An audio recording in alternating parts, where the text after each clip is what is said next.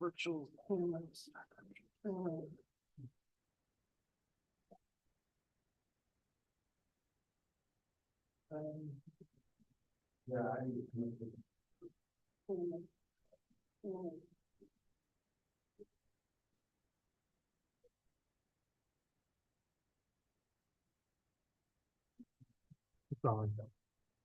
Testing 1, 2, 3. Testing, 1, 2, 3. Testing 1, 2, 3. We're gonna follow up. So maybe I should try sharing first. Testing 1, 2, 3. Testing 1, 2. Go share. They're great. Sorry for the wait. Go share. How do you mean? Oh, share this presentation. Okay, got it.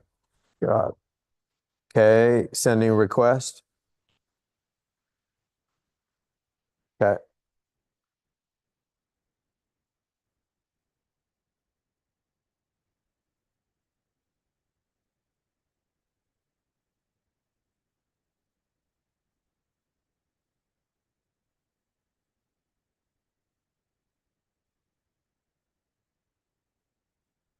Okay.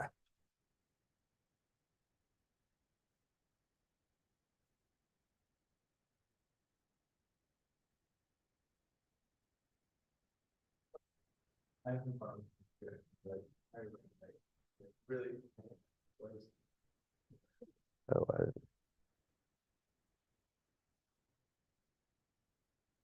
okay.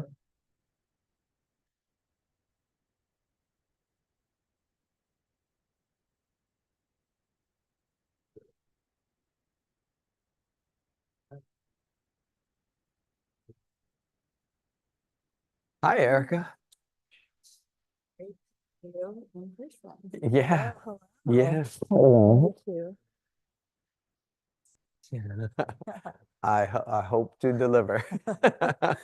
I'm looking forward to yours as well. Working on it now. Okay. Pulling the last minute together. I made some changes this morning as well. Ready to start? Thank you for bringing me into this. Yeah, absolutely. Absolutely. All right, everyone. All right. We will. What's? Oh, everybody can hear me, right? I tend to talk loud. At least my wife accuses me of that. So, I have a fake mic in my hand. No, this is so that we can record it on the internet. It's just not wired up to the speakers here. So we're going to go ahead and kick off today. Internet Day, San Francisco. I want to thank everybody for joining us this morning, and thank you for your patience while we figured out how we could record the entire event to the internet. That's what was taking a little bit of the time on the audiovisual front. Special thanks to Ron. I'm going to kick this off just by thanking him. Ron is an instrument in making all of these events happen. So I just want to thank him for helping us get this started. All right. So I am here and I will be hosting the event today, which basically means that I'll be helping to introduce, close, and then transition between the various speakers and what's going on. I am the vice chair of the Internet Society San Francisco Bay chapter, and along with Ron, who's the president of the chapter, we put these events on together to really help promote an open, free, secure internet, and also to get everybody aware of the new technologies that are happening throughout there. We would not, I did not put this slide together, just FYI. Ron had a photo of me with wine at the I-50 event. So this was actually one of the first events that we started. Is there a question?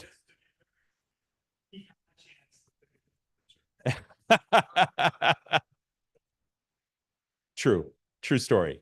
But this was one of the first events that we put on, which was an incredible event, IEEE 50th anniversary of the internet.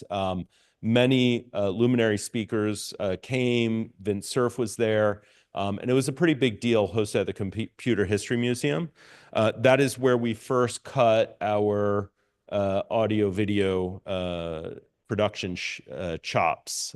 Clearly, we still have a lot more to learn, but we're improving day by day.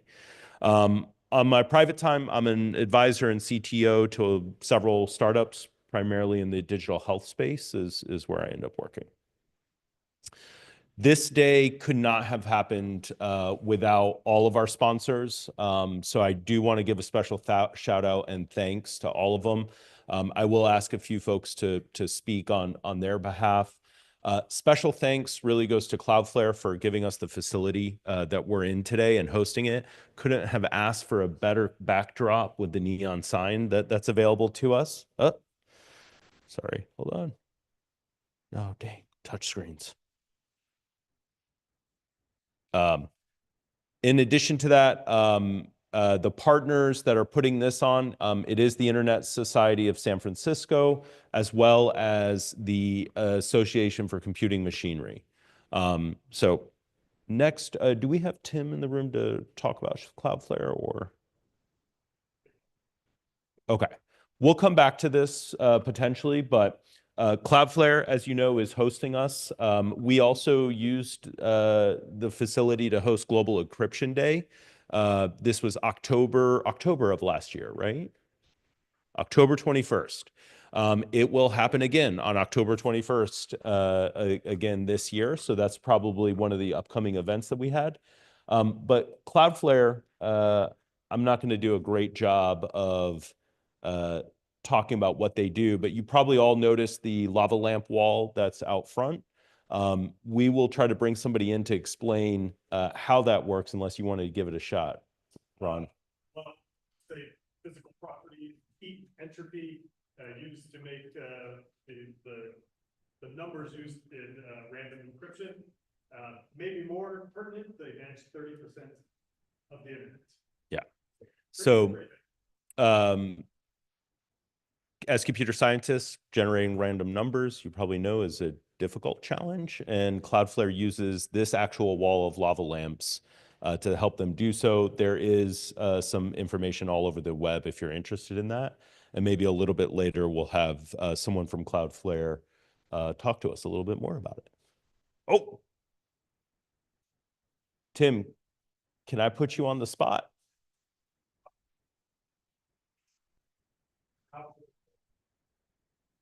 This is our generous host, Tim. He has helped make this event happen here at Cloudflare, among a number of others.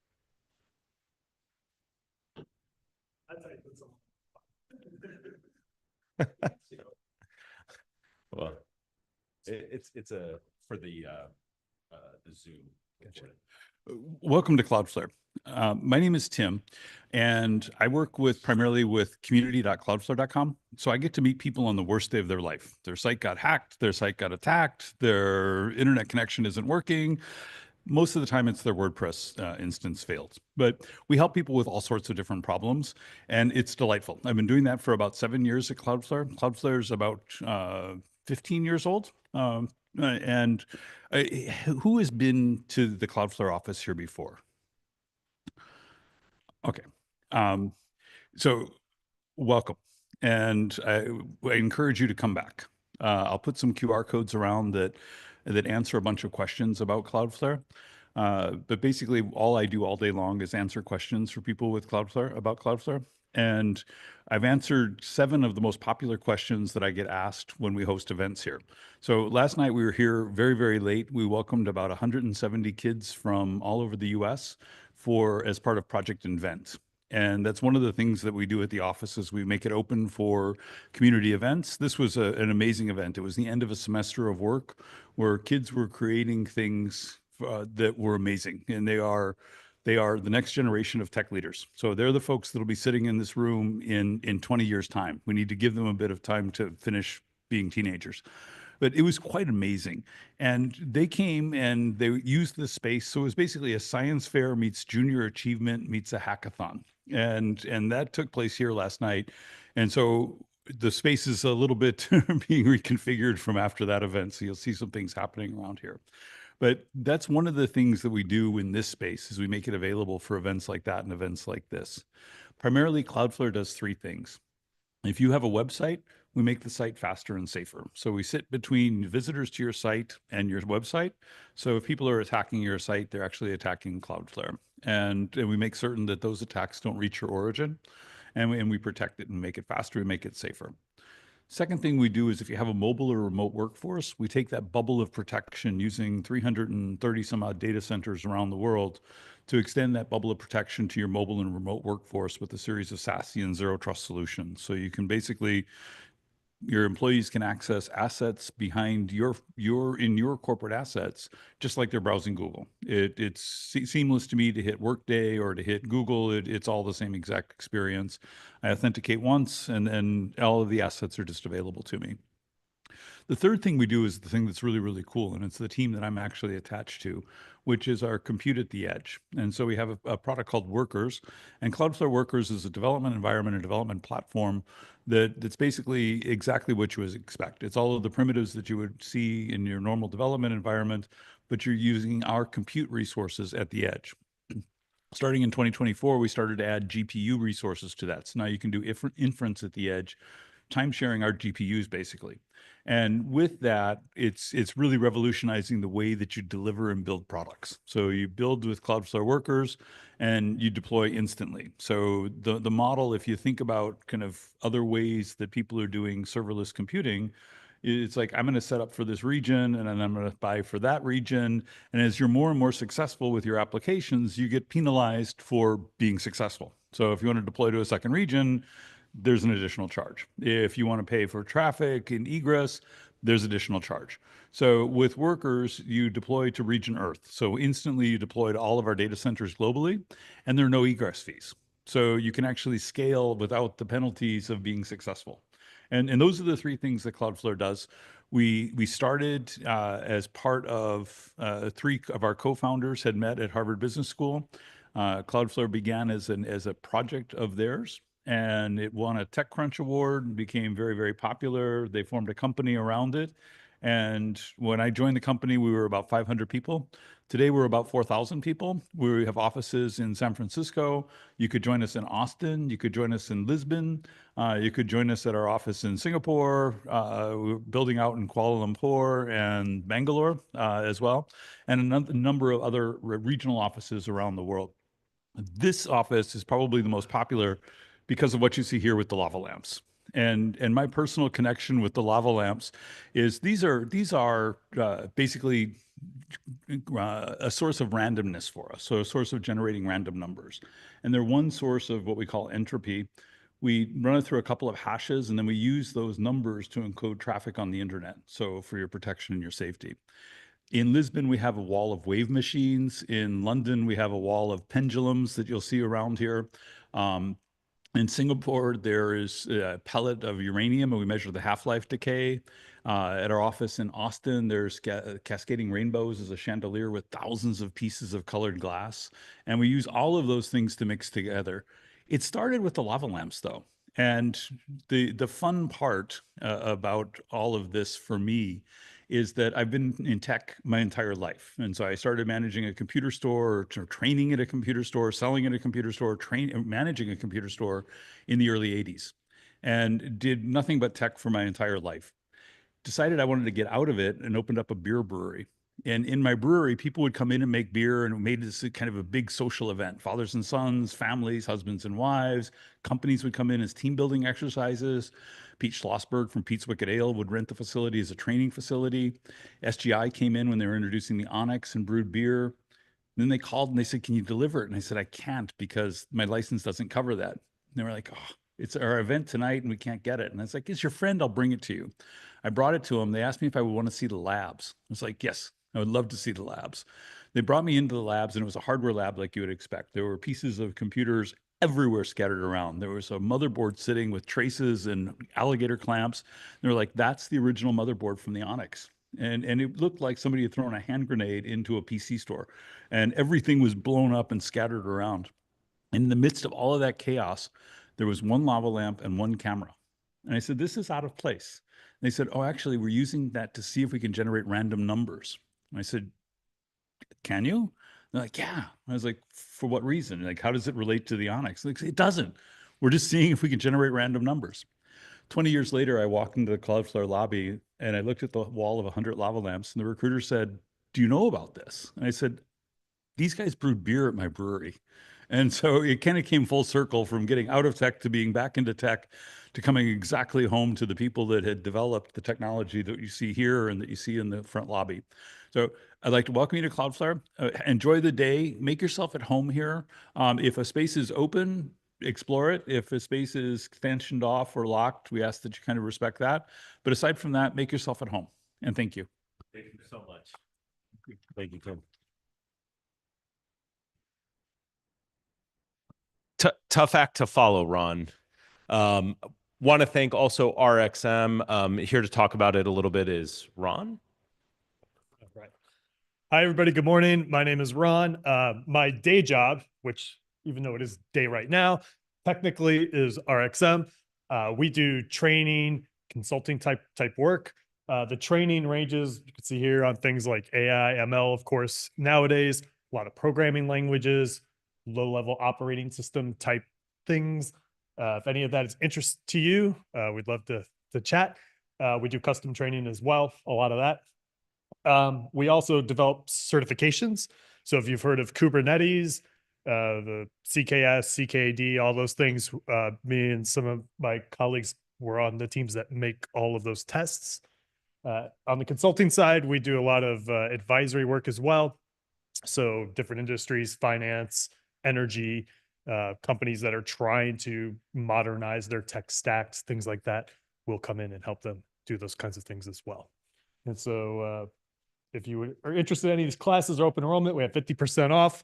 If you have any questions about any of this, just find me, and love to talk. Thank you. Right. Eileen, who runs Tapestry, was not able to join us today, but she is sponsoring this event as well and has generously allowed us to borrow a special piece of actual internet history. This was created for the IEEE 50 event. Is that correct? I'm not mistaken that. Yes. And what her company does is they do have a product online that will record meetings and dynamically generate visual canvases and recordings of those meetings. So similar to this hand-drawn mural that you see on the wall, this was capturing everything that was discussed in the history of the internet from its inception all the way to modern day. So I want to we'll talk more about the mural and even have a little bit of an activity where we'll ask for you to digest and maybe contribute to that. But want to thank Eileen for both trusting us with this piece of internet history as well as sponsoring the event today. Toyota is the sponsor for today's event as well. They have generously provided us with the food and beverages that are here, as well as they're funding one of the activities that we'll be participating in a little bit later related to blockchain. And we'll talk a little bit more about that. Special Internet Society, as I mentioned, we have several events coming up, so just continuing to support us. If you're not a member of the Joint Internet Society, I would encourage you to join, just so that you can help contribute and continue to be a part of these events. That membership really drives forward. It is a nonprofit focused on, promoting the open development and evolution of a private, secure, and free internet. So if that is something you're passionate about, join Ron and I. Continue to come to the events and just learn. This is the 2025 action plan, mostly just so that you can, if this appeals to you, you can kind of understand some of the work that we do. So outside of putting great events on like we do today and other things throughout the year, we're doing a lot of work, grant writing and grant delivery. for initiatives that ultimately hope to enhance the influence that technical communities have, support policies that will improve accessibility and security around the internet, and then ultimately just create a positive and enduring impact for future generations. The Association for Computing Machinery, ACM, also also sponsoring the event, a nonprofit organization for computing professionals. We have several members from ACM here today. So joining that, we partner quite a bit on co-hosting and co-launching these events. We're stronger together and very thankful for the partnership that we've had there. This is one of the oldest nonprofit and professional organizations. So if you're not a part of it or have been in the past and are no longer active, I would highly encourage you to get back engaged and join. Right. I'm gonna go. All right. So once again, join us.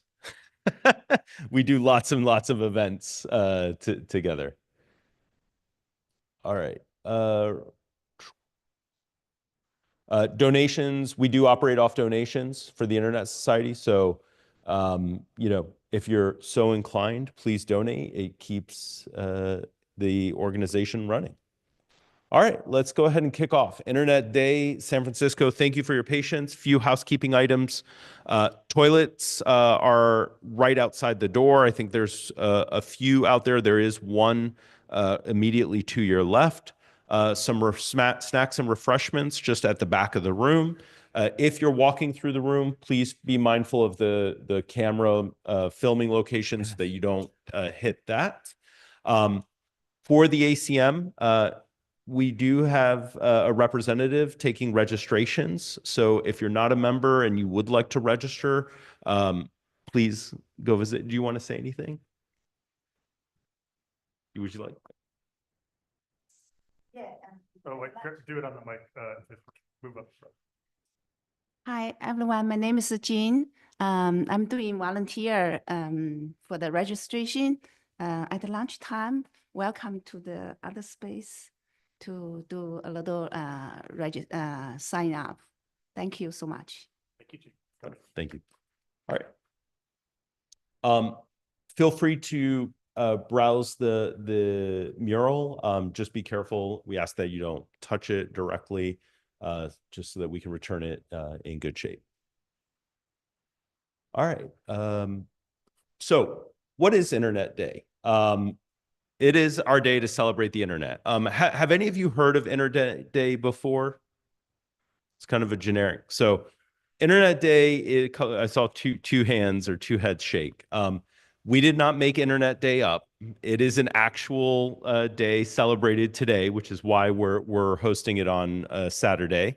And in what is termed the Global South, so thinking Latin America and all throughout there, it is actually a national holiday to celebrate the internet and the history and the promise of what it brings for tomorrow. I think the internet brought a lot of liberation and freedom and voices to many different parts of the world that I think had a tremendous impact, you know, not just within the Western world, but, you know, connecting the entire world together. So today was something that we had learned about being a part of a global nonprofit organization that brought it into our awareness. And given that we are the Internet Society, felt like that was a great opportunity to go ahead and seize that. So what we're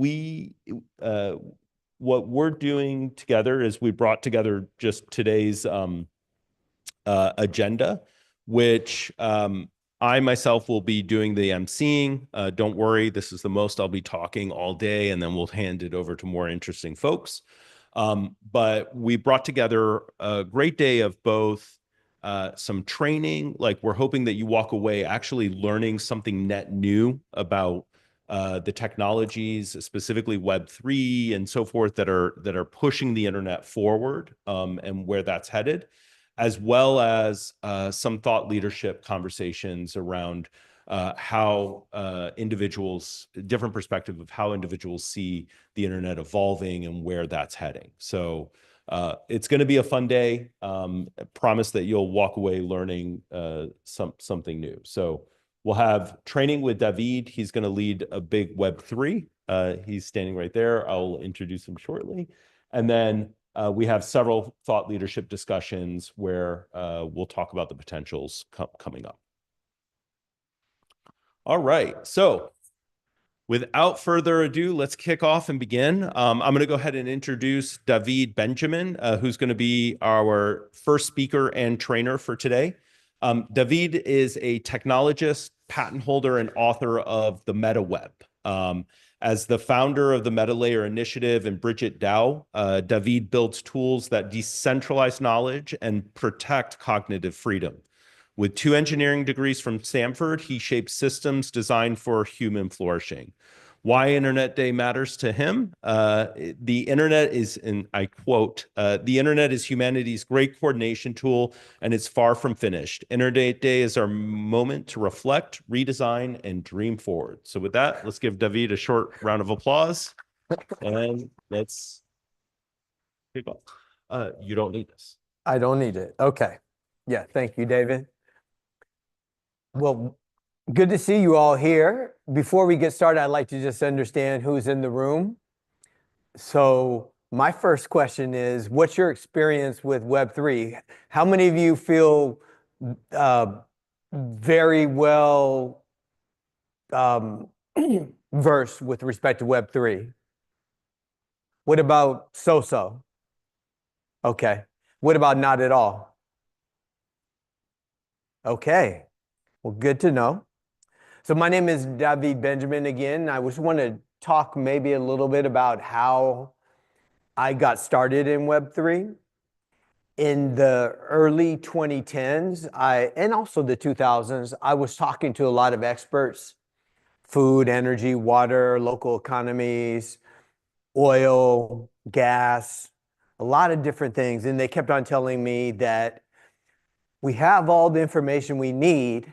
We just don't have the collective will to do what needs to be done. And I kept on thinking about that. And I finally came on to the thought that, well, I guess maybe Google hasn't actually organized all the information in the world. I mean, they claim that we've done it in such a great way and it's perfect, right? But if they had done a great job at it, then we would be able to collectively look at the information and then have the collective will to do what was needed to be done. At least that was my way of thinking. And so that led me down this path of saying, well, how can we improve the knowledge base so that we can better understand things and then come to wise decisions? And I looked at the knowledge base, and I came to the conclusion that the internet is our knowledge base and that it has a fatal flaw, and that is that the information is all siloed, that we needed to connect the information. So I thought about that for a long time and came up with this notion of a bridge, where a bridge is a conceptual link between a piece of content on one page to a piece of content on another page with a relationship. And I just had this thought, well, if we could create all these bridges, we could have a universal content graph that connects information, and therefore it would make a much better knowledge base. And I started thinking about, well, how could we do this? And around the time when I was thinking about actually the implementation of this bridge concept, blockchain started coming into the zeitgeist of civilization. It was in 2017. We started seeing videos on YouTube where people would say how to explain Bitcoin to a 5-year-old, a 9-year-old, and a 14-year-old in one video, And so I started watching those things, and I watched some of the other videos from some of the Web3 oriented websites and started getting a feeling for blockchain, but I didn't really fully grasp it. But I knew that it could potentially do some of the things that I wanted to do with this whole bridging concept, which one of the concepts was that we need to be able to have digital artifacts that could last forever. Because if you create a bridge, you want it to live forever. You want that relationship not to go away. It needs to stay there. It needs to be permanent. And we also want to be able to reward people. And through blockchain, there was certainly this idea of tokenizing and giving people rewards through tokens. So that hit a couple of the things I wanted to do. And then there's the transparency aspect. Yeah, obviously, if someone is creating these bridges, then we'd want to have it be transparent. So there were all these things that were seeming like blockchain could be a solution for what I was wanting to do. And so I jumped into it, learned a bit more over time. And by 2018, I was solidly saying, yes, okay, this whole concept that I'm talking about needs to be on the blockchain. And so that was my beginning with the entire Web3 blockchain area. Let's see. So in terms of this workshop, it would also be interesting to know if any of you have any specific questions about Web3 that we can just presence right now. Does anybody have any thoughts or things that they want to understand a little bit better? I think like some of the in an age of AI now, the current business model for a lot of companies that were relying on things like search traffic, paid search traffic, that sort of thing. Curious to know how Web3 might be able to help, well, sort of provide solace to those whose like business models are struggling going forward, and how it can change the relationship between content creators and those who are utilizing the information for commercial gain. For example, how Google will be scraping for content and they're now doing instant search results rather than people actually getting credit for producing the content in the first place. So I'm curious to know how Web3 sort of sits in this new era of AI and sort of siloed data and people getting less attribution, I guess, for their creation. Great. So just in case people didn't hear, he's wanting to understand how Web3 can facilitate new business models, new business relationships in this era of AI. So there's going to be a lot of disruption. How does Web3 help? Let's address that. Any other questions that people have? Yes. Has to do with really interested in transit tech or gov tech, and just the applications for democratizing access to open government initiatives that involve Web3, but generally just some of the opportunities around Web3, and specifically right now I'm really curious about transit technology initiatives around like live tracking of buses and trains and whatnot, and as a tool for improving quality of life in our cities and whatnot, but Web3 and transit. All right. We got a question around Web3 and transit tech, civic tech. Yeah. I guess, yeah, my question is where is the development in, so we see a lot of development in Web3, but nothing that supports the underlying infrastructure itself. We see problems like an ISP can partition the internet, or a government can take down the internet, or again, like an ISP provider. Like we think of the internet as it's supposed to be decentralized, but there is, with AI, with huge data centers, there's definitely a lot of centralization towards huge data centers. And is there anything in the Web3 space that's kind of addressing the underlying infrastructure itself? You're saying, how does Web3 support the underlying infrastructure with respect to the technologies that we're going to be using moving forward, like AI, et cetera? Yeah, my understanding is that Web3 doesn't really do, like Web3 itself doesn't really do much for like the underlying infrastructure, right? Like the internet itself. Okay, yeah. It's model for the web, but the internet itself is basically remains the same, right? Like how we connect to one another. Yeah, yeah. Is there anything stage that's being done to address that?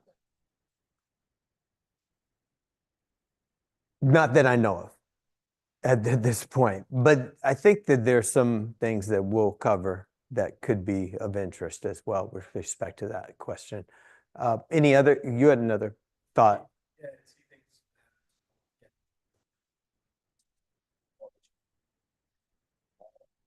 But in terms of information, data quality, is there something around more structured forms of data to make it more usable for future applications, like, you know, artificial intelligence, of course, and also is there anything around being able to facilitate the identification of misinformation?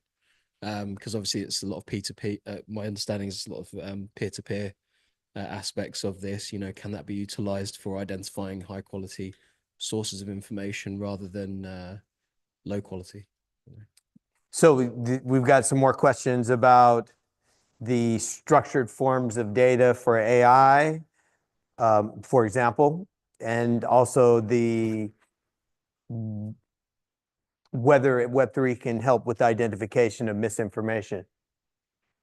Yeah, I just had another question. I was remembering, you know, one of the first times that I read a book on the internet was when, like, one Saturday when I went to my local public library, and this was like a while ago, I'm still unclear about. I'd love to learn more about it. I don't know if you're going to be covering any of this, but around like some of the basic infrastructure of the internet, and that even before Web3, and what Web3 is prompting in terms of the actual, you know, cables, the infrastructure that actually is behind all the magic that we experience through our screens a lot, you know? Yeah, we're But not we're going to not- I'm go not sure, to yeah. no. Well, I do have a slide that speaks to it a little bit, but I don't think it's Yeah. going to necessarily be at the level that you're looking at. Where I'm we're so looking glad at that the you pipe. asked us for questions, and I didn't expect you to answer everything, but I'm excited that. Okay. Yeah. All right. Great. Are there any other burning questions or thoughts that people have? Okay.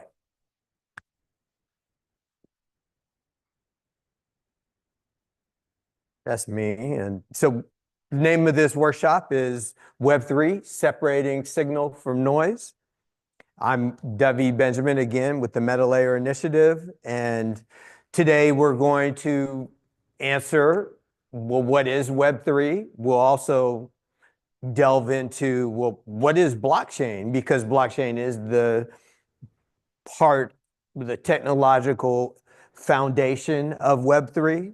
We're going to do a Web3 hands-on tour. Who has a laptop with them or a cell phone? So everybody, okay. So everybody plans on going along with us on this tour? Yeah? Okay, good. So we're going to get some hands-on experience, and then we're actually going to do create a digital artifact, or actually multiple ones. And start thinking about if you were to have a handle that would last forever, just like a Twitter handle, what would you want that to be? Because we will create these for you. You will create it for yourself, and that will be the hands-on exercise today. It should be fun, and you'll walk away with something that will last forever. So think wisely about what you want. Web3 in the wild. So we'll go to some sites as well that are specifically focused on areas of Web3 that are of interest, different categories. We'll either talk about them or actually go to some of them as well.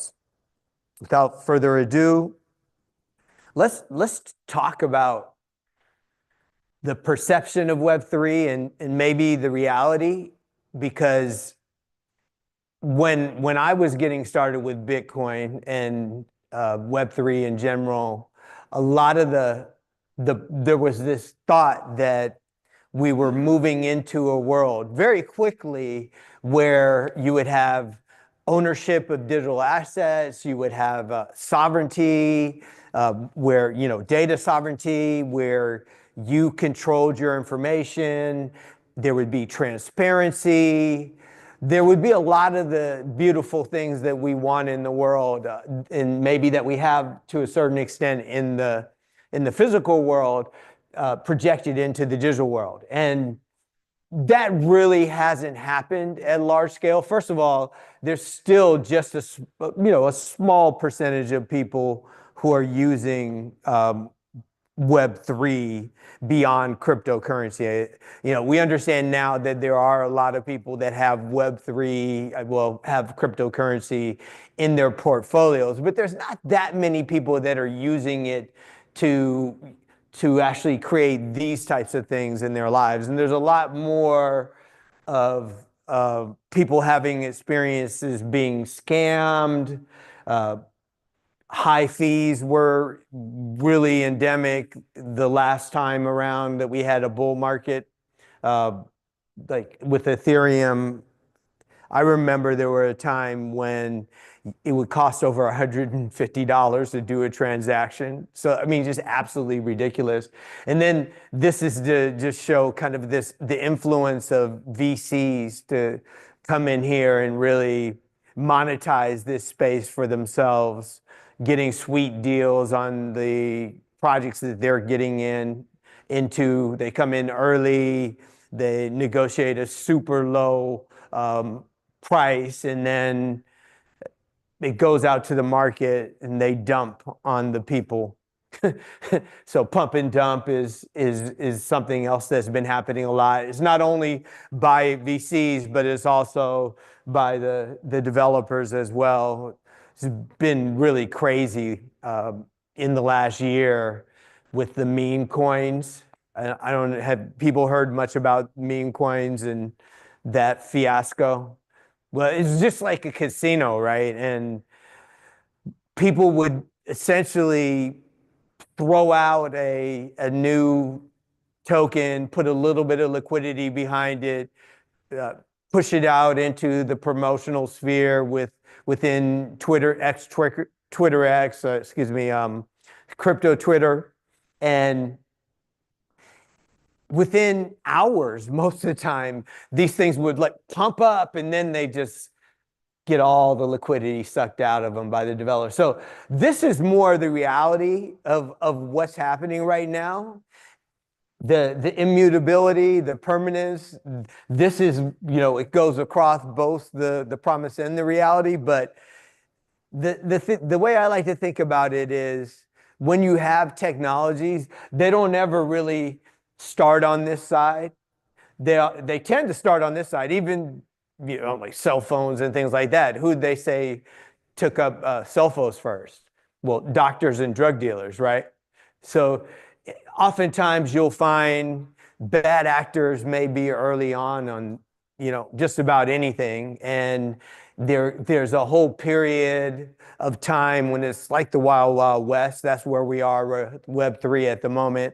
And then as regulations come in and better standards and protocols for security, things start moving more into the promise. So the fact that we're here right now isn't at all surprising to me, but we do need to be moving in this direction.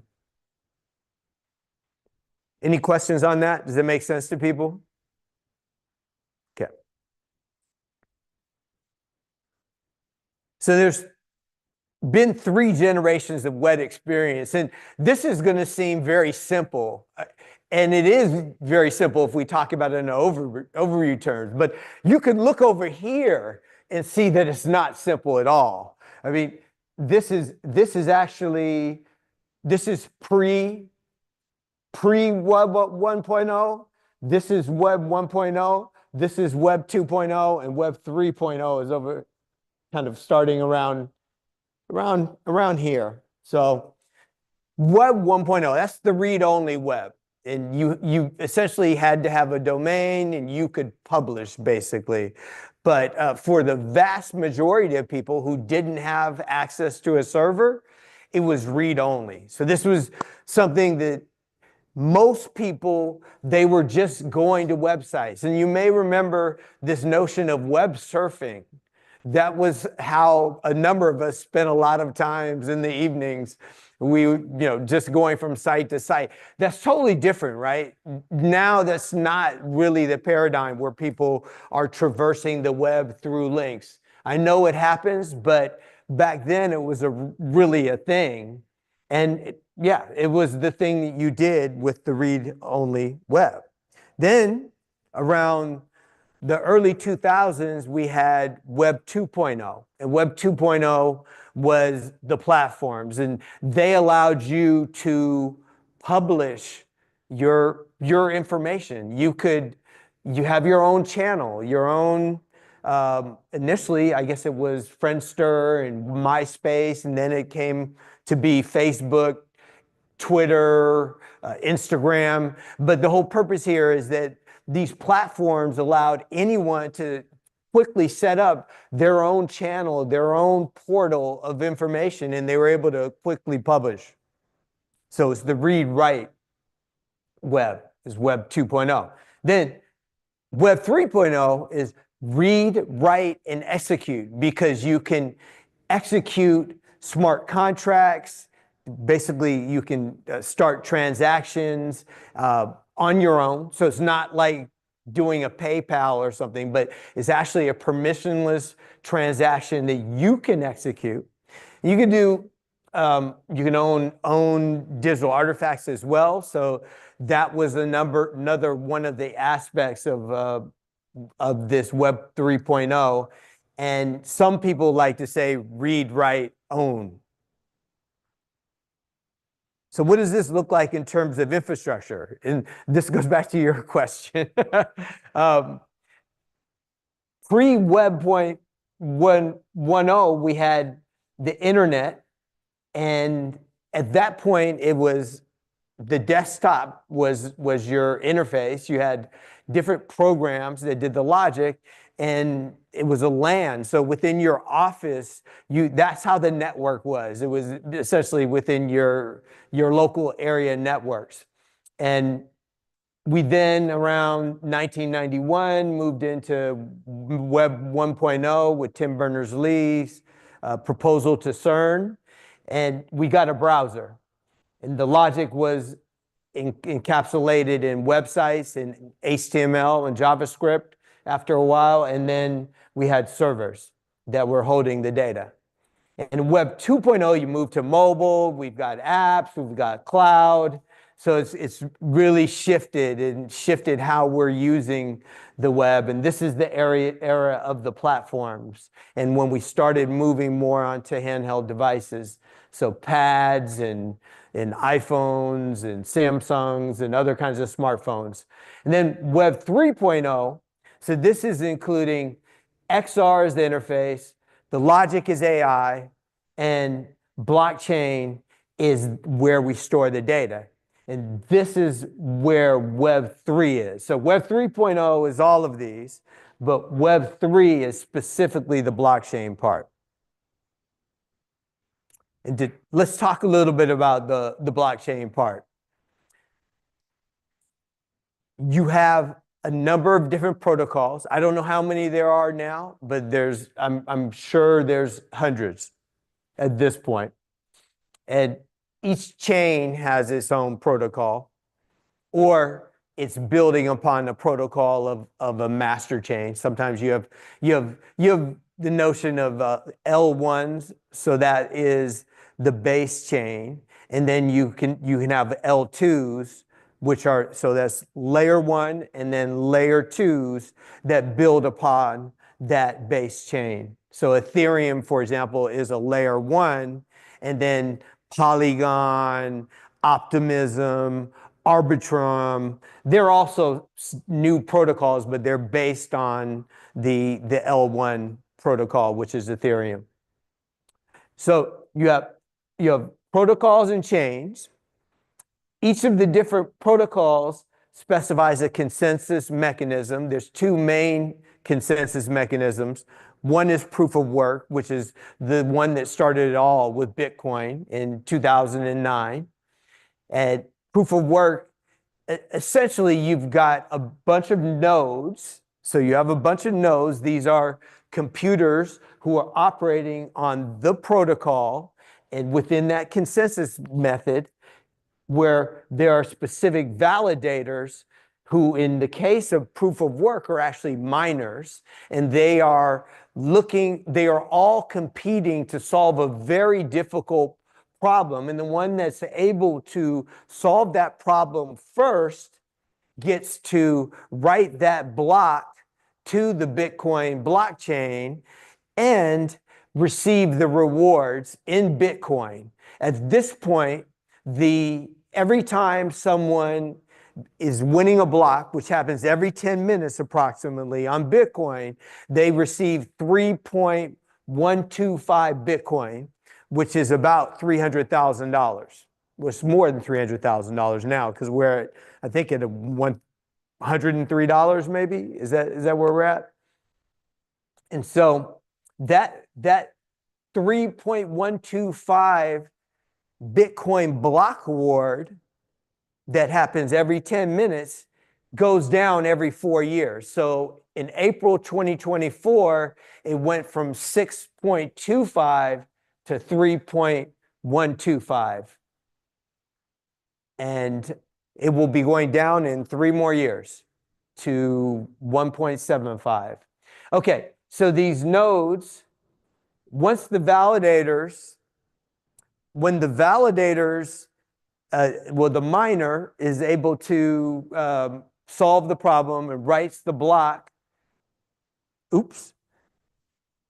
to the chain, they're writing it to the ledger. So the ledger is essentially a list of information that is appended to only. So the information that's already in the ledger, it'll never change. We're only adding more information to the end of the ledger, or to the top of the ledger. And the way that we add information to the ledger, in the case of Bitcoins, it's not smart contracts, it's transactions. With respect to the other consensus mechanism that I want to talk about, the proof of stake mechanism, essentially the validators, they accumulate a stake in the system, in that particular chain, on that protocol. So let's say it's Ethereum, which used to be proof of work but moved to proof of stake several years ago. They will accumulate a certain amount of Ethereum, a large amount. I believe that they have to have 32. They have to have 32 ETH, which ETH is probably about $2,000. That's like $60,000 worth of ETH. And by staking that, by basically putting it in an account where they're not going to touch it, they are signaling, well, they're meeting the criteria of being a validator, which then allows them to randomly be in the random pool of who will actually win the block rewards for that particular block of Ethereum. And so you've got the proof of stake. They have nodes, the same as Bitcoin, and they have a ledger.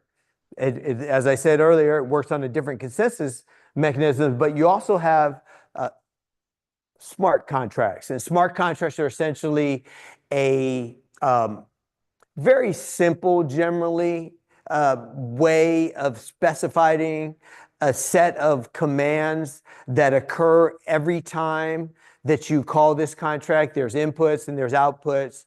And it could be just sending information from one account to another account. It could be staking information, which would be essentially putting information in an escrow account. It could be taking information out of your stake, out of your escrow account, and bringing it back to your wallet. So there's a lot of different possibilities for smart contracts, and they can certainly get very complex. But the essential thing to think about is that they are a permissionless command that you can execute as part of being, an active member of Web3. think we've talked about this, the different components of blockchain. Now let's talk about the blockchain trilemma. So here's the thing. There's three main things that you want when you're creating a blockchain. There's decentralization. So that is the extent to which the power within the network is decentralized or spread around to different nodes in the network. There's scalability. So that's the performance of it. How fast is it? How many transactions per second can be done? And then the security. So the security, self-explanatory. How impervious is it to people taking or changing the data?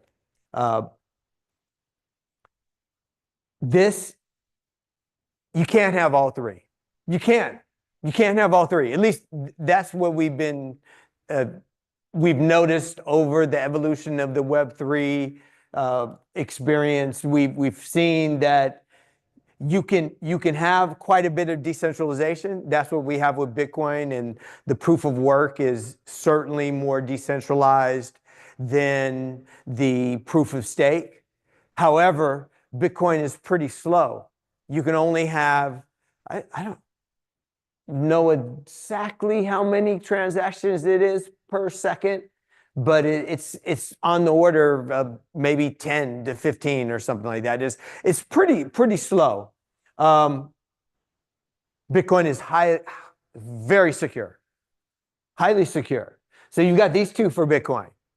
Now, Ethereum, it's less decentralized, it has less security, but it's a little bit more scale. It can do more transactions per second than Bitcoin. And then you have maybe Solana. That's another good example. It's much less centralized.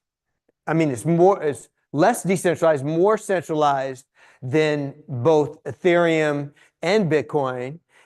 And because of that, it also has less security because it's the way it's set up, and the scalability is much higher. So different chains have different configurations, and they have different implications for these different elements, but you can't get all three of them. And we call that the blockchain trilemma. So what are the things that we want out of Web3? Well, decentralized identity, transparency. Well, actually, let's say decentralized identity is the ability to have your own identity that you fully control. You have the keys to it, and no one else can actually access that information unless you give them permission. Transparency, everything that goes onto the blockchain is recorded, and you can review it. Anybody can review it without permission through the Explorer that's provided along with the protocol. So security is certainly, one of the most important things. And that security is, well, can this information be changed? How can we know that this is going to be immutable? And that no one can go in and actually change information in a transaction after it has been done. And another aspect of this is trustless agreements. So once again, you have things like smart contracts that allow you to enter into an agreement permissionlessly. So you don't need to get anyone's permission to enter in this agreement. So there's no trust necessary, and you just simply execute this agreement through executing the smart contract. Now let's talk a little bit about, well, how does blockchain actually manifest within in the ecosystem? What are the different elements of this Web3 space that you could actually find out on the web, that you could actually go to the web and interact with? Well, one thing, we're talking about a protocol, right? So each of the protocols have their own website, and they have their own blockchain, which is their own network of nodes and everything. But what does it allow? Well, it allows tokens. So these are fungible tokens. Fungible tokens are tokens where every single one of them, so a token is a long string of numbers, every single one of these tokens is identical. Like, you don't care if someone gives you a Bitcoin, you don't really care if it's a Bitcoin from 2012 or a Bitcoin from 2025. That doesn't really make a difference to you because it's a fungible token. They're identical, and you can't get any more information or any more value out of a Bitcoin from today or from 2 or 3, 5, 10 years ago. Ordinals has changed that, so we'll talk a little bit about that. And Ordinals moves us over to this idea of NFTs. So NFTs are non-fungible tokens. Non-fungible tokens means that every single one of these tokens is identical. They're non-fungible. They're non-interchangeable. Every single one has an aspect of them that is just a one of one. That's what makes it a non-fungible or NFT.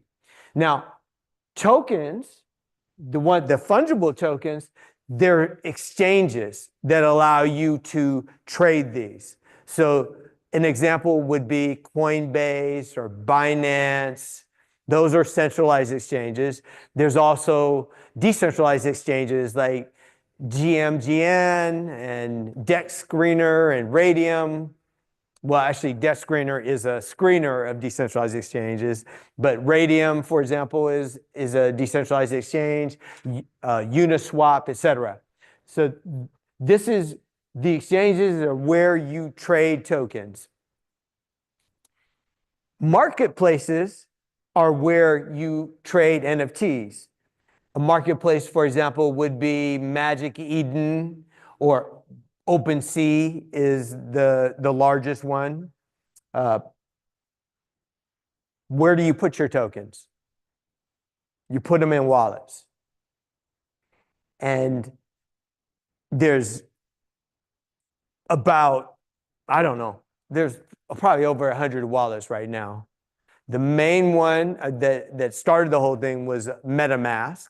So that's, I believe, probably the most popular one, but you have a number of other ones that are pretty good and coming along now. There's Rabby, there's Rainbow, Phantom. I really like Phantom. That's a really good one. So for each one of these different aspects of the Web3 ecosystem, there's multiple different pieces, exchanges, marketplaces, and they're each protocol specific. So MetaMask, for example, it works for most tokens, but not necessarily all tokens. Okay, 10:30. Okay, good. Thank you. And so this moves us into our hands-in tour. So if you all could get out your computers, we're going to basically visit a bunch of websites. These are going to all be different elements of Web3. And the hope is that you will come out with a much better sense of what this world looks like. It is, in fact, a new world. We've talked about a number of different things already. The tokens and the exchanges, etc. If you haven't dipped your toe, you probably haven't seen any of these, but I'm imagining that some of you have been to some of these. So first of all, we're going to go to a crypto data aggregator, and then we're going to look at sentiment metrics. We're going to go to some centralized exchanges and then to a decentralized exchange. We'll look at a wallet. We'll go to a marketplace. We'll check out an inscription service, an explorer, in this case for Bitcoin. And then we're going to make some digital assets. All right, so let's go to CoinGecko first. So CoinGecko is an aggregator, and I will go there as well, but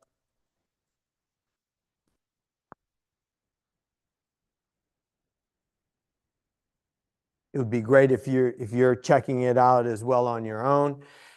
And so when you get to CoinGecko's main page, so it's coingecko.com. Is everybody there with me? CoinGecko aggregates crypto data. And there's a lot of different ways you can look at it. When you first come up on here, you see the different cryptocurrencies. Bitcoin's at the top because it's the largest. You can see the market cap is about $2 billion. And you can see the 24-hour volume is $18 million. You can see the current price is $103. And you can see over on the far right, you see how this cryptocurrency has been trading. Like how does the price action look over the last 7 days? So you see with Bitcoin, it's in red, which means that the starting point is lower than the ending point.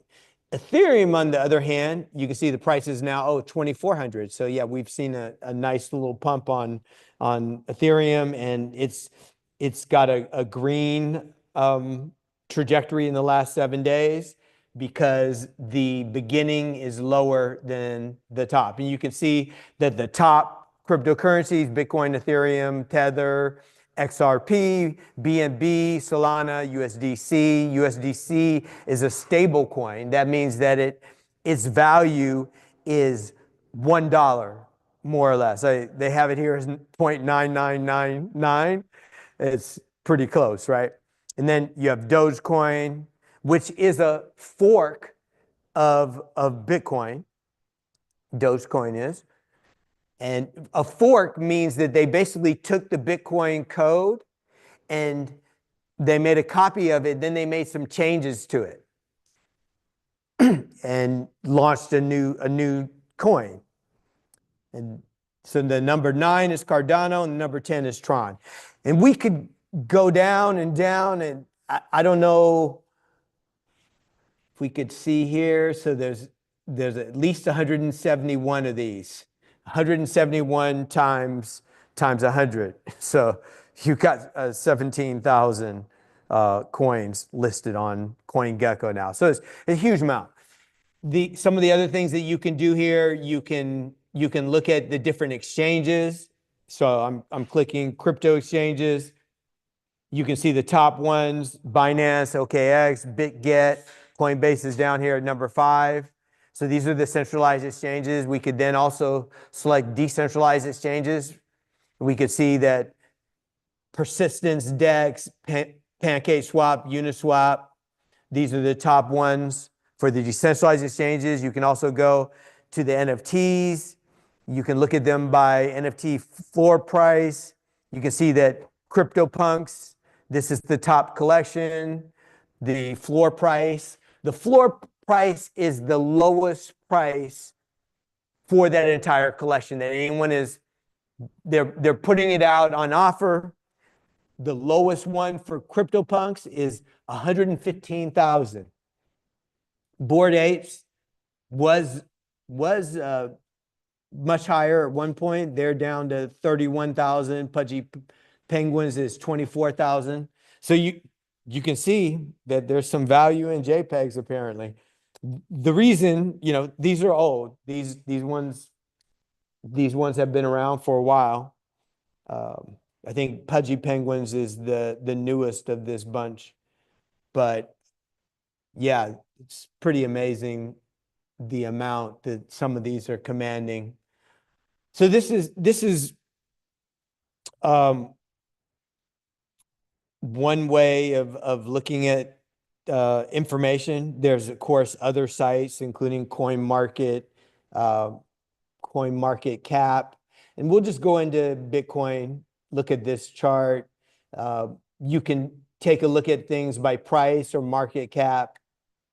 So you see it's at $2 trillion market cap for Bitcoin. You can also see that you get a trading view where you're looking at candlesticks. Candlesticks, they're green when they go up, they're red when they go down. This came out of Japan, but people find this to be one of the best ways to look at price action. You can see there's a big difference here between the candlestick trading view and this, this other look at the price action. It's just not as much information here as it is here with the candlesticks. Let's see. So you got some other information, some things that are interesting here. The total supply, Bitcoin, it says 19 million. That's because Bitcoin hasn't all been released. Essentially, it gets released every day as a new block has been created. The interesting thing is it's down to such a slow amount. Every block now, as I mentioned, you get 3 new Bitcoins. It's such that we've already essentially created 19 million of the Bitcoin supply, and the max supply is 21 million. So we're most of the way there. It's going to be another 100 years though before we actually do the entire max supply of Bitcoin. Now, I wanted to look at one other thing and show you one of the interesting things that people talk a lot about with the crypto market is the 4-year cycle. So you see right here in 2017 it peaked, then it peaked again in between May 21 and October 2021. So it peaked in October, and then it has peaked again in January, and it looks like we're pretty close to that now. So it peaked at 108,000 or 109,000, and we're at 102 now, it looks like. So the thing to note here is that there's a 4-year cycle between here and here, these different peaks.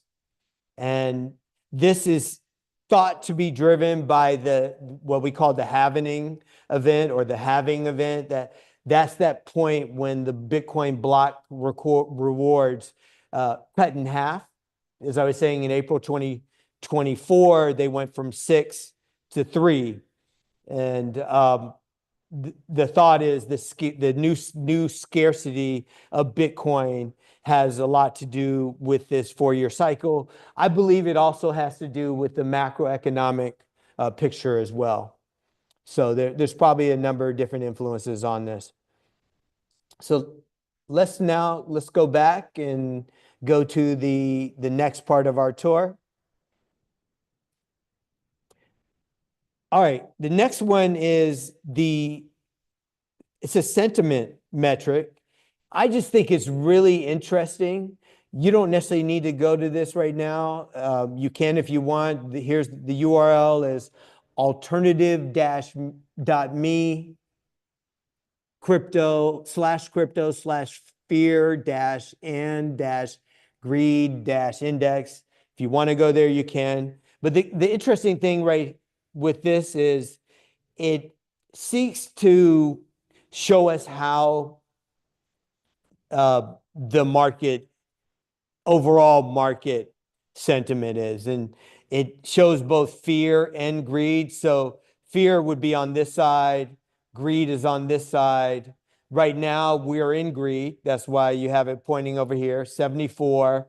Yesterday it was 71. So people are getting greedier. They're getting more excited. This is the euphoria that you often hear when Bitcoin or the altcoins are starting to spike and peak and people start throwing money in. That's what's happening.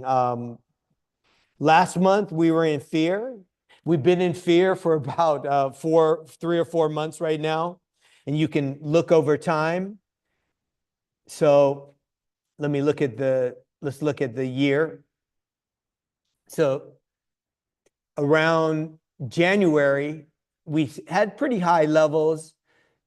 I guess it was November through January, kind of in the 90s, even in November. And then January went to 80. And then in February, it started dropping down. It dropped down as low as 10. So we're talking about extreme fear. This, I bet, was around when Bitcoin went down into the 80s. And then when Bitcoin, then it went up a bit, and then it stabilized, then it came back down to another local minimum. This was around when Bitcoin went down to about 75. And now ever since then, we've seen the sentiment increase, and yeah, we're at pretty healthy levels. What they say is, when the market is greedy, you wanna be selling, and when the market is in fear, you want to be buying. So this is an interesting indicator that's used quite a bit. Yeah. So I really appreciate getting an overview of some of the sort of like the sentiment analysis is really interesting. And then the historical performance of Bitcoin and sort of its relationship to yeah, I'm enjoying that. And one of the things I was curious about is, I was thinking about like 3 years ago, Bitcoin was all the rage, blockchain was all the rage, and then suddenly there was that whole issue. I want to see if you could speak to this in terms of you helping us understand the environment that we're sort of like exploring here. I remember that what was the guy that got sacked, and what was this company called? FTX. Yeah, that's right. There was like this huge excitement around blockchain and the potential of cryptocurrencies. And then suddenly we realized that, or a lot of investors realized that they weren't actually investing in blockchain-based cryptocurrencies. They were, because I'm wondering, like, what in terms of wallets and all of this infrastructure and the sentiment analysis, if you have any observations that might be helpful for us as we're exploring this right now. Because you're giving us an overview of like all these different aspects of it, and I'm just FTX, yeah, that's right. Yeah, and I'm just, I know that we're going through this overview, and Yeah. I want to, if you can make any connections to where some of these things that we're exploring are connected to the development of cryptocurrencies and blockchain and all of that, or if that has anything to do with what you're covering today. Okay. Yeah, we'll look to work that in. Cool. Yeah. And it's interesting that you bring up Sam Bankman-Fried and FTX. That was a time, it was obviously in the bear market, and it catalyzed just complete panic, right? I bet if we had looked at the fear and greed sentiment, that we might even see that being much lower at that point. Let's see. So let me go back there. Okay. Sorry, I didn't mean to interrupt your flow. Sorry. No, it's all good. It's totally fine, and I would encourage people to bring up, any questions that come out. It's helpful. So that was in 2022, I believe, right? Can someone find the date of? Okay. So we're seeing around that time. definitely a low. This is in September, November was around here. So we're talking about fear between 10 and 20, and some other things that happened even before the FTX collapse. And there was also kind of a run up to it. So in November, we really understood, but other people within the industry were starting to see that there were problems even before that. And I think we see that reflected in the fear. So yeah, I mean, it's a great observation that you're making about how the sentiment is affected by some of these things that have really been in the news. There were some collapses of can't remember exactly the name of, but there was some DeFi protocols that collapsed, and there was a stable coin as well, Terra Luna, that had collapsed around that time as well, or maybe it was a little bit earlier, but that made for a really bearish time with fear in the 10 to 20 range for quite a long time, actually. It looks like it was, for starting here to there. So we're talking about, 6 months or so. And we can continue to try to make some of those connections. All right, so the next thing to look at is a centralized exchange. I'm gonna just jump in. If someone wants to, they can, of course, create a Coinbase account probably really quickly, but I'm gonna just jump into mine and just so you get a sense of what one of the popular centralized exchanges looks like. Hey, David, good question.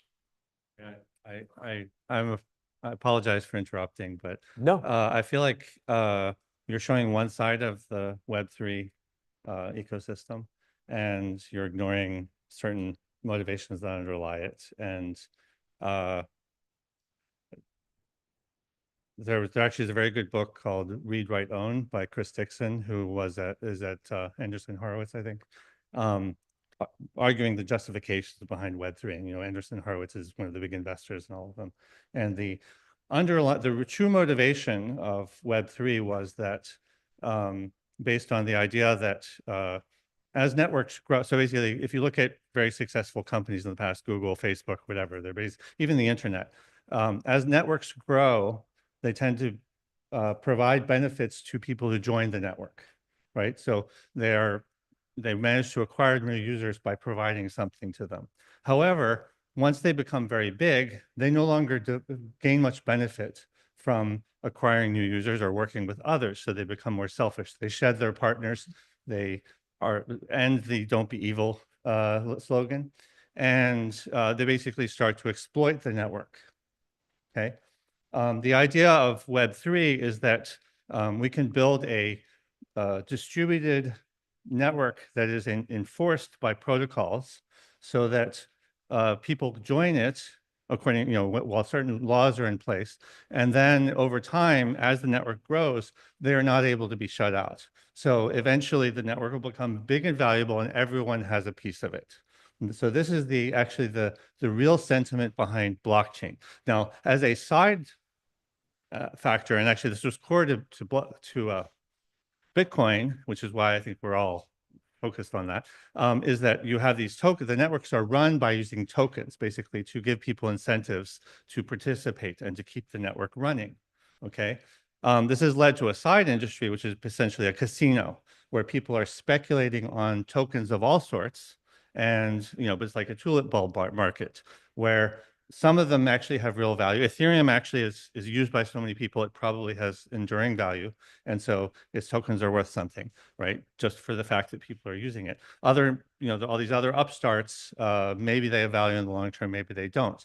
But the reality is still we are working on the technology. And one of the problems right now is that the crypto is slow and running a distributed network is very inefficient. So I think there's still, essentially it's a research problem to whether we can actually build a network that is distributed. So for example, could run Facebook in a distributed way where everybody owns a piece of it and it can be fast enough, right? Right now, the layer one networks, as you mentioned, were like Ethereum became very expensive.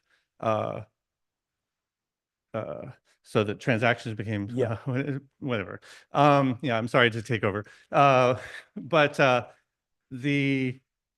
I mean, I think you're neglecting that aspect of it. And I think, I hope people here can take away that there's more to Web3 than this the crypto speculation markets, which is what you're pretty much focusing on here.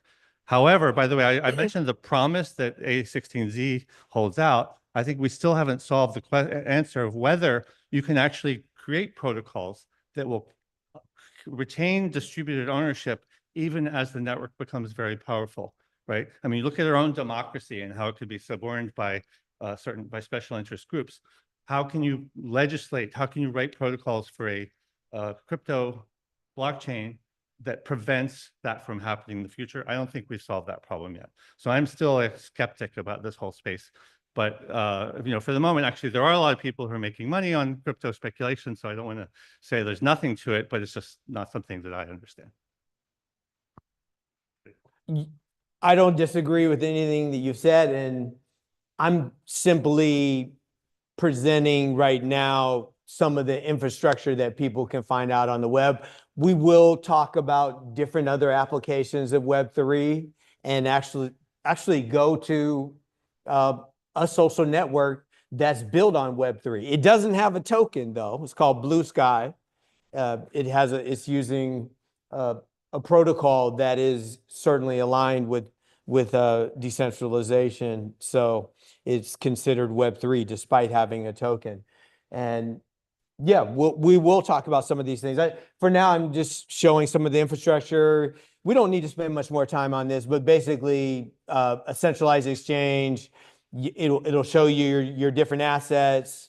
You can chart things, you can buy and sell. That's all we need to know. Here, now we're gonna try GMGN.ai. This is a decentralized exchange. So the decentralized exchanges are interesting in that you are directly transacting there's no middleman. The decentralized exchange, it provides the venue for you to make an exchange, but there's not with Coinbase and Binance and all these centralized exchanges. Basically, you have to apply to be part of their group. You have to give them certain information. They do what they call KYC, which is to know your customer. So you have to generally, not all of them, but a lot of them, you have to provide your ID, and then you often hook up your bank account. And then when you're using them, they work on a certain way where essentially they're matching orders. So there's someone who says that they want to buy it at this price and someone who says they want to sell it at this price.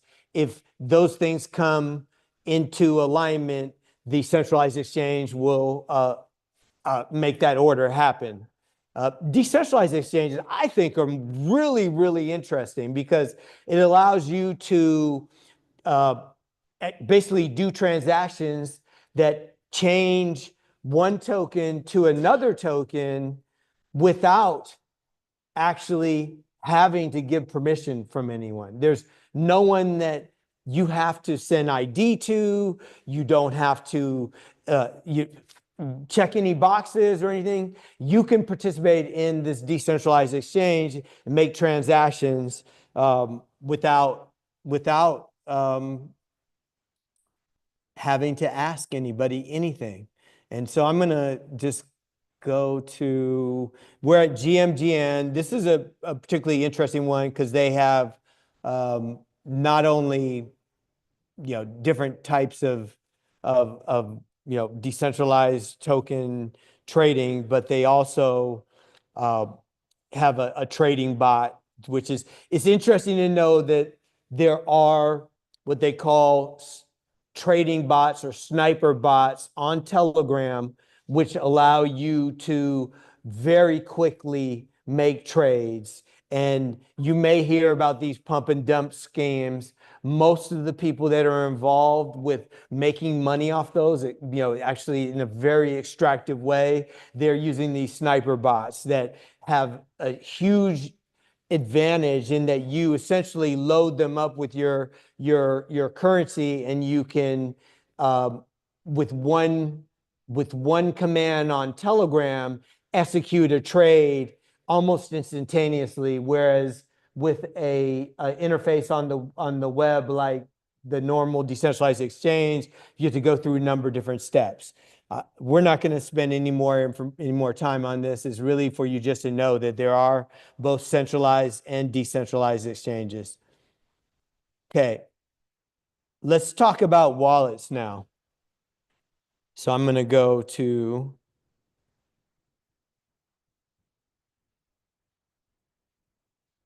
one of. So if you wanted to go to this, you'd go to phantom.com, and I'm going to show you what this wallet looks like. You could install one very quickly. You wouldn't have to ask permission for anyone, but essentially a wallet, they have multiple accounts, and for each of the different chains or protocols, you may have different account numbers. So this is account 2. There's a Solana address. There's an Ethereum address. There's a base address, but oh, look, the base address is actually the same as the Ethereum one. You can see that these two are the same. That's because base is an L2 on Ethereum. So you're actually using an Ethereum address to transact within the base network, because it's a layer 2 on top of Ethereum, the layer 1. You got a number of other ones, Sui, Polygon, you got Bitcoin. You have multiple different addresses within Bitcoin. There's 4 different types of addresses. So for any of the different accounts, which I can show you that there are multiple accounts here.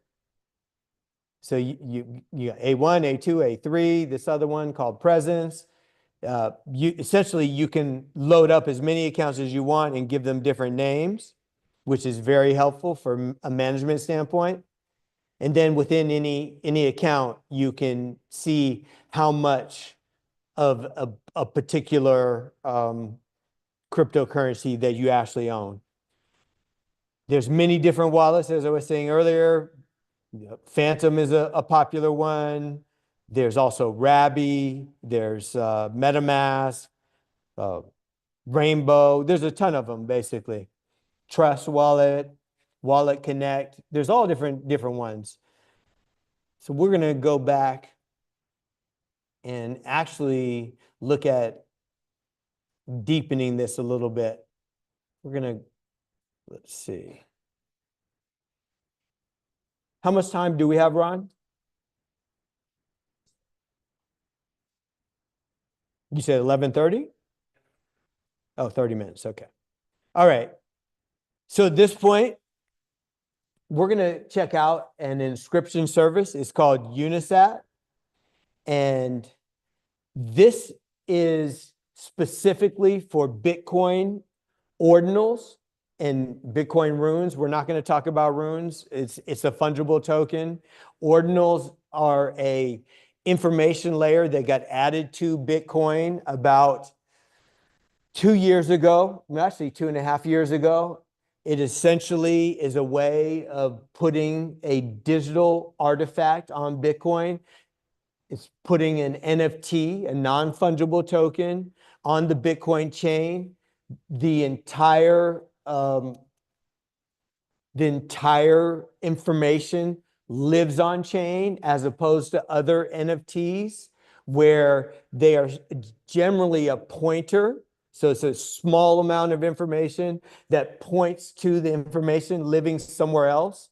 Generally, they're on IPFS, the Interplanetary File Service, or file system, or on Arweave, which is another blockchain that's focused on storage.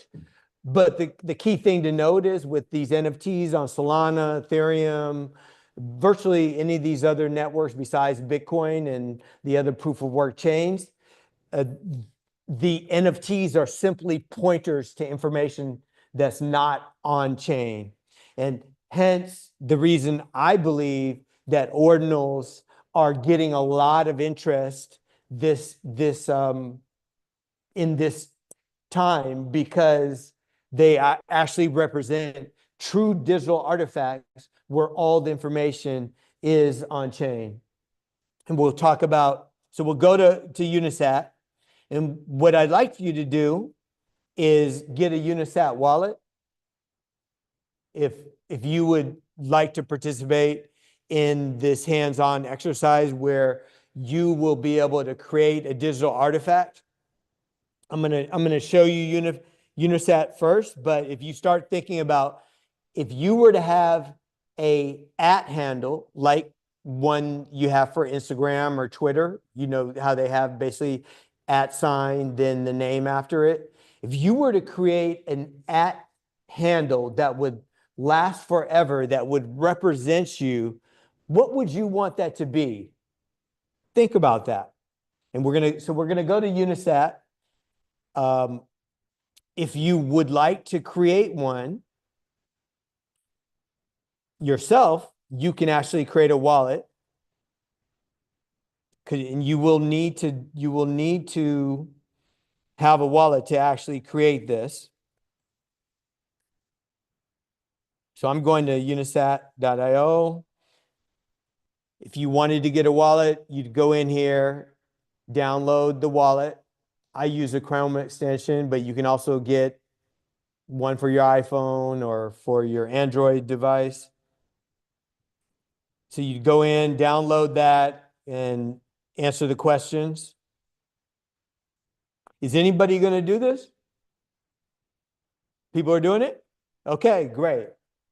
And obviously you don't have to do this. You can kind of just watch here, and maybe we'll do one here up in the front of the room.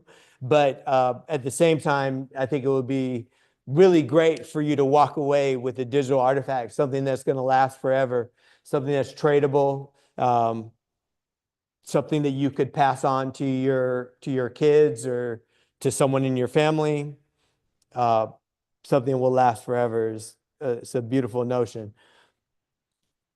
All right. So with respect to Unisat, some of the interesting things here, besides the wallet, are this ability to inscribe.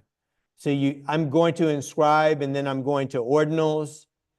Don't pay attention to this part. Well, I mean, I can tell you right here that this is essentially they're minting different ordinal collections. That's not what we're focused on. We're focused on the ability here to either create a name. So that's one of the things that we might do. We could inscribe a file, so you can put a JPEG or a PNG or even a code file, JavaScript or HTML. You can upload those here and inscribe them. You can inscribe plain text. You can also do something called a delegate, which is essentially saying that there's already been an ordinal inscribed to Bitcoin, and you just want to copy that. That's what happens when you're doing a delegate.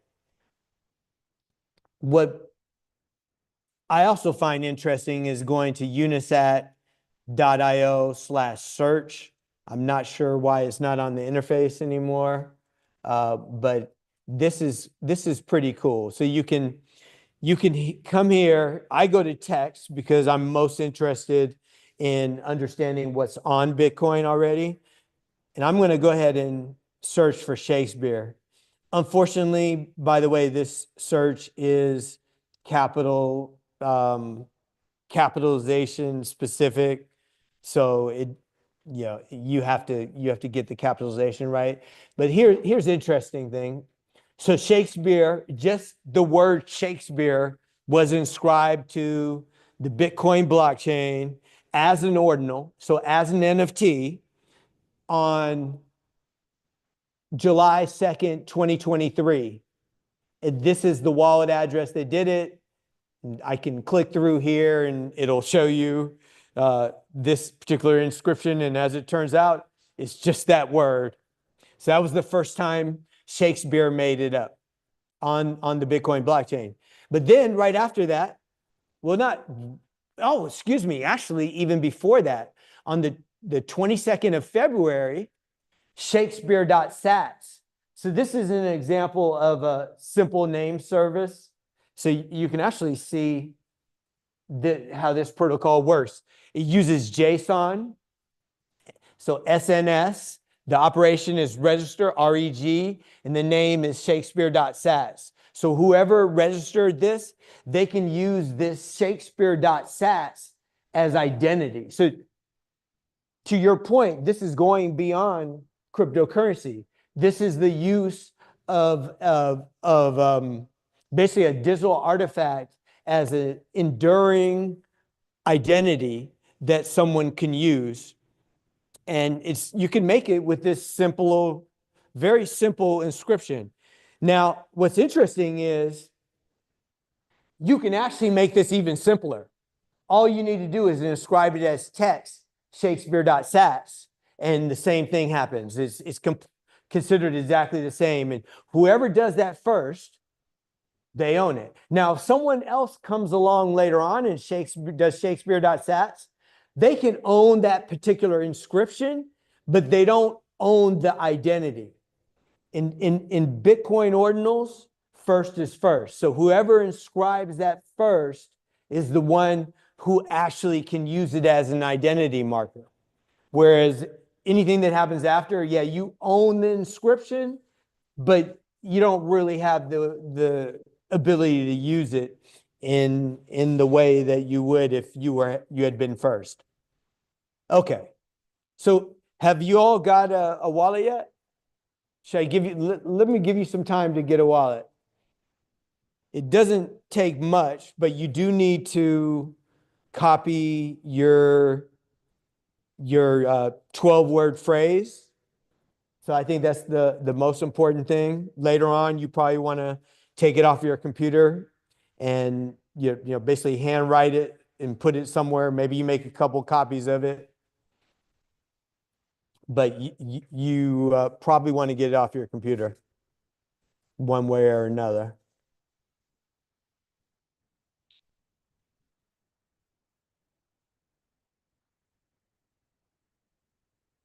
Where are we in the process for the people who are doing it?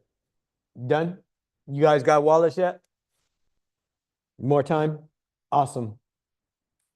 So when you have a wallet, one thing that you might want to do is name your address, or you're going to have one address initially. You can put a name to it, which I find to be helpful.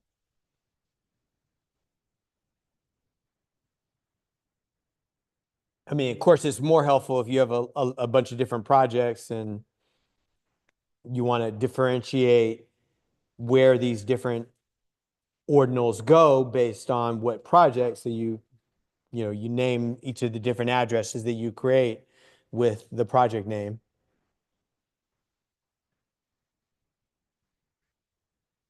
But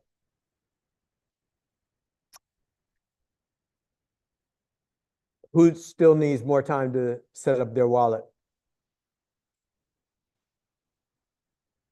Are we good? Okay, we're good. All right. Who has an idea of what they want to inscribe as their forever @ handle? Save the internet right there. Okay. All right, we'll do save the internet here. Ron, do you have a wallet address? Okay, I'm gonna put it in the ISOC wallet address. Okay, so those of you who, let me get back here. Okay, coming back to Chrome. I'm gonna come over to my Xverse wallet. So there's 4 different wallets that work with Bitcoin ordinals. So we're gonna go to Xverse. And as it turns out, I have an account called ISOC SF Bay. And this is actually how your inscriptions are going to get paid, because it costs money to inscribe something. You need Bitcoin. But we're going to go through a process that's going to allow you to give me the information that I need so I can pay for it over here. And we're going to essentially have you email that information at the end of the process. But the first thing that I want to do is get the address. And so I'm coming over here to receive. So I want my receive address. And you'll notice here that they have different addresses for Bitcoin as well as ordinals. I'm going to come over here to the ordinal address. So I just copied that. And I'm now going to open up unisat.io.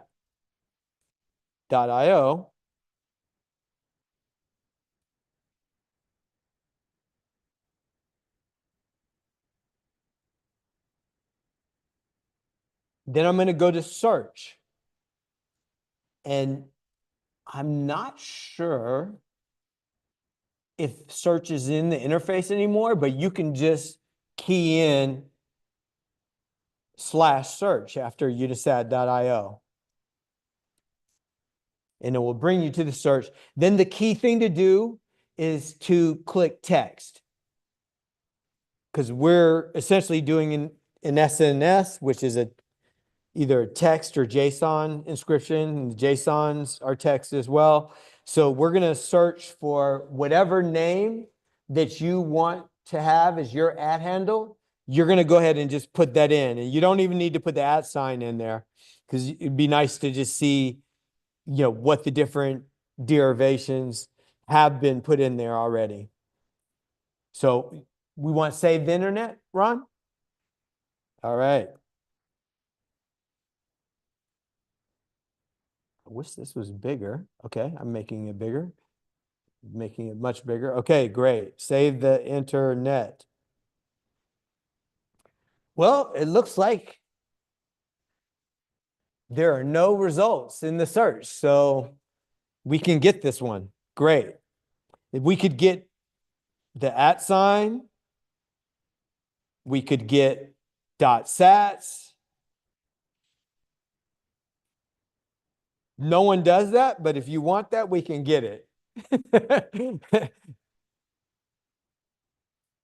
We can get the hash. We'll get the hash. All right. So the next step is has everybody checked to see if their @ handle has been already inscribed? And no one found any problems? No problems? Okay, well, that's great. All right, so we're going to go to inscribe, and then it's going to, by default, come up with the ordinals, but we're going to go ahead and select text. And then we're going to key in what you want to inscribe. Now, I recommend that you do @ sign in the handle, because I believe there's going to be value to those in the future.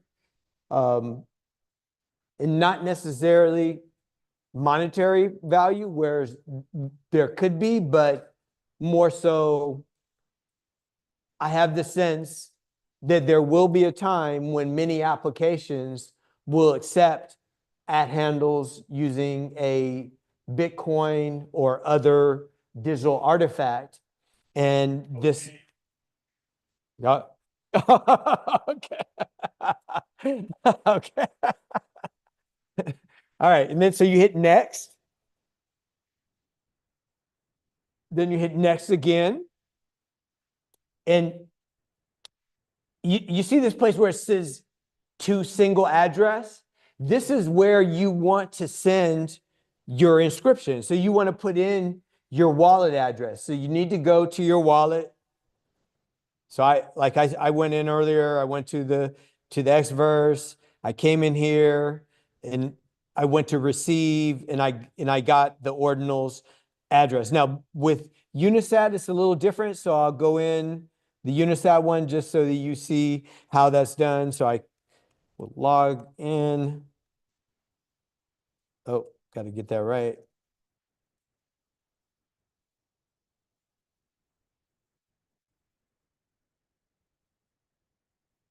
Okay. So with Unisat, you just click the little copy icon that's next to your account number. Does everybody see that? Everybody find their wallet address?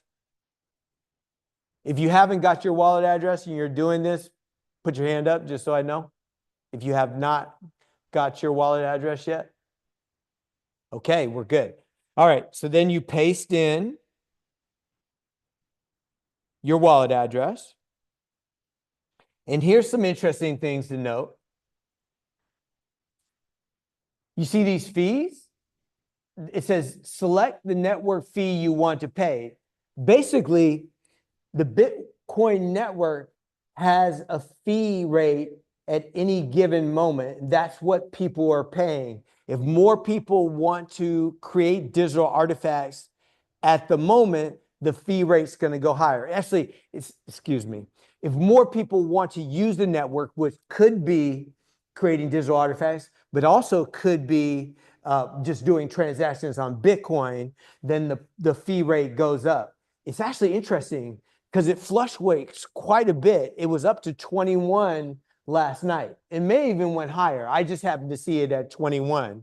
It hadn't been that high for a long time. It's been more or less around 1 to 5 for the last 2 or 3 months or so, but it had spiked yesterday. I was hoping that it wasn't going to be spiking while we were doing our exercise. All right. So right now they're saying that no, normal fee is 5. I actually have this little Chrome browser plugin called Bitcoin Fee Forecast, and you can see that it's pretty much the same. It says low priority is 4 sats. They have economy here, medium priority, normal, both are 5. Then high priority, they're saying if you wanted to speed it up, you could put it at 6. We'll just keep it at 5. And then you can see here that there's a certain cost associated with the Satoshis. Each Satoshi is a 100 millionth of a Bitcoin. So let that sink in. They're super, super tiny, right? Fractions of a cent.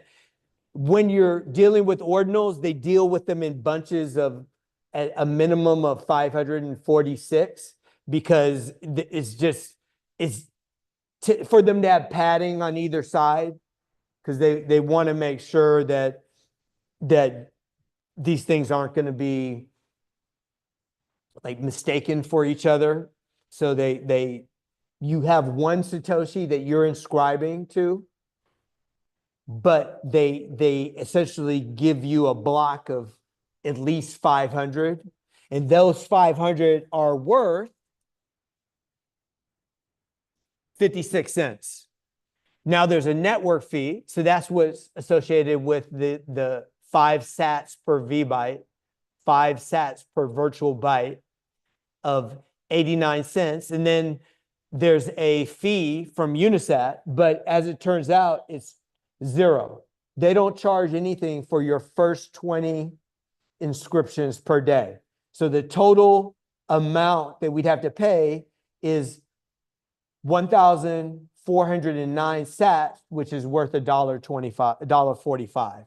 And by the way, this is before the wallet. So now you're going to submit to pay the invoice, and it's going to come up with the total amount due, which is in this case 1,411 sats, so $1.46, and you would and that's because I'm using the Unisat wallet that they don't add the service fee. You're going to check pay with BTC.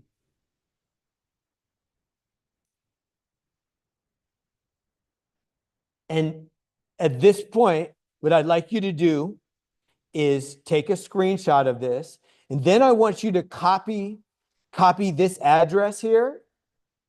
So you'll hit copy here, and then you will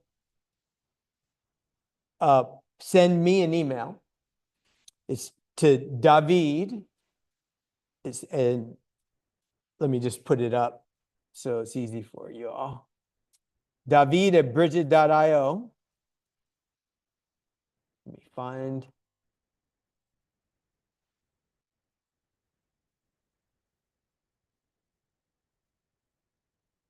Okay, I'm just going to put it on here. I thought I had exercise. Let's see. Okay, I have it.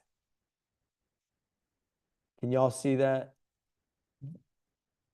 So David@bridget.io, you're gonna take a screenshot, and you're gonna copy the wallet address, and also copy the BTC amount as well. I'd like those both in plain text, because I'm going to be processing these over here. And yeah, I could get it from the screenshot, but it's going to be easier if I just have it in the plain text. You send that over to me, and I'm going to execute those transactions with some Bitcoin that was donated by Toyota.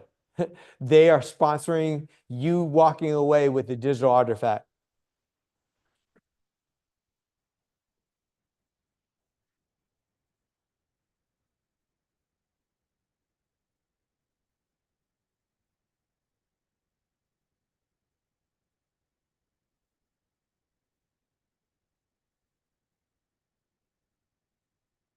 So I think we've got 10 minutes left. I'm going to go ahead and kind of go through some of the other uses of Web3.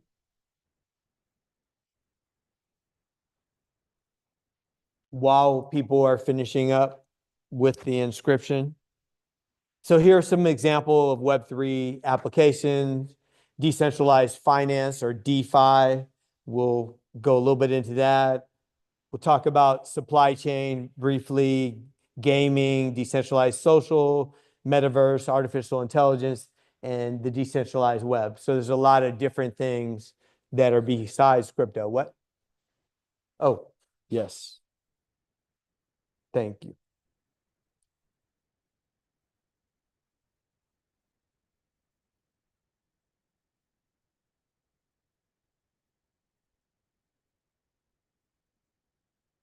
Decentralized finance. One of the most popular services, DeFi services, is Aave. They have $30 billion in liquidity, $201 billion worth of trading volume in the last 30 days. Essentially, they allow people to loan money and receive loans. You can earn on average 5.68% annual interest by supplying your assets to their liquidity pools, and you can borrow it at 8.5% more or less. So this is basically a full service site that allows people to buy and sell, to borrow and loan assets without any permission. You don't have to ask permission. There's no application. So normally when we want to borrow money, you have to go in and give them, all kinds of information about you, and then they're going to go through that information and make a decision about whether they're going to do a loan. Well, with this, you actually just go to the site and you put up some of your assets as collateral, and they'll let you borrow against it. You take that, you just have to pay back what you borrowed to get your collateral again.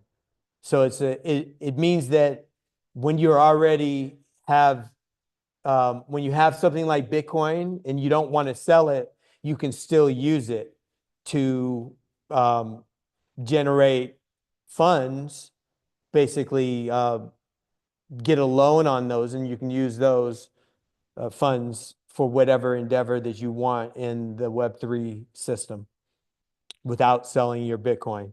And one of the things that's interesting to know about your different chains is the amount of TVL, so the total value locked.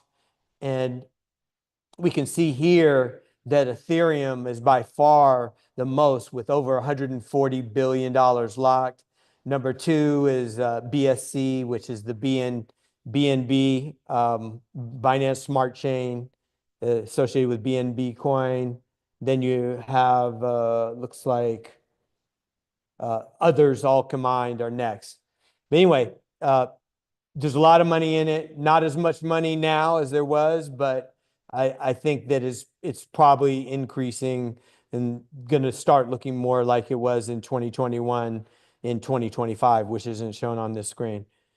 Supply chain. So why would you want to use blockchain for supply chain? Well, end-to-end traceability, so you could track the products from every step along the way, from the production to the selling to a distributor, to the travel, to the local distribution points, to the store. All that can be tracked along the way. There's an immutable audit trail. So this is something that will never change. This is a transparent record that can be relied upon.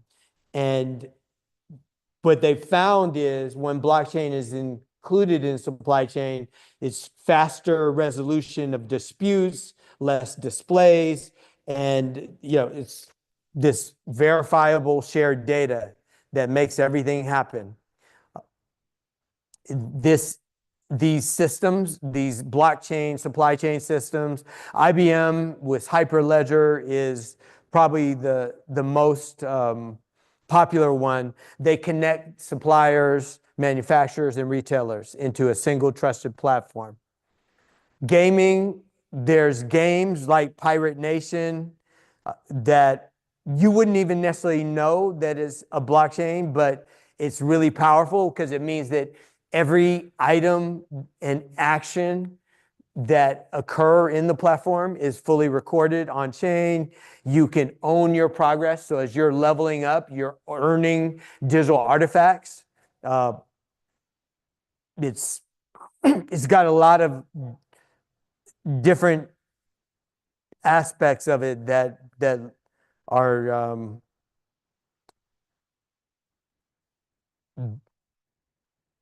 made into more of a game that has permanence and good performance built into it. So decentralized social, let's go to Blue Sky, just so we can see this in action. BK, what is Blue Sky? Blue Sky. It's not. What is their URL again? BSKY. Okay. Okay. So I'm going to log in. And I'm just doing this so you can just see. I mean, it looks like Twitter, right? But there's actually Web3 that's handling this. Is decentralized storage of information. Essentially, it's almost a replica of Twitter, but yet you can see how quickly it's operating. And despite the fact that it's a Web3 application, it's really, really powerful to understand that we're at this point now where you can have applications with millions, tens of millions of users, yet they're responsive. So this is really a breakthrough in the Web3 arena.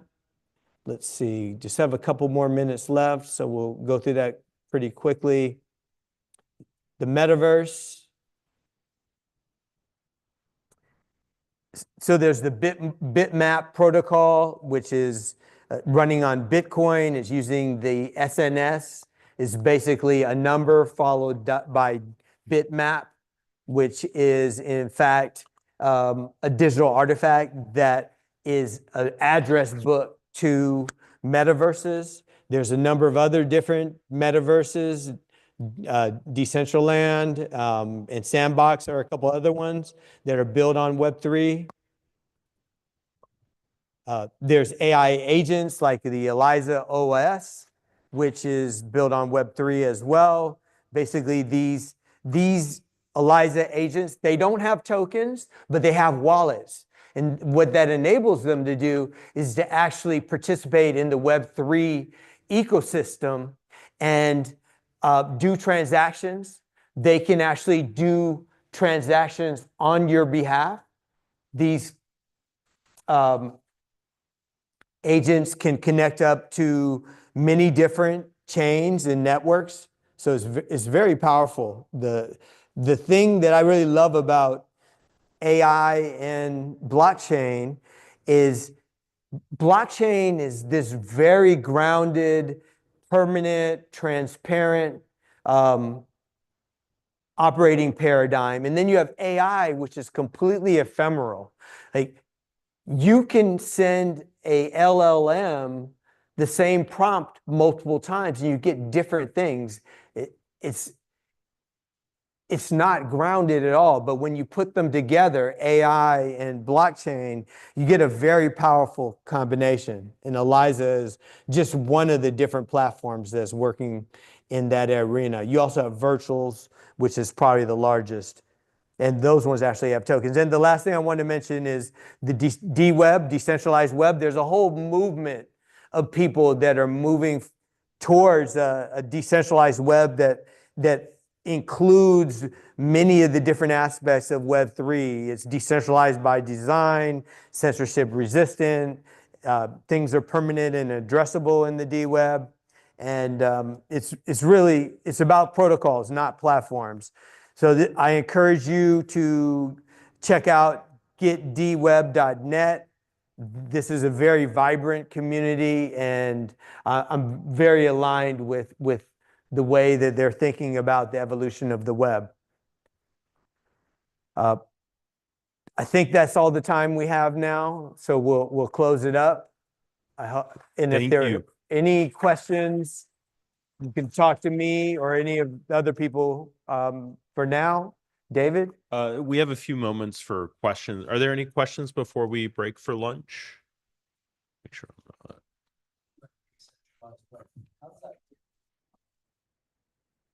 From what? How is the D-Web different from the dark web, decentralized web? Oh, well, the dark web, you don't use URLs, and they don't have a Web3 infrastructure. The D-Web is Web3 infrastructure, and it uses normal HTTP, whereas the dark web use .onion. As far as I know, there's no aspect of necessarily permanence or it's actually anti-transparent, right? I mean, yeah, I mean, I would say, yeah, absolutely. The dark web is decentralized, certainly, but it doesn't. And it is censorship resistant. So in a way, I think you're right that it's aligned with it, but it isn't necessarily using the same infrastructure that we're talking about. And it does not, as far as I know, have the concept of an immutable ledger at its core, which we have in the decentralized web. Any other questions? Okay. Thank you, David. So we're going to break. All right, perfect. So we're going to break for 1 hour with lunch. We do have lunch catered in, I don't know what to call it, cafeteria, lobby, just outside. So we'll do that. When we come back, we're going to be hearing from Ron first. He'll be talking about a few thought leadership opening remarks in support of the internet. Thank you.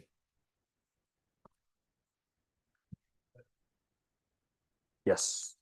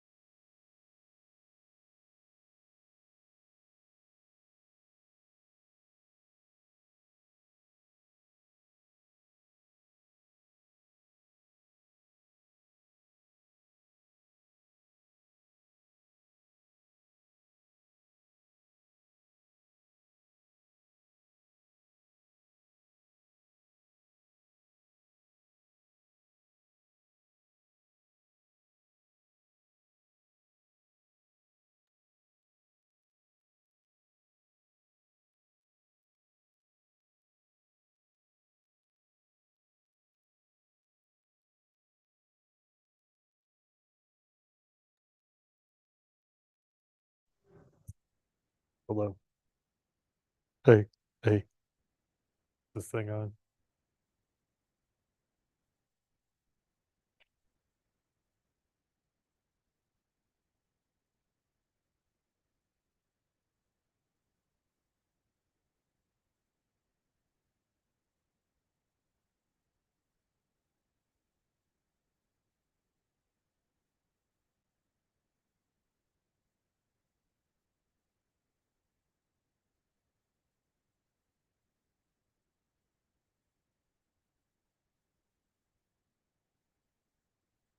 Testing.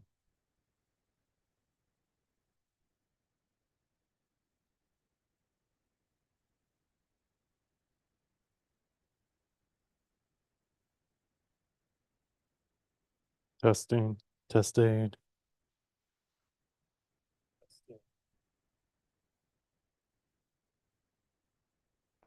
Alpha Bravo, Charlie Delta Echo Foxtrot.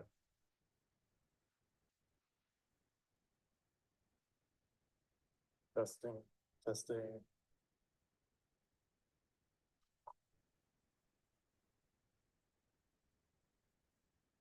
Alpha Bravo, Charlie Delta Echo Foxtrot.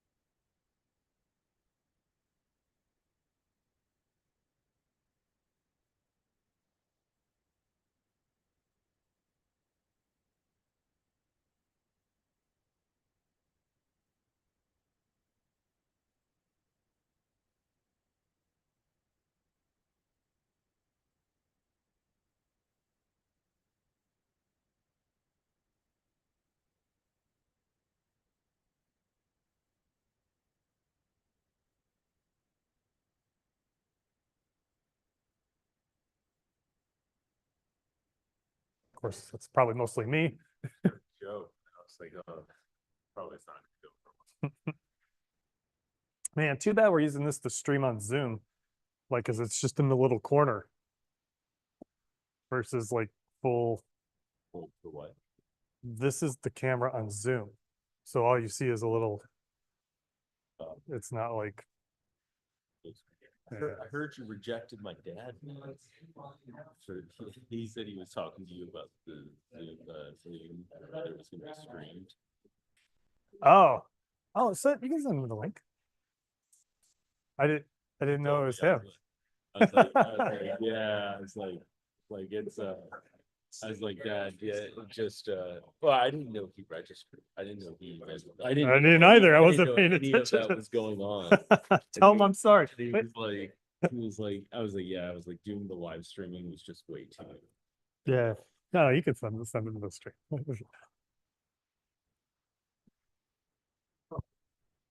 It on. It looks to be.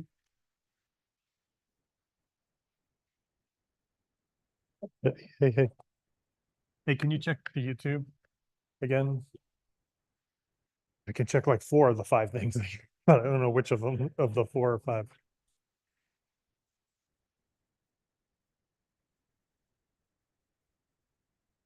Wait, all right, Alpha Bravo, tapping. Do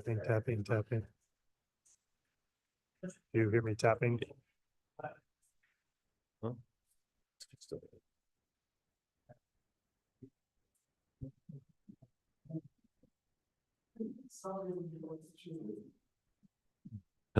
Testing 1, 2, 3.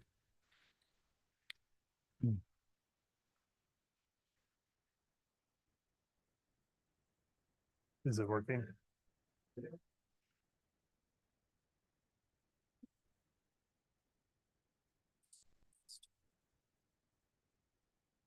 That worked. Okay, so I'll kick us off and then I'll hand it over to you to do a little bit of like what we're gonna do this afternoon, then you're gonna hand it back to me. Cool.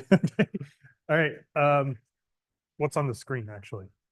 The lunch, but it's It's my, this. oh, but that's his screen. All right, David, we need your laptop. Okay, I'm finishing up right now.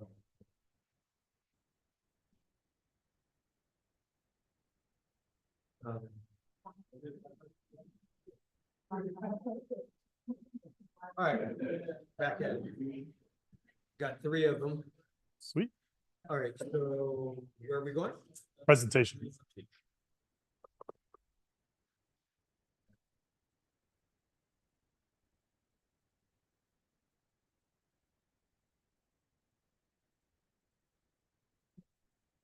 Here, maybe you get the crowd when I rile them up.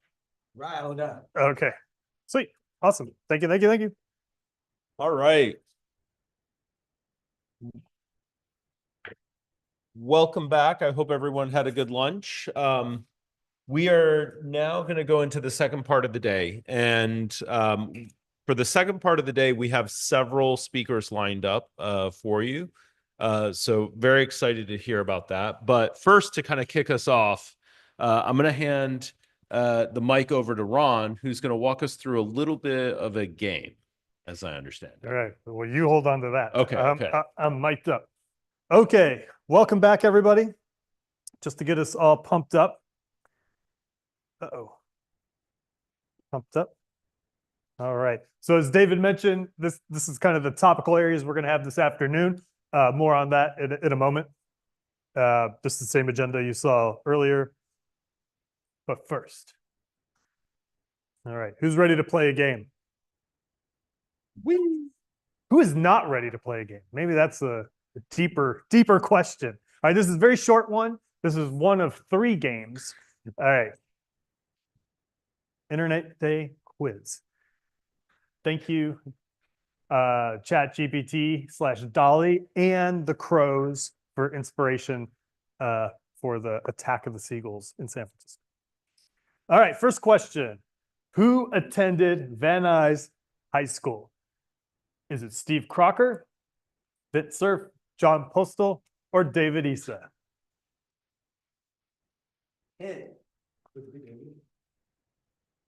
Any guesses? Anybody want to take a chance? David, we're blaming it, right? David? David? Oh, man. We have never been so wrong before. The only one who did it was David.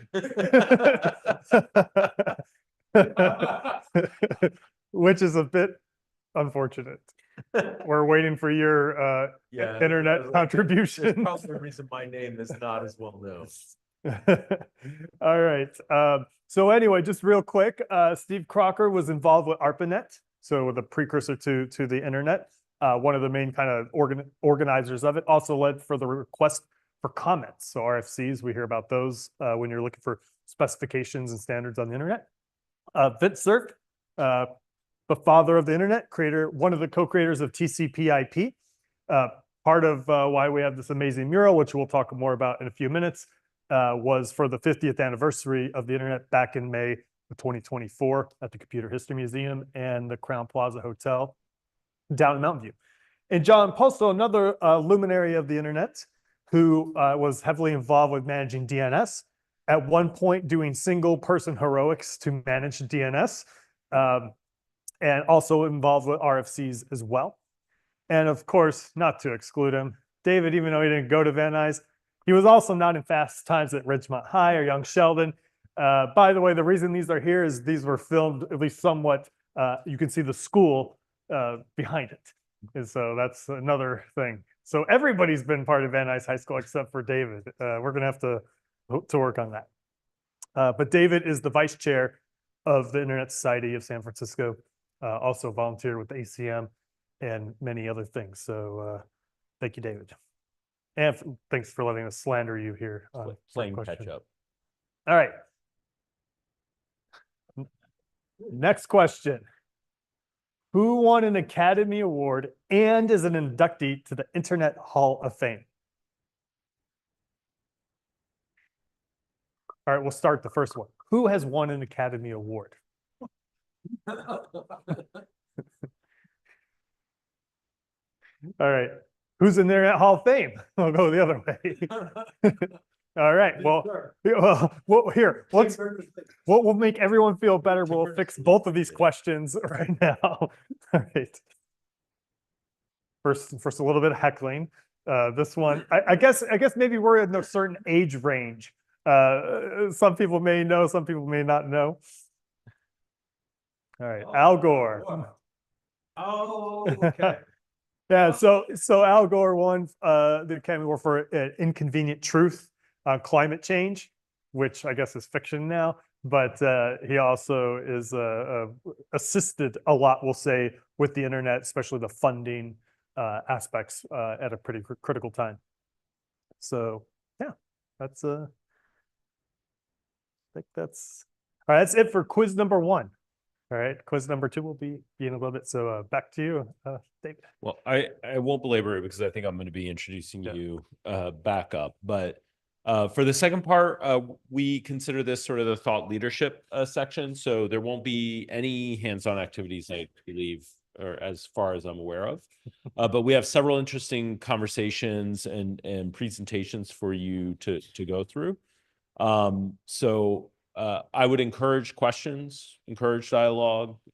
Each speaker is going to deliver their own perspective, but definitely participate. I think that is the presentation. So if anybody wants to follow along, I'll email it out to everybody, but if you want to get it right now, that's the QR code to it. All right. If we have that, I'm going to hand it over to Ron. And I'll just go with this. Just mute that. Oh, I forget. Sorry. Yeah. All right. Thanks again, David. Okay, welcome everybody. Thank you for coming. I am Ron Petty. I'm the chair this year of our humble chapter of the Internet Society. And my few slides is really about supporting the internet. And so for me, supporting the internet is going to be really keeping an eye on what's happening. And you may not be able to affect all things, but ignorance is not bliss. So at least from my perspective, I'm going to share some tools, some trends, just some ideas that you can have in your head. Some of you may not know the latest technologies. Try to point out just a couple areas where there's been innovation continuing, just so you have some idea of what's happening out there, both good and bad. Will not be too much politicking in the way of the Internet Society. I do have to mention our friends from the SFSU ACM are here, and this is at their wonderful hackathon. I was able to participate in that briefly. They did all the hard work, but thank you again for including me. That was a lot of fun. Realize I have to learn how to code. Okay, so the internet. A little bit of background. Again, thematically, we want to kind of consider today, a little history, and what might the internet be 50 years from now here on Internet Day. So here is a tweet. If you have not seen this, internet not too long after it was born, 1973. So if you really got a good photographic memory, take a picture of this, because in the next quiz, we'll see if you were paying attention. So a couple interesting things here. Just the fact that it's the entire internet, right? That's pretty cool, right? To think at one point, not that long ago, this was everything. Another thing, you're kind of in the weeds here, is notice the variety of computers, PDP-10, PDP-11s, right? Not a huge variety of hardware, right? And then ultimately, you can envision now what that's led into hardware-wise, all kinds of things, right? We have devices, cameras. Refrigerators have IP addresses, right? Another thing to note out here are things like, where this is happening, right? Again, this will be in quiz number 2, right? You got Ames here in the Bay. You got Stanford in the Bay, USC, RAND, UCLA. You got Lincoln, MIT, BBN up in Cambridge, right? So all these kinds of places were involved early on. Here's a name that may look familiar, MITRE, right? Been around since the beginning, and they're still here, right? Well, maybe not much longer, because I think their funding was cut last week. So we'll see how this goes. So anyway, keep this picture in mind. Okay, we'll let this go. There's audio, but that's not really critical. So this is from 2002 to 2016-ish. So IPv4, IPv6. This is one of the internet mapping projects. And again, we started with a nice little quaint, that's my LAN. That was the last LAN party I went to something like this, right? Obviously, this isn't the full picture because there's an overlap between IPv4 and v6 and whatnot, but it's still, just trying to show the growth here. And even this isn't, if you stop to think about it, probably isn't actually that compelling, especially with the left-hand side, because can you tell if there is 1 million things there or 1 trillion things there, right? Like TV's not good enough to render something like that, probably, right? So if we give this some time, we'll see IPv6 here start to explode. So while this is going, just real quick, what's the difference between IPv4 and IPv6? Like, what's the main reason? Okay, address space. Now, was that real or was it an illusion? Yeah. Yeah, so it depends on who you ask. But at the end of the day, there was v4 is 32 bits, right? So 4.8 billion, whatever, potential addresses, ignoring gateways and this and that. And so the story is we're out of those, right? But of course, with natting, we can multiplex this, right? And so that's why the world didn't end.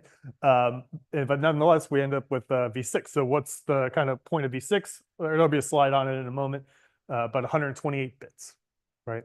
So that's 2 to 128. That's a lot more than 2 to the 32, and thus it shouldn't run out. All right, let me ask this. Anyone here using IPv6? Got a maybe one, a maybe? Yeah, or yeah, it's there. Like it's not, this is just one of those things to think about. IPv4 was a technology that many of us had to learn and actually use it, right? You're at home, you're Want to play a game, you got to get static IP, you have to call something. Like you knew these things, but who here has had to do that with IPv6? Pretty much no one. And then, that kind of begs the question, is it because it's something we don't need? Or is it something that's magically working and we just don't know it, right? The story is somewhere in between, but it's not as direct as it used to be. So even for people in this business, it's hard to know, like, well, do we need a IPv8? Assuming growth is kind of exponential, like ran out of IPv4, are we going to actually run out of IPv6 quicker than we think, even though it's so much bigger? I mean, how many toasters are there, right? We're probably not going to run out, but nonetheless, we have less insight into these things, and that makes it a challenge. Okay, we'll see more on this in just a moment, but I do want to highlight it now. So this came out of an effort by Eileen Clegg from Tapestry. So what this is a timeline of the beginning of the internet. You can see Licklider here, the beginning of ARPANET. Soon after, you've got Crocker, who we talked about, and then Vint Cerf's creation of TCP/IP with Bob Kahn. And then ultimately, through this whole series of things. And so real quick, what we're going to do later is these are transparent Post-it notes. And so you will draw something, if you can think of something, to put on this. And if you find something is missing of note, we'll stick it on there. Please just be careful. And then we'll take some pictures of it so we know where things were and which cards there were. And then we're going to take it back to Eileen, who lives up in the North Bay. And she will, based on confirming its importance, will add it to the actual mural, right? So this kind of work has been done before. Another one she and her team is famous for is the mouse, right? So the first mouse, there was Doug Engelbert and team when they created that. You can actually go to the Computer History Museum. They actually have a little cage. It's the first mouse, right? And so they did a similar kind of tapestry and timeline of how that all came about as well. So pretty cool stuff. It's a lot of fun. So that's one thing we'll get to do here in a little bit. Another project, and again, the reason we're bringing these up is just trying to show you there's other ways to think about the tools we use, in this case, the internet, the thing we're trying to celebrate here. This project is by Kevin Kelly, one of the co-founders of Wired Magazine. So he lives down in the South Bay. And so sensing a trend here, all these art projects are around us. So what this is the idea is to draw from your home what you think the internet is, right? He's not asking what is your router, to Comcast, or that's not what it's about. It's about like what are you connected to from your point of view, right? Your home, right? And so anyway, these are ones that have been submitted over the years. This is the slower version, maybe 20 or 30 of them. And then here is the faster one with hundreds of them. And again, these are just things people have submitted. He's kept the ones that he thought were interesting, he put on his website, and all that's down below. So I printed out some 11 by 14 and 8.5 by 11 pages here, and we got crayons. Not that I don't think you could use something else, but it's all I could steal from my daughter, borrow from my daughter. So again, don't draw on this, please. Just two different things here. The Post-it notes are for this, and then these are, grab this and try to just think about it. I think we got more than enough here. So if anybody wants to take some home, if you got kids or friends you want to try this with, please grab some as you go, okay? So anyway, and the ones who do it here, if you leave them with me, I'm going to take them to him, and then he will judge us harshly to see which ones make it to the website, right? So please participate.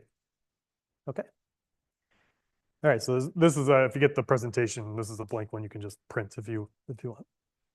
Okay. So a little bit on the tech. So we kind of see where we've been, and I encourage you later to come up and consider it. Where are we gonna be?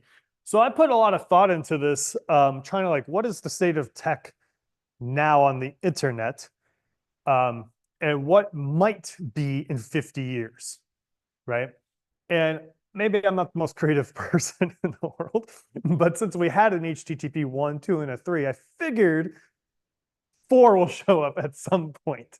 But that also begs the question, what is 3? Right? Most people have never done anything with HTTP 3. Most people, even engineers, haven't done anything with HTTP 2, right?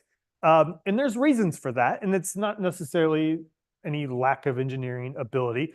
But again, this is kind of like that hint of what's the difference between IPv4 and IPv6, right? It's kind of like some kind of new innovations happened, supposedly making things better, but somehow we have less insight into it, at least compared to how it used to be, right? Most web developers know what HTTP 1 is to some degree, right? Get, put, post, right? Those kinds of things.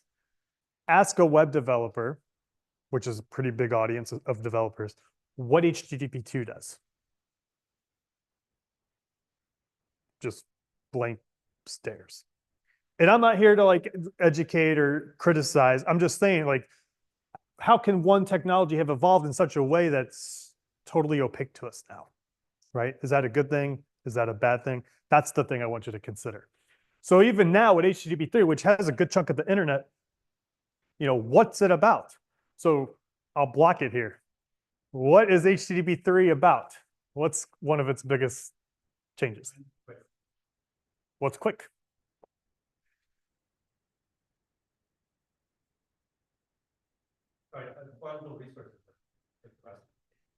And what's one of the tricks to do that? Instead of relying on TCP, just kind of do all the confirmation. Yeah, so there's so two kind of things went together. So all this is correct, right? The idea, the idea was, it may not be so obvious here, is how do we more efficiently multiplex things, right? Just driving down the road, there's only so many cars that can go on the road, right? And that's really what this is about, is trying to optimize, in this case, a particular kind of traffic, right? We'll call it web-based traffic, HTTP. It doesn't have to be web in the traditional sense. It could be APIs and other things. And so, yeah, the big changes here was we've had TCP as an underlying technology to these since 1972. Where HTTP didn't even show up until 1991 or whenever it was, right? I mean, we should look in here. It's probably somewhere in here, right? And so if this was such an underlying stable thing, we switched it to QUIC, which is UDP based, right? So different tech is being used. Also something that has existed, right? And then, you know, in the future, what might change? And again, this is the challenge here. If we have less insight into it, what is it that we're actually solving, right? So I tried to think about it, and I was like, could I find one thing? Maybe there's many, but could I find one thing that clearly like is a trend here? And for me, that came to be latency. At the end of the day, all of this is just tricks to make things be faster, right? Now, I don't think there's anything wrong with that. But maybe to an end user, it gets a little confusing. Like, well, this was a way to talk to a web server, right? It was literally, how do I get a web page, right? Then it turned into using it for APIs. And now all of a sudden, it's just really about traffic control behind the scenes, right? Web developers will not touch any of this. They haven't touched it since here. And this still lives today on top of these things, right? So again, the underlying message here is latency. Same thing, we already mentioned this, IPv4 and IPv6. 32-bit, 128-bit, so there's just more, right? Changes in routing, whether or not NATing, which is just a way of multiplexing, right? Integration of security. Things that we have to do ourselves now is starting to be built in, right? How much of a web developer's time is spent just messing around with TLS? Probably way too much. Especially given, since last I checked, TLS has been pretty standard. Deep, 20 years, you make a cert. I mean, ciphers come and go, but like PKI in general has been pretty standard. Why isn't it just automated? We all do the same thing. Go get a science cert, go give you my public or private part. Like we all do the same thing all the time, right? It's such a waste of time. And then you mess it up, right? Because you get complacent. So it's nice to see some of this is being baked further down. So same idea, like past IPv6, will we see more of these kinds of things? And again, what is getting better here? It's got to do with control and latency. Latency is a very generic word. Latency for who? Right? So, at one level, we're talking about the packets. Another one is, in my opinion, is the person, right? The person is operating at a different level, right? So, I mean, we'll see more in a second, but think about AI. I don't need to go to school for 4 years now to do certain things. Decades ago, the only way anyone would talk to you is if you had a 4-year degree, right? Now we can do things we couldn't imagine, right? And what is it that got solved? What got solved was latency. You don't have to go to school for 4 years. Of course, I'm all for school, but I'm just saying, like, it's sped things up, right? And so same thing with the technology, how we use the technology is why we're speeding these things up, right? So this is a little bit, again, just from a latency point of view, what's some other, again, about the internet, what have we seen? In the 80s, we were accepting of point-to-point communication, single round trips for everything we did, right? Very little automation. Nothing wrong with it, had to start somewhere, right? We start to get improvements throughout the stack, whether it's the network or the actual protocol, how we actually talk to each other, through streaming. That was probably the biggest thing added since the very beginning at the protocol layer, and actually how bits are flown through. And then even here, this is actually how I met Tim. This is actually how we got here. We came for a meetup a year or two ago on Neuralink technology. And we were here for that and talking from that. And here we are. We've got now multiple companies actually doing it to some level. So again, why? Well, one is for disability access, things like that, of course. But another very pertinent one is latency.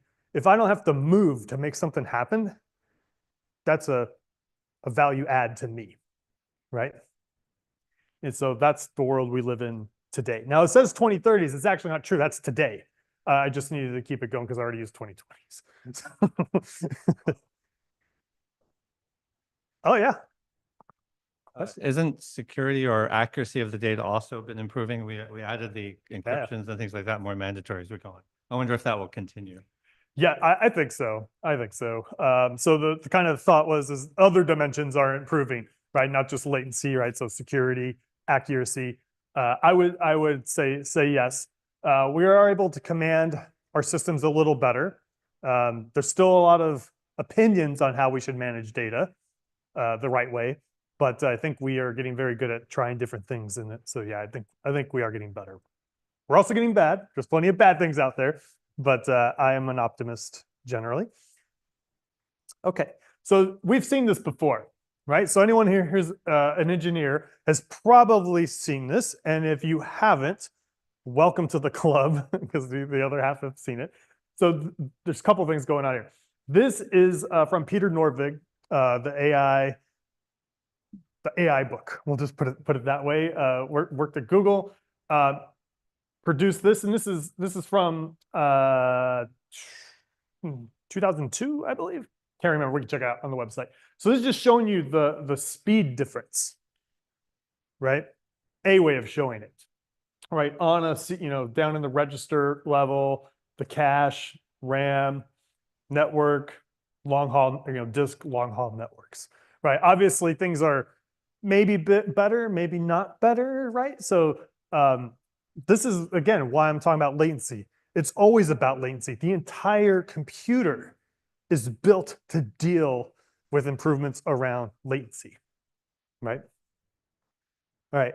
If you've not seen these things, definitely go to there's the links. Go check this out. There's a lot of conversation. There's a lot of updates to this. This is the original list.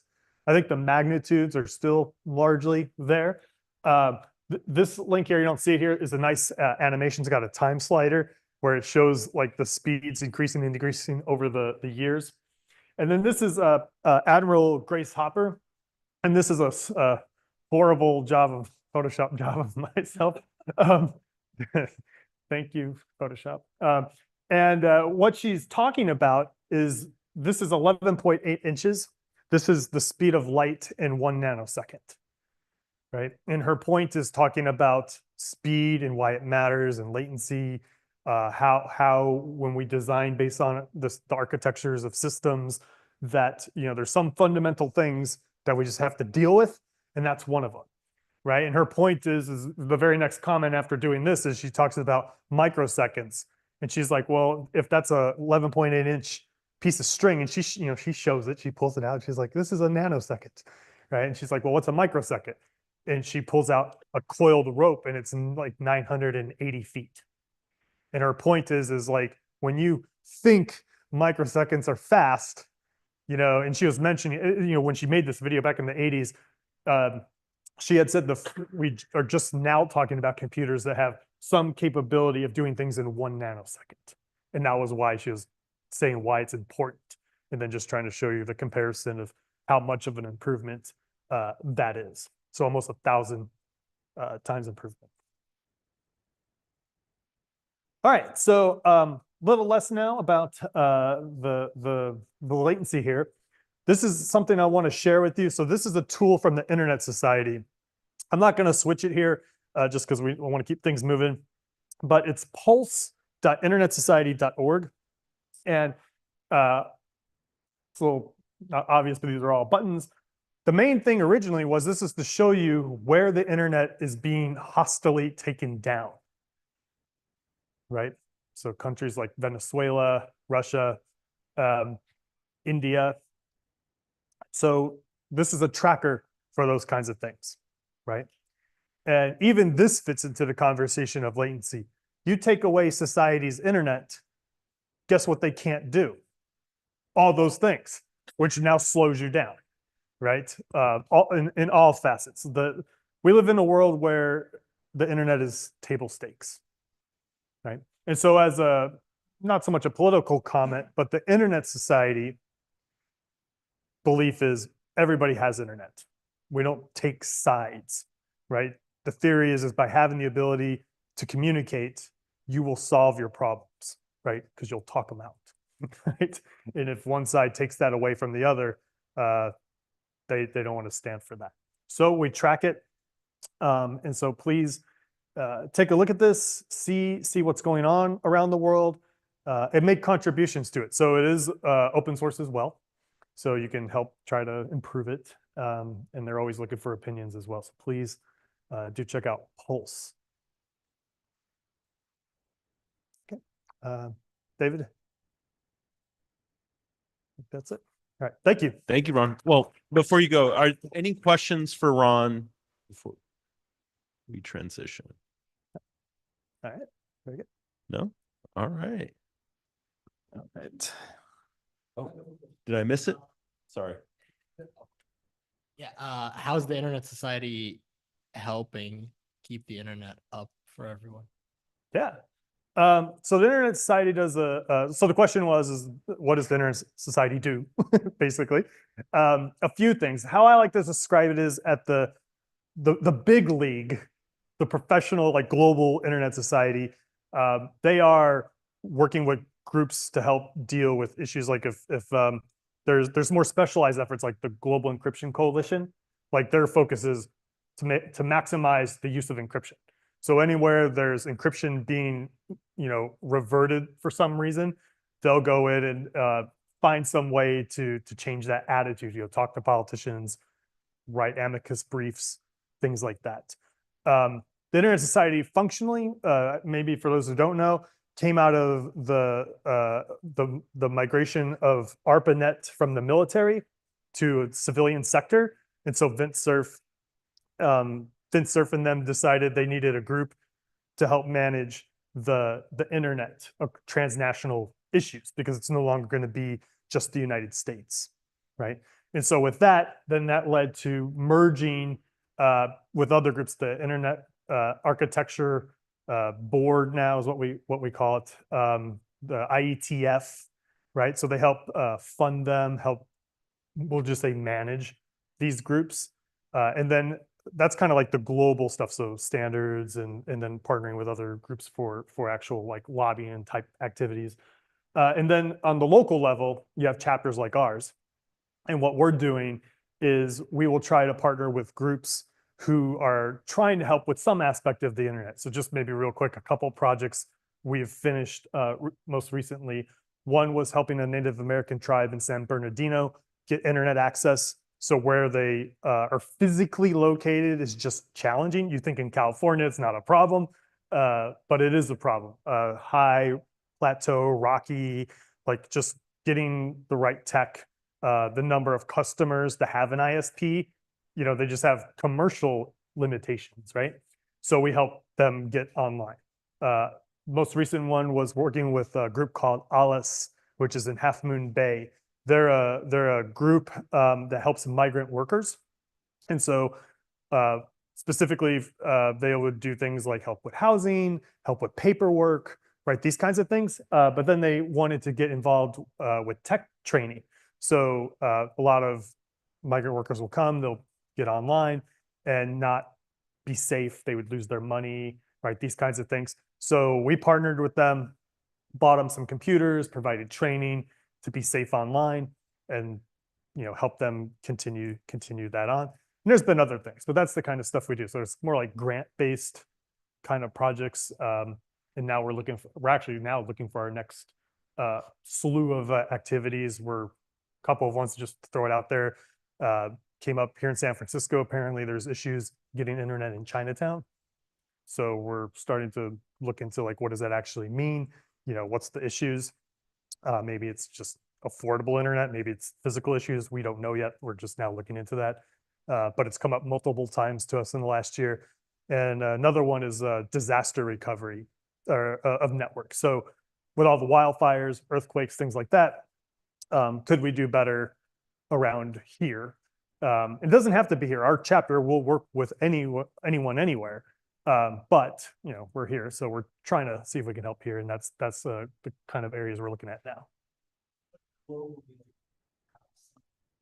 Initiatives for keeping the internet, right? So whether that be like different ways of connecting people, and I'm about to brought up the IETF, for example, and give some context. The IETF, the way I think of it is like there's no such thing as like an internet police, but like that they're the closest thing that would come to that, but they also don't have any power, right? So like Microsoft will do something, they'll ask them to stop, and they'll just ignore them. On the other hand, the Internet Society, like especially with like things like funding initiatives, what about things like keeping people connected when some ISP decide they're gonna, again, partition the internet, or some government decides they're gonna cut down the internet, right? There are other ways of connecting to people now that might just involve expanding the hardware that we're using to connect, right? So like we use like ham radios, right? We use like different kinds of. So there are projects. The Internet Society does have projects. So setting up internet exchange points is probably their biggest, longest ongoing project. So there's a whole set of training on how to do that. And then they'll even go as far as help whoever decides they're going to try to build up the network wherever there's problems. So they get training, help them with money, connect them with the next hop, right? All those kinds of, that's probably one of the most successful programs the Internet Society actually has. But yes, to the point of like someone takes the internet away, philosophically, they want to fill the hole. And there are programs to do that usually, but Rome wasn't built in a day. And so it depends on what's happening, right? May not be safe, right, to do something, but they try their best. I'm surprised you got through this and latency discussion without talking about the interplanetary. Yes, that's right. Yes, the Interplanetary Society is another subgroup of the Internet Society. But yes. Okay. Any more All right. questions? All right, we're gonna do a little mic swap, and then Yep. Erica will be joining us. While we do that, I am excited to be introducing our next guest with us today. Erica, who will be speaking for us, is the founder of Building Humane Tech and the co-founder of Storytel AI. With her heart set on redefining the digital world, Erica is a force of empathy, ethical tech, and meaningful connection. She helps build technology that honors the human spirit, not just efficiency metrics. Why the internet matters to her? The internet isn't neutral. It reflects the values of its makers. We must choose, will we let it erode what makes us human, or will we use it to amplify empathy and solve global challenges together? So we're going to work on miking her up, but this is a topic that I'm pretty passionate about because I think as we start to innovate and provide, the next generation of technologies, what's driving those incentives forward is going to be a big defining factor in who we are and what the results ultimately are. So.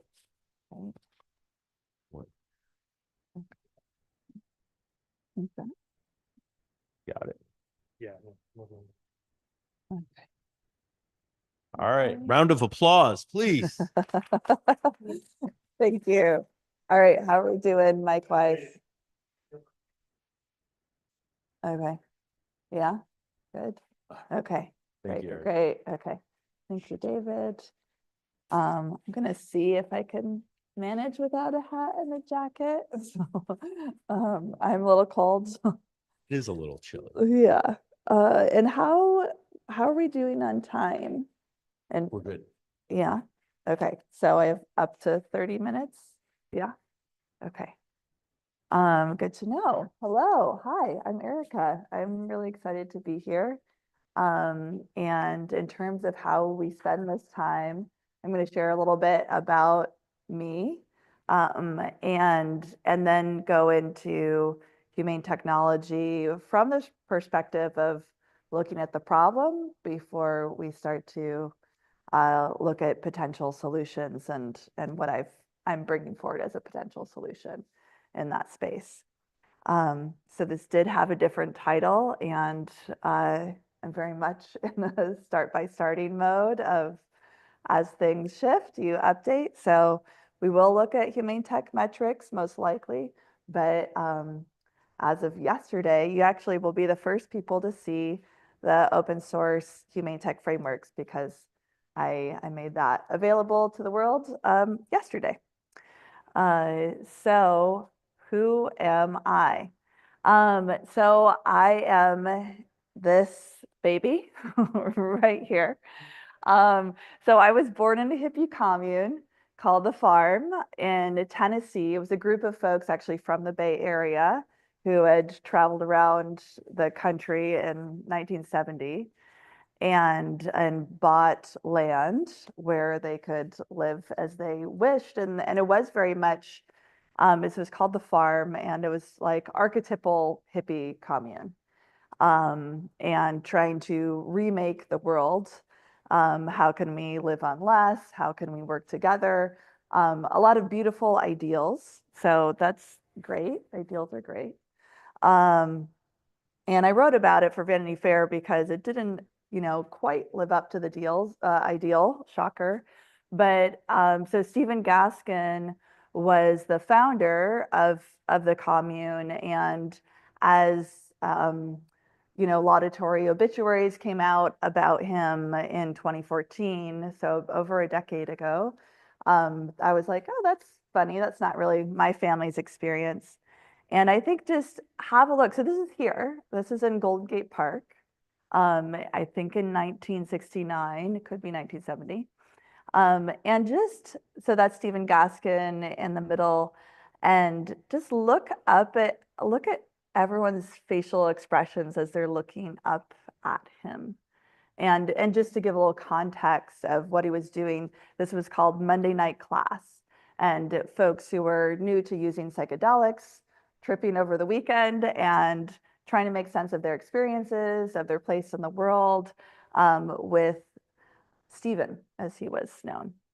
And so I think that level of adulation, as folks all came to live together, led to a lot of issues. And one of those issues was around this concept of truth, right? So always telling each other exactly what we're thinking. And it had a level of brutality to it. And so on the one hand, we can walk around all basically lying to each other at some level of like, that's fine, okay, that's okay. Like everyone's gonna act in their different ways and it's just okay. And it's kind of not okay, actually.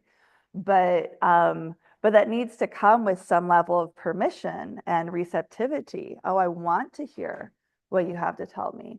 And you actually are coming with good intentions as opposed to it being a power play, which it very much was on the farm. And so I developed, I became very interested in communication and how do we treat each other in humane ways. And so I've basically given myself an informal PhD in communication, just studying a lot of different kinds of frameworks and bringing it under this umbrella of clean communication. And so I brought this into my startup.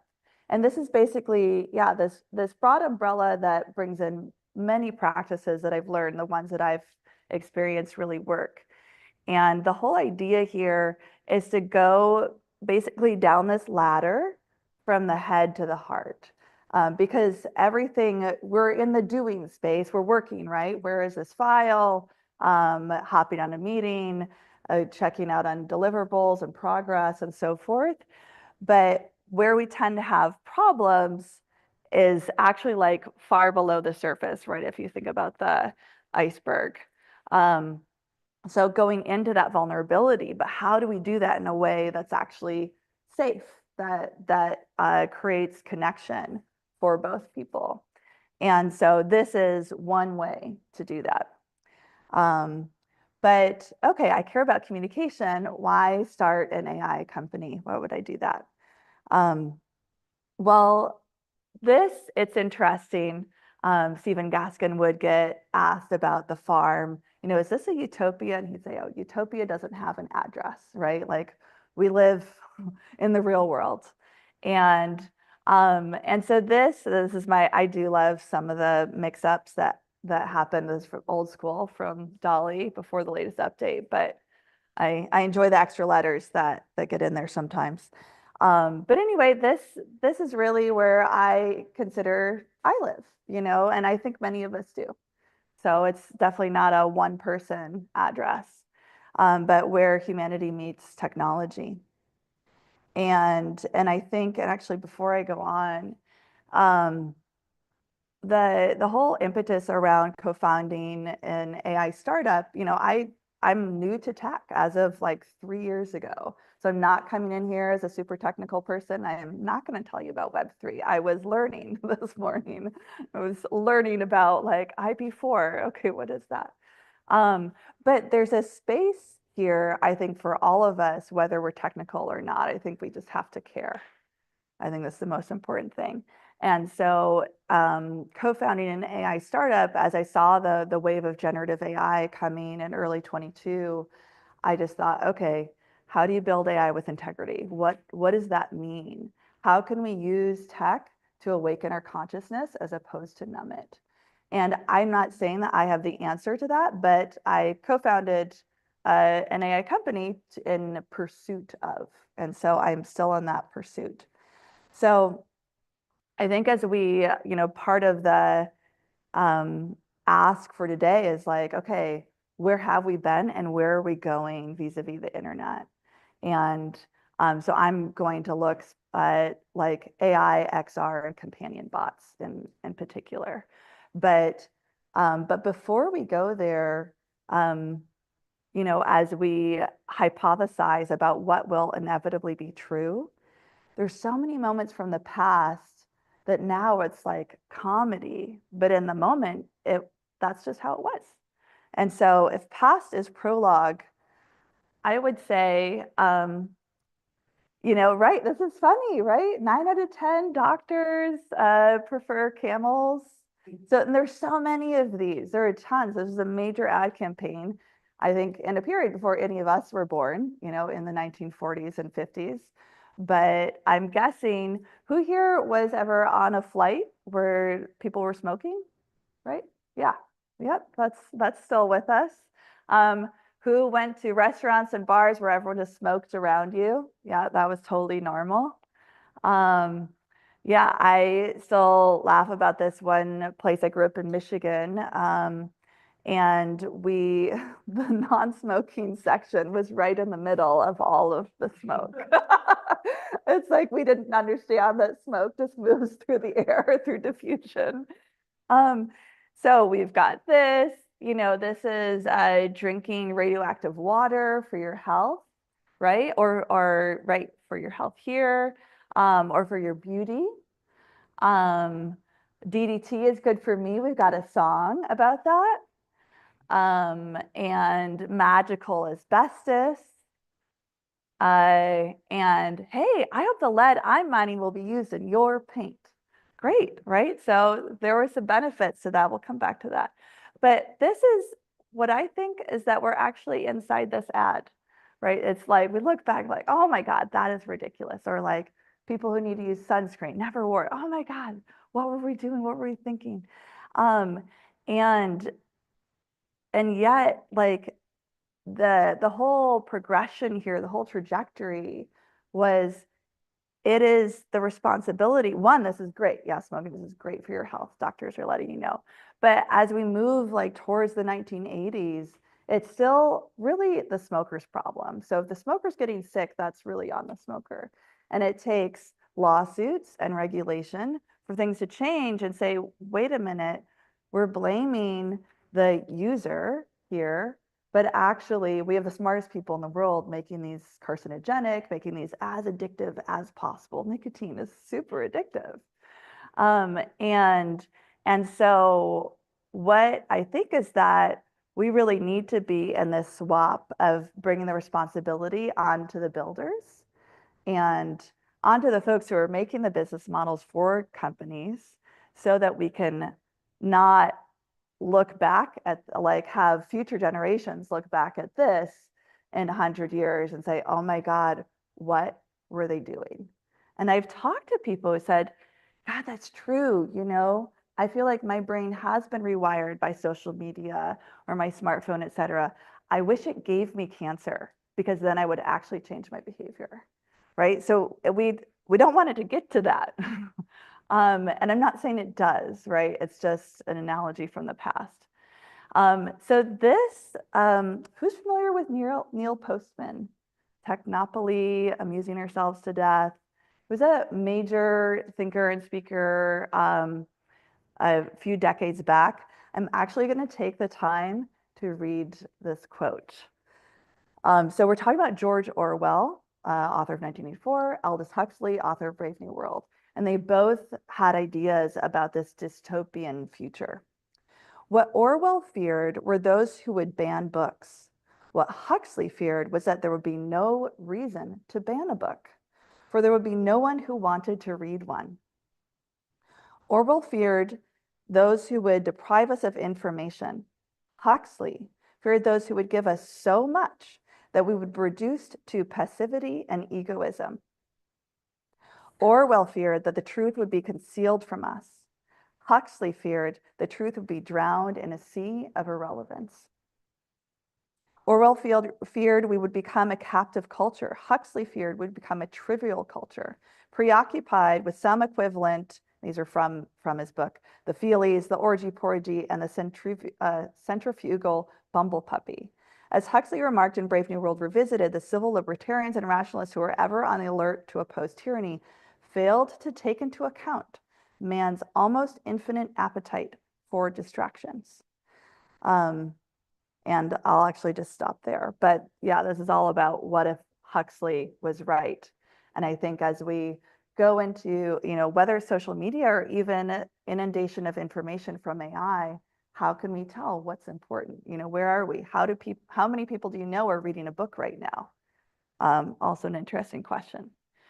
So, okay, so that's the past. So past is prologue. We've got this like, woo, warning from Huxley via Neil Postman. And then I'm just gonna take from a couple slides from Jonathan Haidt's book, The Anxious Generation. Is anyone familiar with Jonathan Haidt? Okay, little nod. So he's a researcher, he's a professor at NYU, and this is his most recent book. I believe it came out last year. So The Anxious Generation, and so Great Rewiring of Childhood. And so this is from his website, The Evidence for the Anxious Generation, and it's focused on the US and it's focused on teens largely, because that's where the biggest changes are. But so this is self-reported depressive episodes in the last year, or sorry, so we're going from 2005 to about 2020, and we've got a more than doubling for both boys and girls. For girls, it can look a little more dramatic, right? Because it's higher numbers, but also for boys, it actually more than doubles. For girls, it doubles. And this is like, okay, 12 to 17-year-olds, that's self-reported. So I don't know, maybe. Okay, so then you look at percent of US undergraduates diagnosed with a mental illness. So that's a little bit different in actual diagnosis. Lots of people don't go in to get a diagnosis. So some pretty big increases there with depression and anxiety. And then just looking at prevalence of anxiety in the US over this period, and it's the least change for the 50+ crowd, right? So that's why Jonathan Haidt focused on the youngest here. And then, so this is something that's not self-reported, right? So these are emergency rooms reporting incidents of self-harm, and this is for folks who are 10 to 14, right? So like, whoa, pretty major spike there. And this is like, so what happened here? Because we're always seeing the change right around 2010. And the changes that Jonathan Haidt's research points to is smartphones. So that's when smartphones are really introduced into childhood. So he does a lot of advocacy around digital literacy for kids. And I think a lot of the phone bans that have been happening in high schools are very much inspired. That's not just I think, but that's like folks doing the phone bans are talking about Jonathan Haidt's work. So, and then going into companion bots, who else has heard about this story? Yeah, this was all over the news, right? Last year. So 14-year-old who took his life after a really intense many-month kind of relationship with a bot on Character AI. Has anyone here used Character AI? I've used it a little bit. Yeah. Yeah, so it's almost like a custom GPT for companion bots. So anyone can make one. But basically, I think here it's like, hey, this is our present. So if things don't change, let's expect more of the same. So we will see more about this. Okay, so I'm gonna move. So we've got some doom and gloom, which is real, right? But we don't want to go into the abyss. So for the last year, I've been hosting meetups. I call it Building Humane Technology. And it's largely folks, you know, who are working in tech, some who live and work locally, some who are traveling. But we take humane tech prototypes and apply them and try to see, okay, what works? Sometimes folks are demoing their work. I'm very interested in action. I'm not that interested in talk. But I've asked everyone who has attended or signed up for an event or is in another group called All Tech is Human. Has anyone heard of All Tech is Human? Yep. So it's a grassroots organization, and I think fairly academic in nature, but very much supporting like how can people have voices in this space and get upskilled in this space, et cetera. So I've also I'm a mentor and mentee in that organization. So I've been reaching out to all the other mentors and mentees. So I've talked to about 60 folks since February. And everything that we're seeing here, these are, yes, specific quotes from specific people, and they are quite generalizable across everyone I've spoken to. So we've got a software engineer who was formerly at Dropbox. We're not incentivized whatsoever to do any kind of humane tech beyond have a good UX, right? That's where it comes in. We've got a marketing leader who was at Meta, and she said, I did everything I could, and still I couldn't sleep at night. We've got lots of them are software engineers. So if you're going to do tech, there's a level of compromise in terms of values, morality, or humanity, right? So how do I use my skills and expertise, my experience, and not compromise my values? How can all of that come together? That's essentially what I hear over and over and over again. And I think these folks, and I'm sure everyone in this room really, really cares. And there has to be something for us. So it's not choosing values or choosing to use your expertise. That's fundamentally not okay. Yeah, if you don't survive, it doesn't really matter what beliefs you have. This one is me.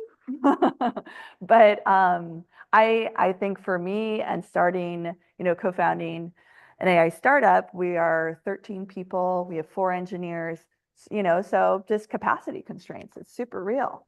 And like sometimes we have months of runway and other times we're good for a while, but it's existential when you're early on. This I completely made with ChatGPT, so don't think that it comes from actual numbers. Just want you to know how I feel based on what I'm hearing from folks. So, and I don't think ChatGPT is wrong, that there have been backlashes against tech, right? There's this whole lots of animosity towards big tech, et cetera. That did kick off in the mid 2010s. And yet, as we lose the people who really, really care, because they say there's no place for me here, then what happens to everyone who's left? What happens to the tech that is built? And my hypothesis is it gets more mercenary, right? It's harder to enact change in a humane direction, but it doesn't mean it's impossible. So what do we do? Well, this is one thing. Who else is familiar with the work of Donella Meadows? Systems thinker. Okay, couple hands. Yeah, so MIT educated systems thinker and was just a total force of nature. And quite a few books. I highly recommend Primer for Thinking in Systems, which is still a bestseller. She's been deceased over 20 years. But this, so this comes from Center for Humane Technology, and I just modified it a bit. But I always like thinking about this because technology is a complex system, right? And so if we take the status quo, in this case, big tech, and we're just summarizing one of Donella Meadows' essays about how to intervene in a system, what are those leverage points? So we've got the fulcrum here and big tech there. And then here's some points, not all, it's not exhaustive, that you can intervene in a Rails. I'm kind of blocking it for some of you, so I'll try to get out of the way. But so if we're focused on design changes, back to just a good UX, right? You have to push really, really hard because you're right next to the fulcrum. Whereas business model, okay, you don't have to push as hard, right? I made the arrow not as tall. And guess what? When you go right here to culture and paradigm, well, you can just push like that, right? I think that's what's happening around these phone bans. So it's starting to go school by school, country by country, state by state. That's what happened with smoking bans, right? Everyone smoked everywhere. And then one by one, they didn't. If that fell like dominoes. And technically, changing culture or paradigm is free. But it really takes pushing on all these different leverage points. I think it's just important on the design changes because there's been so much work in that area, human-centered design, humane design, people-centered design, et cetera. but it can be essentially lipstick on a pig if you're not changing the incentives. So like the whole show me the incentives, I'll show you the outcome. So if it's about ad revenue, if that's our business model, then we just need engagement no matter what, no matter the cost. We're just going to keep you on the app. Doesn't matter what happens to you. So what did I do? As a non-technical person, I used Cursor yesterday to take all of the different frameworks I have been finding or creating to put them together in an open source framework on GitHub. And so actually the next slide is a QR code. So if you want to visit the open source framework, it's in its infancy. It's been alive for less than 24 hours. But I'm really, the call to action here is to contribute to it. And I've got another QR code at the end for contributors. Because I do think that it's going to take all of us. And so this is my MVP of Humane Tech Metrics. What I've learned in my 3 years of startup life is build and iterate, build and iterate, build and iterate. And so this is the first iteration that when you interact with a product that is humane, you're going to feel cared for, you're going to feel more present, you're going to feel genuine connection, and you're going to feel fulfilled. It's not perfect, cared for. How do we do that if you're having a delusional relationship with a chatbot? Maybe you feel super cared for, but folks around you see that you're not. So somehow there has to be an objective eye here as well. But here's a few examples. So, all right, infinite scroll that didn't exist before. And then in like 2005, it did. And then that means we don't ever have to look up from our phones. So how can we be present? Whereas a focus mode, turning off notifications can really help us be present. And not cared for. So if a soap dispenser only works on light skin, if you don't have light skin, it's as if you don't exist, right? So there's no care in that. Cared for, when cars can just, the driver's seat adjusts for whoever the driver is. Like, oh, I remembered what you liked, right? Because you saved that setting. Fulfilled, so not fulfilled. Superficial algorithms where it's just all you're looking at are people's faces. Like, okay, how do I know I'm going to connect with that person? Versus ones that are more in depth where you get a like sense of who is this person? Fulfilled. So apps that are actually helping you track your goals, right? So this whole like humane technology, how can we be connected to each other? So this is an interesting one to me in that I think there's a lot of concern about kids being addicted to screens, and yet let's have a look at parents, right? And yes, we use our phones for like so many things. But how can we be present with each other when we are together?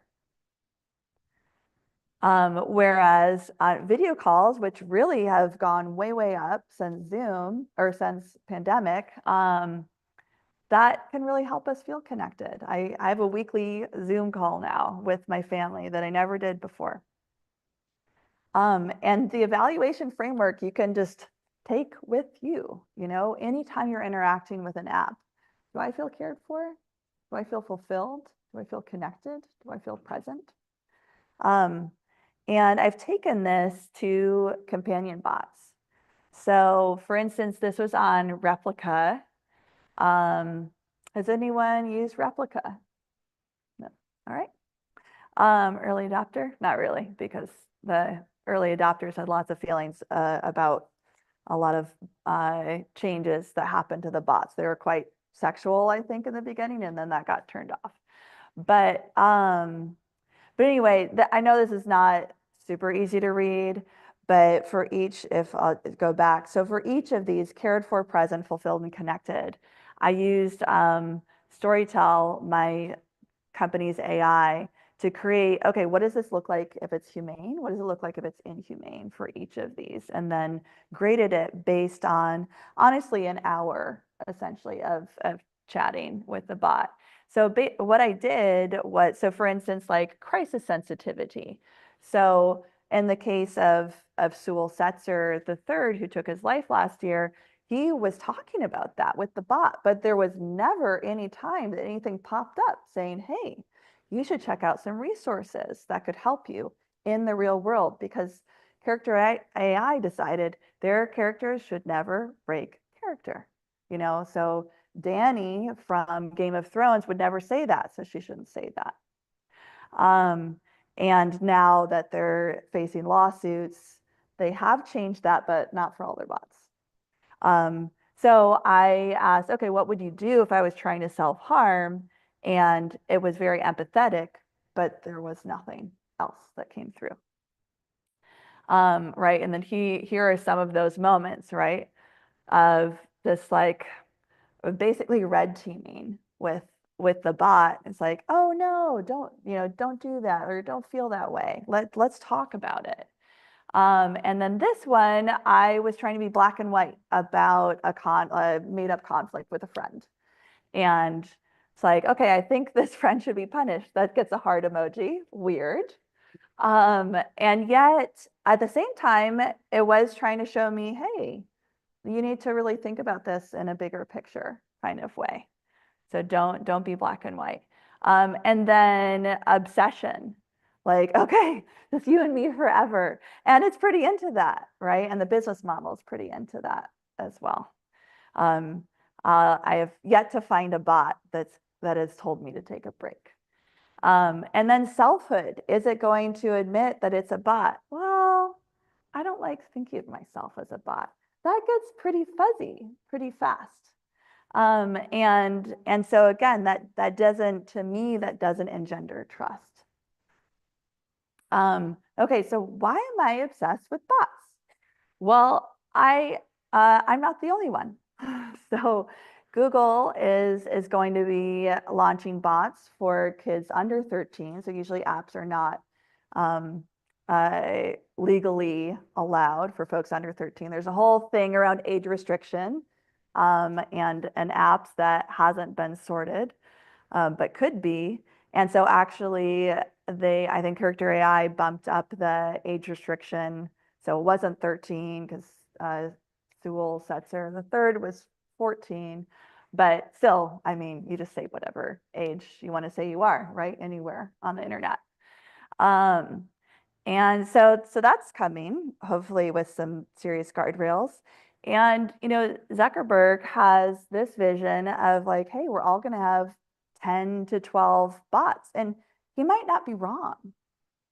I mean, of course, right? Oh, my social media giant is dying. How about you have something much more addictive, right? Things that never sleep, never eat, always there, always responding. And yet, this could be really good. There's a way, I don't know if it's Zuckerberg's vision, but there's maybe different visions, and I'll share mine in a moment, where that could be super helpful. And yet, Meta, shocker, didn't start off on a great, didn't have a great start here. Sex with minors, and right, is all just through a bot, right? But they had celebrity voices. No, they won't be sexualized. Oh, wait, engagement. It won't be very engaging, right? So quietly endowing AI personas with the capacity for fantasy sex. Yeah, there were some concerns expressed in the room, but again, if it's engagement overall, then we're just getting the same thing again and again, whatever the iteration is. So this is the future that I want to see, where as we have XR and AI come together, that we can have just accelerated learning experiences, immersive learning experiences, where you're doing things that's experiential. You know, it's not just doing assignments because that's what your teacher demands. And so like, what if we're learning about the theory of natural selection from Charles Darwin? He's taking us to the Galapagos, showing us the finches. What if we're learning about social justice from Martin Luther King? What if we were with the 3 people who really understood and discovered the double helix of DNA, and we could like be inside that double helix with them? And I don't think it's impossible to do that. I'll pause is what I'll do so we can, I really invite you, I've got just a few quotes to share, but if you are at all interested in contributing to this open source humane tech framework, please share that. We need everyone. This book, Moral Ambitions, just came out last week. Highly recommend it. It's about not wasting our talents, like action. How do we use our raw talent for action in the world? So if there's fairness in this world, it has to come from us, right? We're the ones that make this happen. And going back to Kevin Kelly, who was mentioned earlier, this is not a race against the machines. If we race against them, we lose. This is a race with the machines. So I think we can do it together with humane technology. Thank you. Thank you, Erica. Thank you very much. Questions? Deep. I have a very working. It looks like doesn't anyway.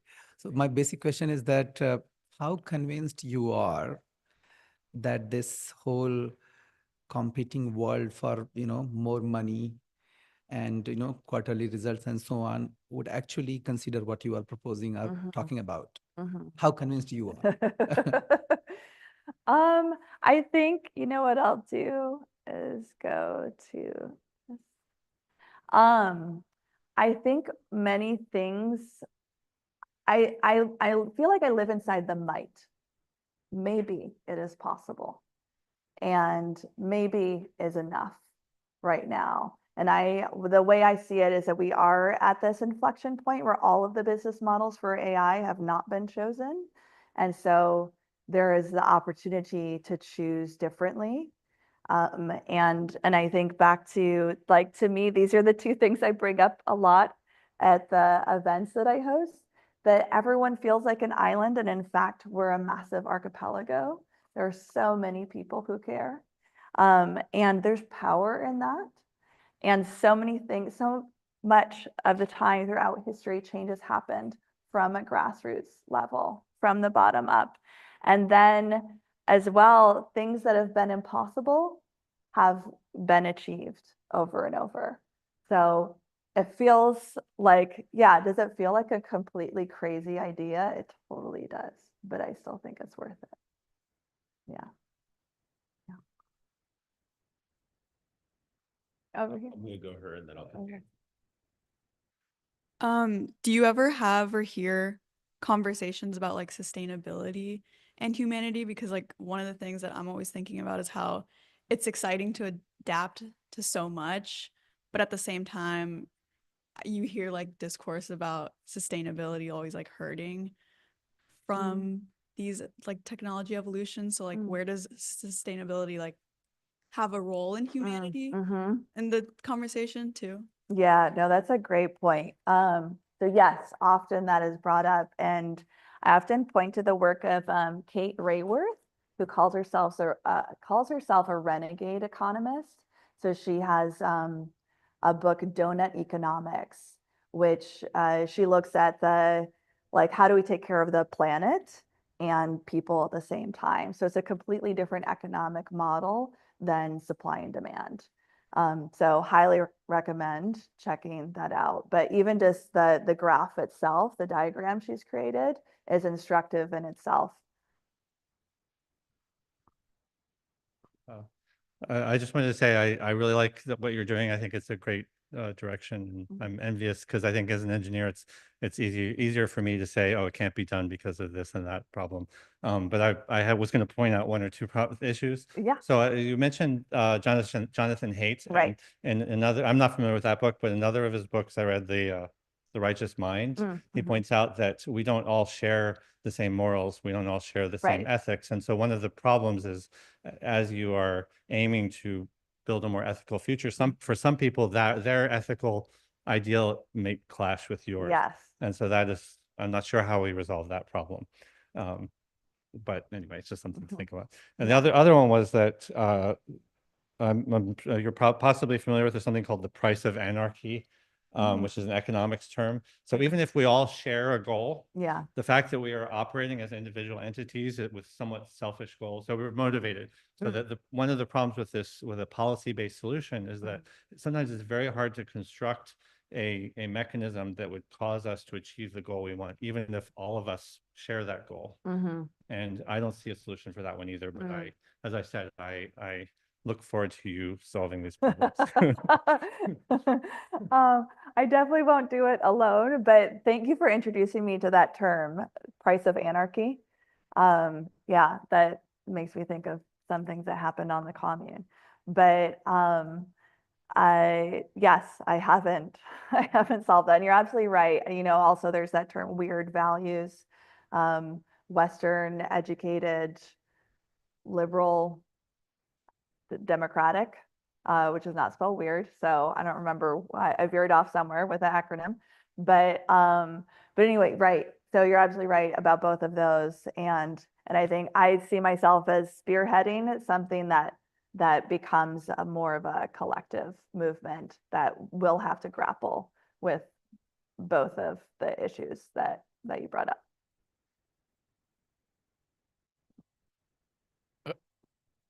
So, can you hear me? Yeah. Thanks so much for the insightful talk. You mentioned like a diagram earlier. Can you Yeah. tell us what that was? Yes, yes, yes. Danella Meadows, who I'm a super fan of her work. Here we go. Yeah, that one I saw, but you had a question where you mentioned another diagram. Were you alluding to something else? You said like supply and demand, and it's not. Oh, yes, I know. I don't have a slide of it. Okay, Yeah, what was donut, that? I just want to take donut economics. If you just Google donut economics, you'll find it. Yeah, and then Donut, yeah, Donut, because it is she's actually using the model of a donut. So shortfall for humanity or like exploiting the planet. and then a quick question. Yeah. For both technical people and non-technical, what's your call for action? Like, how would you like us to help with this project?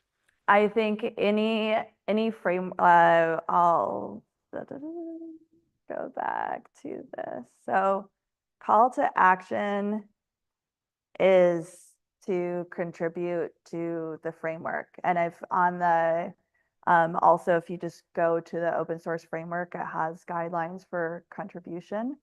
But anything that you have used that has been helpful in building, like let's have it in one spot that we can all pull from. Because what I see is that it's quite fragmented and folks are holding on to their little frameworks and their little places, and we just need to have one place for it. Yeah, thank you. Answered my question. Okay, great. Yeah, wonderful, thank you. Thanks so much. I really appreciate your engagement and attention and your presence here. Thank you for joining. Thank you. All right, short 5-minute intermission because we need to do a mic change.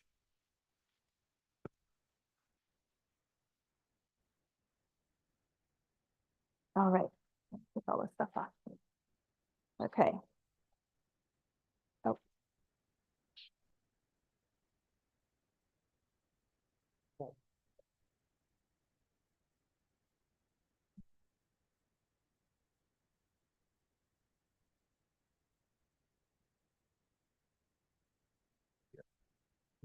You're gonna have to mic you up.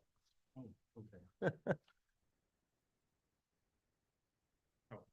Yeah, Ron over there.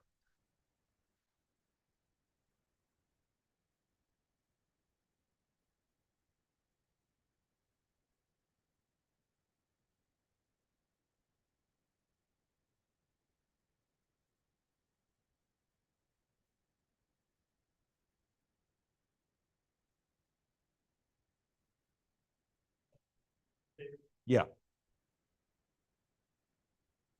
As mentioned, there is power. If anyone needs power Oh. for these devices. Thank you, Tim.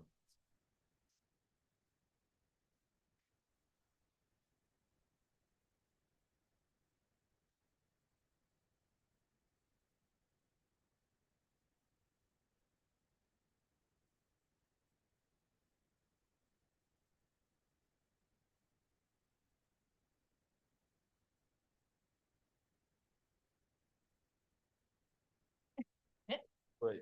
Well, I did this, so it's Okay. hard to do that after trying to think in this huge, yeah, I'm forgetting. I don't think I've met you before, but. My name's David. Yeah, Hi, so Barbara. I've been helping Eileen. Oh, you've been helping. Okay, okay, okay. I'm Yeah. connecting the dots. Yeah, yeah. I see. Hello, testing, Yeah. testing. We met Eileen at the Testing. Yeah. Hear me? Okay. She's right here, everyone else. Okay. Okay, so your last. That's it. Well, don't do it. Oh. Yeah, it's not. Thing, and I got involved maybe late, and it was like, Oh. question is what is it? Want me to? Oh, okay. All right. So, all right. All right. We're going to get started again. All right. If I could ask everyone to take a seat again, we're going to go ahead and get started. All right. Super excited to have our next speaker here. It's the second time I've gotten a chance to meet Odira. Odira is a fellow ACM member with San Francisco State University. He's a third-year computer science student there and also the current president of the ACM student chapter. Driven by a passion for accessibility in tech, Odira is on a mission to make powerful technologies usable and meaningful for everyone. When asked why Internet Day matters to Odira, the internet is where meaning is made, relationships are forged, and new communities come alive. It's not just code, it's a canvas for the human experience, and it's worth protecting. Glad we brought the canvas with us too. Odira, round of applause for Odira. Yeah. Hi, guys. My name is Odira. I'm a student at San Francisco State, current ACM president at our school chapter. I'm going to talk a little bit about the internet, relationships, and school. So my perspective is someone who grew up with the internet, right? Like the idea of it being revolutionary to me is kind of like, huh, I guess like it's always been here. My dad was like, he builds computers. And so since I was like 4 or 5, he built me my own little computer. And I've just been typing away at it since then. I remember like looking on the internet and some of the words were like too big for me. I was like, I don't know what's going on, but I know if I go to like this one specific website, it's cartoonnetwork.com, I can find all the cool games to play. So I always just had it. It was always around. And to kind of sink in just how present the internet has been in my life, I want to start off with a story, a really lighthearted story about the time I asked out a girl for the first time. It was like my was it freshman year of high school, and my friends, they were like hyping me up, and we set up this like movie date thing with everybody. We're like, okay, you're gonna go and you're gonna be like the guy. You're gonna win her over. It's gonna be great. It's gonna be amazing. So we go to the movies, right? Everyone's there. And I don't talk to her at all. I don't open a single door. I think when we get to the movie theater, I don't even sit next to her. I sit on like the complete opposite side. It's a complete disaster. Like it's terrible. But that's also, in a weird way, the most like irrelevant part of the entire story. What's more relevant to that first experience, that first coming of age experience, was what happened later that night, right? I had texted her over Instagram and I was like, hey, that was a great movie. Do you wanna set something up again? And she was like, yeah, of course, we can invite all our friends. And I was like, what if it was just us? And then I quickly scrolled out of Instagram, closed it up, right? Ran away from my phone, ran back to it, texted all my friends. I was like, guys, I just did this thing. It was really stupid. I don't really know what to do. And then I hop back to the text message, and then I see this. She's currently typing, like she's typing away. And I'm just sitting there like, whoa, what is about to happen? I am freaking out. This brings a lot of anxiety. That's my experience with the internet, right? The internet is something for me where a lot of my first experiences are in terms of relationships, in terms of responses, right? Figuring out people, learning how things work, right? Or coming of age, maturing. When I see that message box, there is so many different experiences correlated to it, whether it be this, whether it's the time I'm getting a response back from my mom after I made her mad, or whether it's seeing what's up with my friends, if there's a plan. For me, the internet in its own way has been where I've come to forge new relationships. Another example, right, was my sophomore year of college, right? Oh, third year student. So last year, Valentine's Day, similar setup, very different setup. I was actually in the computer science lab, and I stay there like the entire time. Like I go there from like 2 p.m. to like 11 p.m. There's not a single window in there. It's kind of a really weird space, but I like it, right? I'm sitting there and I realize it's Valentine's Day. And I was dating someone at the time, and I realized I didn't do anything. Like I've been focused on final, or it wasn't final season, I think it was like the start, but there was like some project going on at that time. I was like completely distracted. And so I was like, okay, what do I do? How do I make up? I can't send flowers, it's too late. Can't send chocolates, it's too late. A message is kind of boring, right? How can I, in a way, use the internet to pretty much power or create some type of show of care, right? Now, me being the dorky computer science I am, I made a website. You can go to my repo, it's live, you can give me a star too on there as well. I made a Will You Be My Valentine's website, right? It's really dorky. But this was how I showed care, right? As a programmer, as a coder, as someone who grew up with the internet.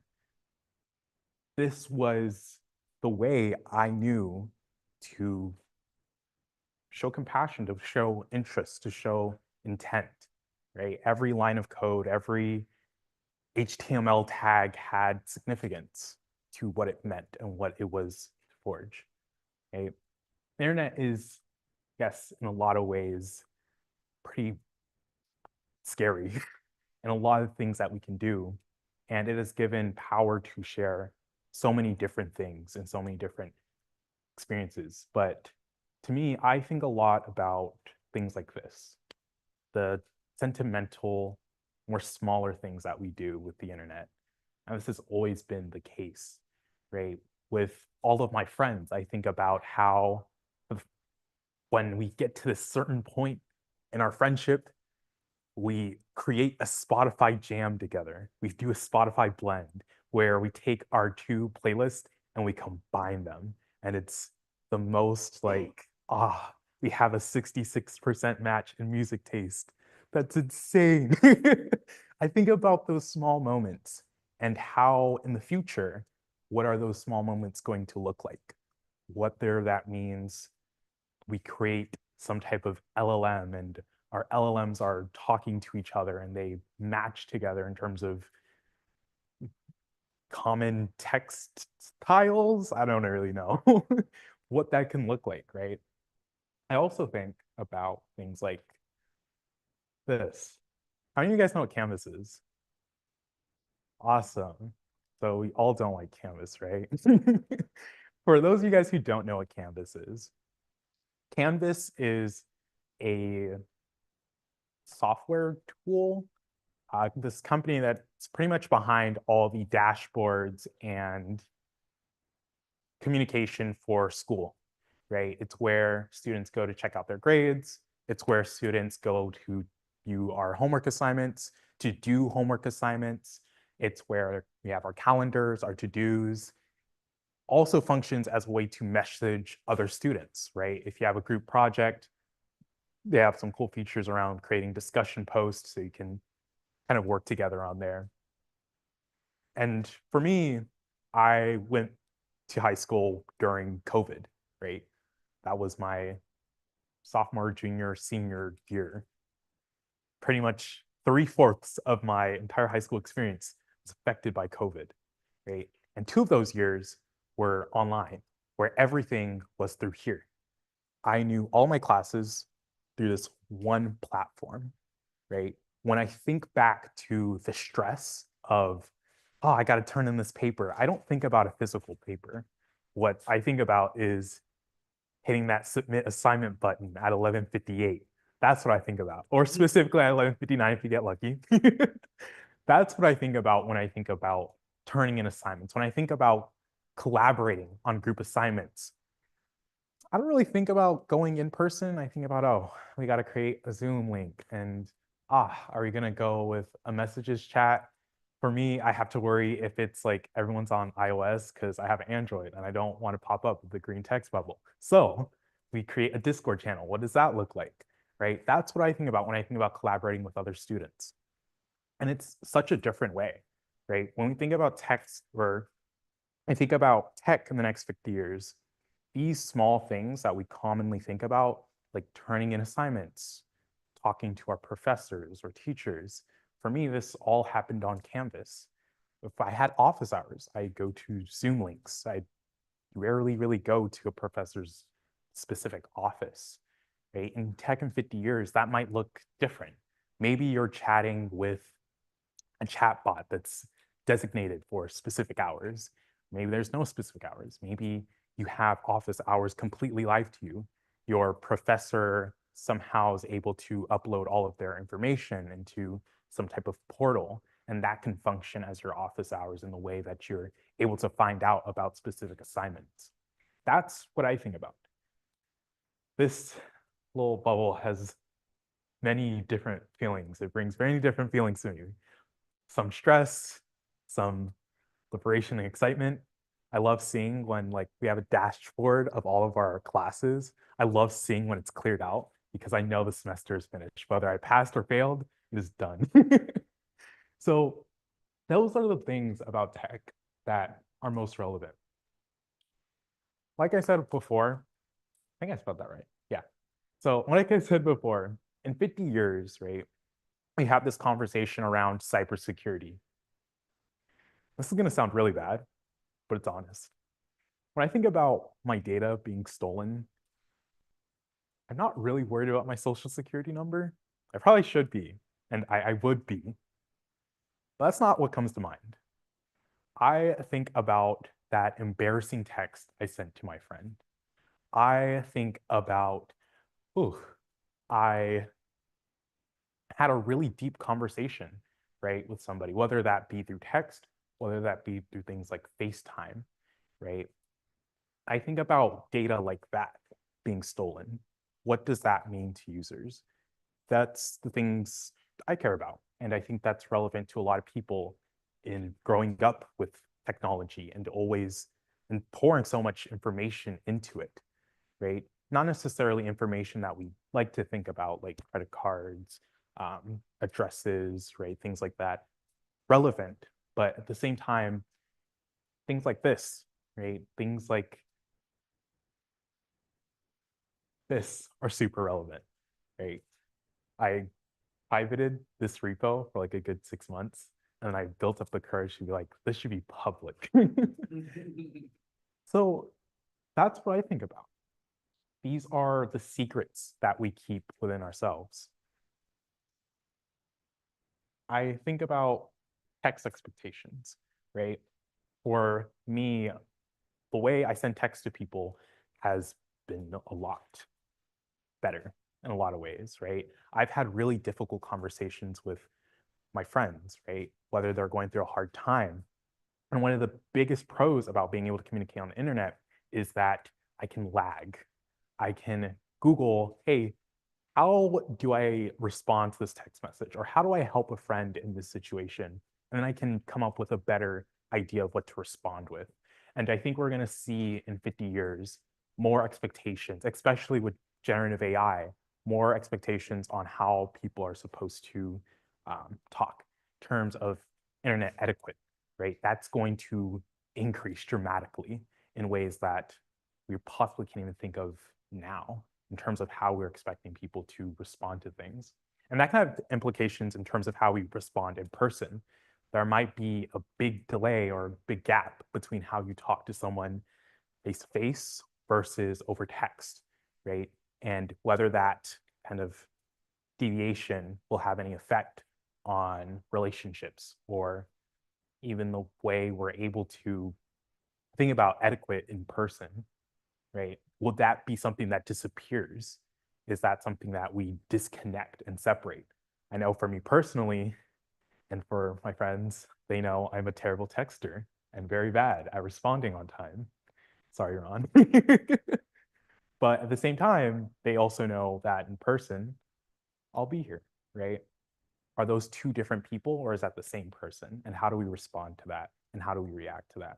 So in 50 years, I imagine that becomes a bigger conversation into how we're supposed to delineate the two different worlds, or if they're the same thing, especially considering how much sentimental data we put into the internet and what that looks like. Same time, in 50 years, built to have connect. Ooh, that should not be there. But this should say built to have fun. I had a lot of fun building this, right? I was in the computer science lab and my friend he had the same exact problem. So we were sitting there together and he was like, ooh, I found this code snippet. Try it, try this, try this. And I was like, oh, this is me. Passing it back to him. We were like sharing code together. It was so much fun. Like, honestly, like I've never had so much fun coding something. I think about hackathons, right? I like going to hackathons, right? We plan hackathons out. I think about what that landscape will look like in terms of having fun, right? In terms of actually enjoying these technologies and using the internet to create new things. I think about all the different ways that's going to change and the fact that we might see new types of hackathons forming, right? Recently, it's all been about generative AI, blockchain hackathons as well. There's going to be new ones forming in the future around new different technologies, maybe an IPv6 hackathon at some point, whether that'll pop up. There's new ways of thinking about how do we use these technologies to, yes, do great things, but also just to, I don't know, enjoy it, see what we can do, right? I think that's going to become increasingly relevant. Oops, sorry. Yeah, that's pretty much it. Thank you guys for. Thank you so much. Oh, one moment. Questions? Yes. I will not comment on your latency, but I do have a question. What happens when someone clicks no? Oh, you can't. It moves. It's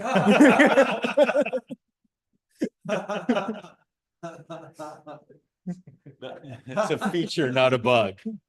Feature, not a bug. Brilliant. Was there another question? I thought I saw. Awesome. Thank you so much. That was wonderful.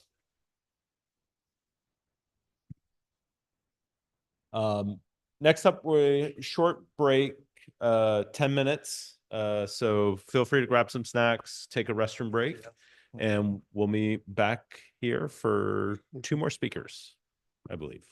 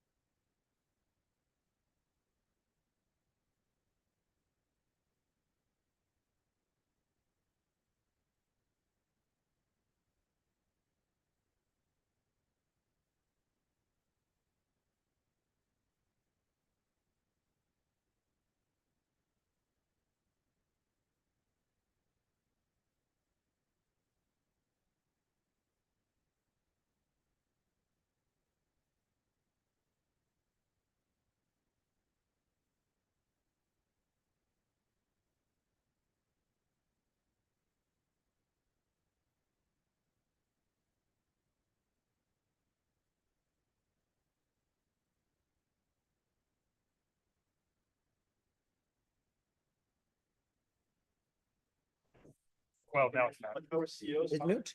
You just unmuted it.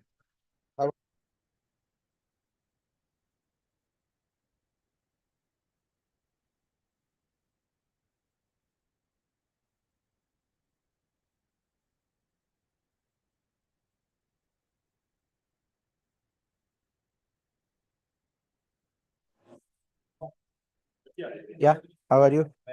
Is it working? Okay, is it working? Yeah, is it working? Working? Test, test, test. Okay. Oh, signal, yeah.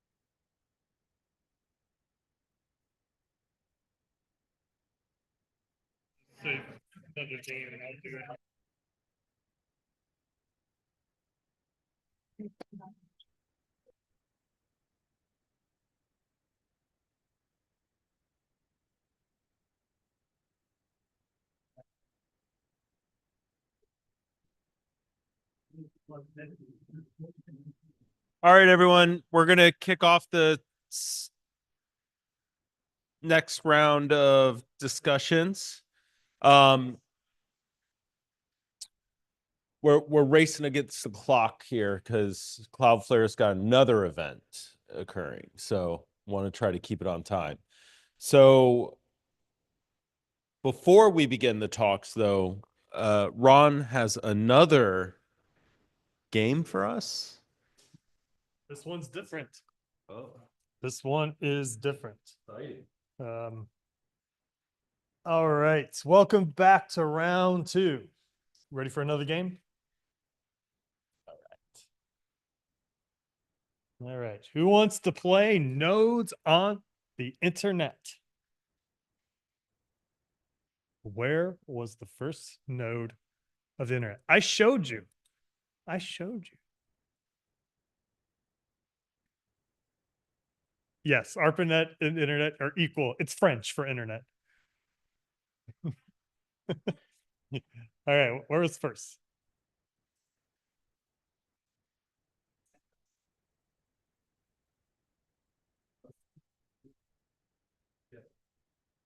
Yeah. All right, excellent. All right, so this is like the March Madness we've already eliminated.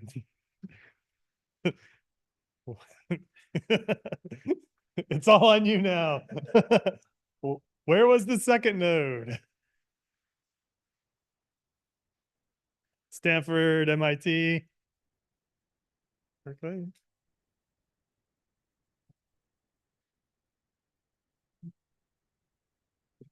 And actually, here's an interesting thing I did not know.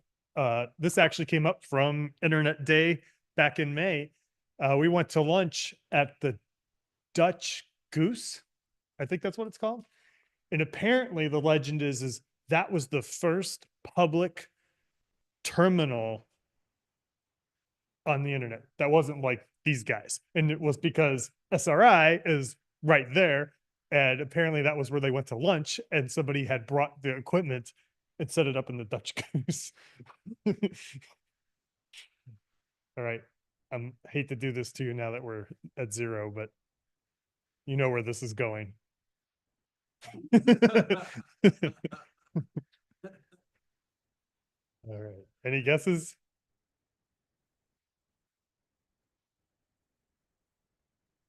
Okay. Everyone's like, that sounded authoritative. We're going with that. All right. Doesn't stop there though.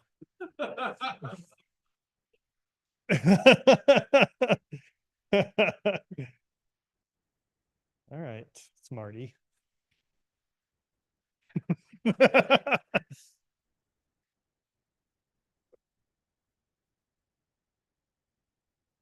Okay. Anyone? Wild guess?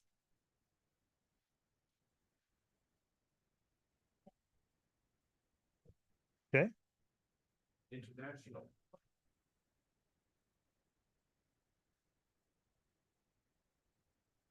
But the last one? No, the last one was Massachusetts is not international. Okay, Massachusetts. Yes. Okay. Yes. All right. It's pronounced Cheller. No, Norsar. Is that Sweden or Norway. Norway?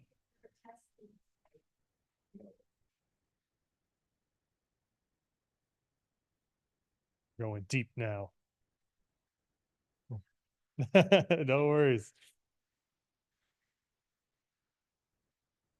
So Intellistat 4 was the satellite used, which was also bonus used to do Elvis in Hawaii.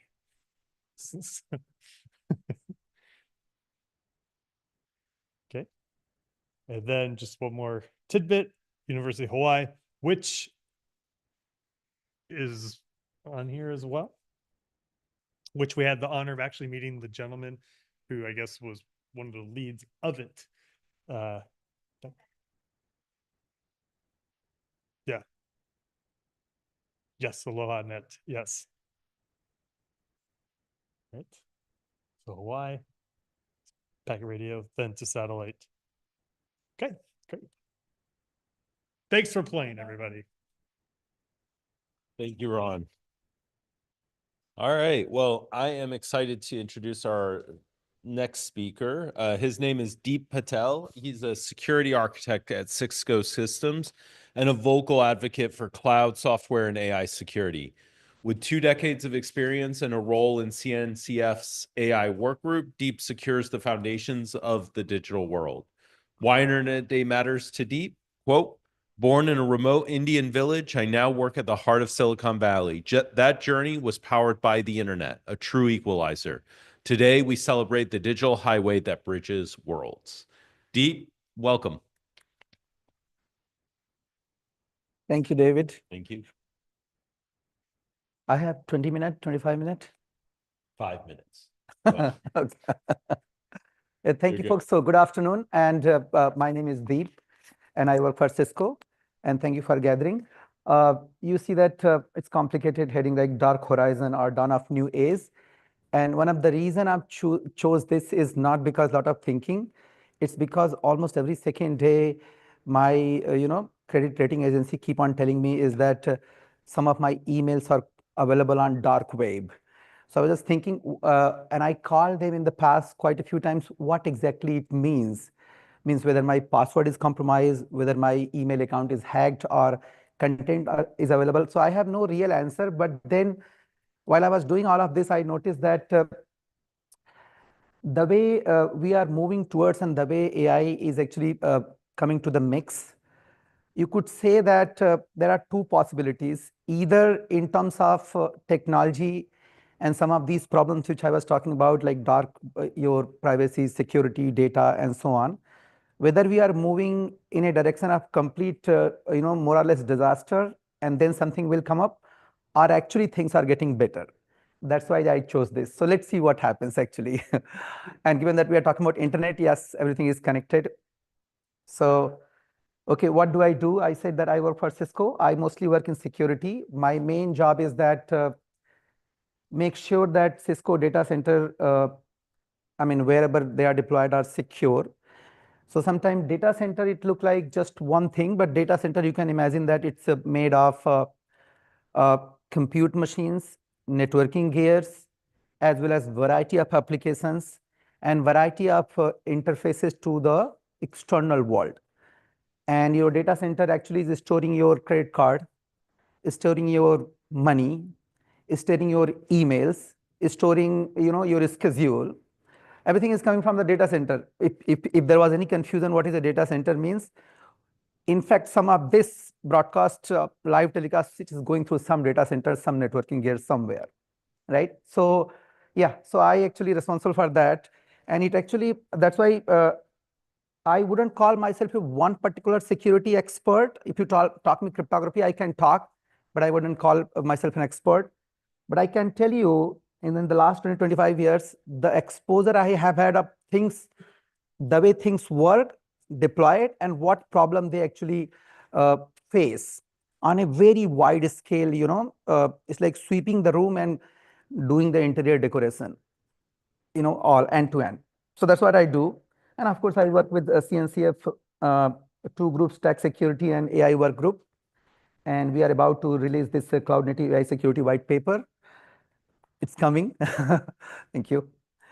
Yeah, so I think I'm just going to very broad level, going to talk about what existed in the past, what problem we faced, going forward, what might happen, because not just AI, I would say that even before AI became a buzzword, technology was changing almost every 10, 15 years, taking a quantum leap when it comes to security. All technology actually have changed, but there are significant progress made in security era. So it is going to, so I'm going to talk about that.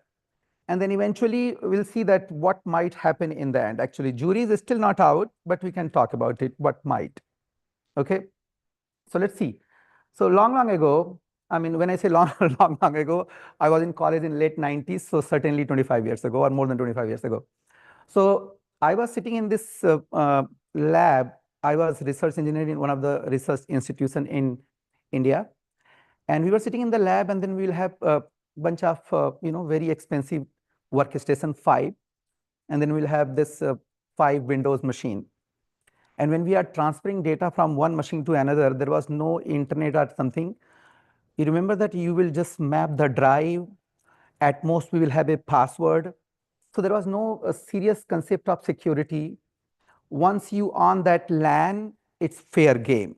So basically, the world was made of LAN and collection of LANs through WAN, let's say call WAN or metropolitan area network, and so on and so forth. And some of these things, if you see, basics of what you see today, for example, TCP/IP or basic networking and introduction of browser as opposed to you doing the sending HTTP plain request, etc. So this was the era. Because internet was evolving, technology was evolving, everybody was focused on achieving something with those technology as opposed to protecting. There was no concept of protection, very little concept of protection here and there. So So I have seen this firsthand that, what problem it can create. Because we were moving with the very, breakneck speed, I would say late 1990. That means a lot of these technologies were getting adopted without any fundamental concept of security. And what would happen later would be decided by what had happened, a decade or 2 decades before. So let's see now. So this is the old story. Now that I work in the data center, now that I see what's going on here, so you could say that this whole concept of LAN, WAN, etc. Of course, concept exists. Of course, there is a LAN. But then today, internet is like a fabric. And actually, fabric is a standard term, so I'm not using in a fabric, data center fabric, but let's say it's a fabric. So if you see the fabric, you have to see that the fiber, if you take, let's say 1 inch square, part of the fabric, you will notice that if the fiber is, let's say, 1/10 of the millimeter, then you have 1,000 vertical lines and 1,000 horizontal lines. And from one corner to another, you can go to in gazillion ways, actually factorial n ways, right? And this is going to grow if you have a larger fabric and so on. So that means, what does that means that even if I put a scissor, until I actually make the fabric in 2 parts, there is always a path to reach from one point to another, right? So this is what we have today. That's why you don't see, you go to the middle of the night, your expectation is that your browser is going to just function magically, as if there is no hardware failure, there is no software failure, there is no maintenance. Why does that happen? Because now internet has become a fabric. There is a seamless connectivity. Indeed, actually, seamless connectivity is because those technologies are making it work like a fabric. So if you see what has happened here is that this whole concept of LAN, WAN, etc. has been decoupled with the concept of application and the need of compute. So there are 3-4 layers now. There is a physical layer where you have your switches, router, compute. Then you have a seamless connectivity layer, let's call it cloud or fabric. And the third one is that the one which is consuming also can move. Your application can move actually. You are using here your gmail.com, you go to Canada, it is going to work. You go to Mexico, it is going to work. It is go to India, it is going to work, right? How all of this seamlessly working? Because the things have been completely decoupled and they can simply seamlessly move. So in this case, your application or your scope of application can move seamlessly without having to do anything with the bottom 2 layer, right? So this is where we are. And now on a more societal level, and before I go there, I would say this, because I was born and brought up in a village in mid-70s, I don't think we ever thought internet will come or something. The world was very simple. I never did any homework till high school. That was a blessing in disguise, I would say, because I see my daughter, going throwing tantrum every day. So we did not have anything. Anyway, then I went to college. For the first time, I actually interacted with the people who had this business mind coming from cities, or I would say, I mean, I'm not making distinction urban and rural, but I saw that I had no exposure to a business can be made with some idea, right? So then I had a very different ecosystem, especially when I moved to my first job in Delhi. And then when I came to US, the worldview also changed. And one thing I noticed that before coming to US in 2004, I had visited before, but I came to here, my first job 2004. I noticed that there was this whole buzzword going on in terms of planet heating, global warming, and so on. But the company, it was a startup. I think there was no water dispenser. There were this 1,000 water bottle, and by evening, all were gone. And you would notice that every engineer table, there are 3-4 bottles and none consumed fully. So we were introducing like plastic like this, like crazy. That was very different, what we call my impression that what's going on? I mean, everybody is actually concerned about global warming and this, that, but why this is happening so blatantly? So the difference is that what you have, you make it work, and then you lose the perspective when you have plenty of it. And and then so basically the truth is that somewhere you have to say what is your base, where you are coming from. So some of these issues which I'm mentioning, I think modern generation, especially in most of the countries, I would say, including India, US, and so on, nobody is going to consider connectivity is a problem. I think it's not a problem statement anymore. You have a phone, connectivity come built in. You don't buy a separate service like ISPs and so on. So anyway, so what I have noticed here is that especially these three societies, like the rural in India, urban in India, and the US, I noticed that all these three societies have made enormous progress because things like connectivity and the information availability is seamless. I mean, nobody considers or struggle for it anymore. And people like me in the beginning, at least when I was in India, I think we had to literally struggle. So for example, I did not speak English till 22 years of my age. I mean, only in the final year of my college, I was able to speak, and that's how I was able to pass. That's how I was able to get the degree. So nobody taught me English. How? Because then by that time, I had some access to, let's say, called internet in a very primitive form. So then I was able to teach myself this new language, which actually was needed for the degree itself. So yeah, so I think these societies, one way or another, are helped. I would say that this is self-explanatory to everyone. Just we have to recognize, but we have actually lost a whole lot. What we have lost is that I don't think there have been any month, if not weeks, when there is not a major data leak. Somewhere something. So there are lots of dashboard you can go and see. It doesn't become news because it has become common. It's no more a news, right? Unless something very big level things happen. And when it comes to infrastructure, etc., well, I think if you are going to the big vendor, probably they have become savvy now. They have the technology. But if you are going to a smaller vendor, a small services offering, some of the things related to denial of service, for example, you are hosting a simple service, trying to do a business, hosting a service, let's say you go abc.com, then it is possible that your competitor or bad actors can keep on sending, using a traffic generator, and keep on sending 1 million requests to your IP per second, just to root out your genuine customer, because they are logged out. So those kind of compromise actually has taken place.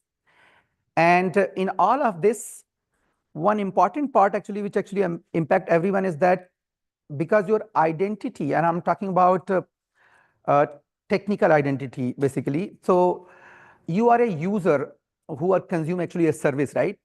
It could be a simple name, it could be an IP address, it could be a what is called digital certificate, it could be a key, it could be a number, it could be many things actually. But these identity, which is now digital, is actually a problem in the sense that it is possible someone else is going to steal your identity and actually mess up your stuff. It can lead to many consequences, including you can lose all of your money actually, other than other problems. So this is the problem we have. You won't hear, like I said, it has become so common now. So, I mean, while those were the technical problems, but what it has led to is that there is a serious intrusion of privacy because of some of these compromise. And because of either the weakness or the lack of technology, or actually advent of technology have enabled, for example, some of the state actors who actually can control our, your life based upon your identity.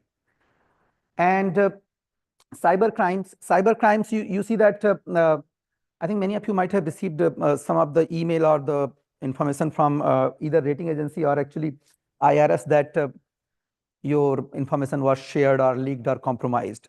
So this is something, just one example of many that cyber crimes have grown, in a humongous way, I would say. Now, the last point I would notice that, so this is the advent of technology and one of the fallout. I think I do a lot of hiking in Yosemite. So one example, I'm taking up Yosemite. There was no Starbucks 10 years ago. And people used to complain that the coffee they had, that they say it sucks. I said, okay, you have come to wilderness. What do you expect actually? But anyway, that was my, but what do you want? A 5-star hotel service in the wilderness? Why do we have this wilderness? Anyway, but there is a Starbucks today, right? So, so the point I'm trying to make is that this whole expectation And then because technology is enabling it in many different ways, there is this expectation that everybody is going to, have the same eating behavior, same mannerism. Everybody is going to celebrate Halloween, and so on and so forth. So there's a lot of pressure in many different ways. I'm from Northern India. We never actually drank coffee. We didn't even know coffee, literally. The tea. But you go there, and you will notice that, first of all, Starbucks has become ubiquitous in big cities. And second of all, this thing growing on is that, oh, you don't drink coffee? Why? Is it because I drank tea? I'm used to tea. Anyway, so this cultural homogenization is one of the problem. I wouldn't say problem. I would say that this is just a statement that this is happening across the board. This advent of information and technology is making, this expectation that things are going to be homogeneous. Means Starbucks need not to be available just in San Francisco city or downtown. It must happen in wilderness as well. So that's I think it has its own set of challenges, I would say. So just think about it. So moving on. So what might happen? Like I said, not just AI.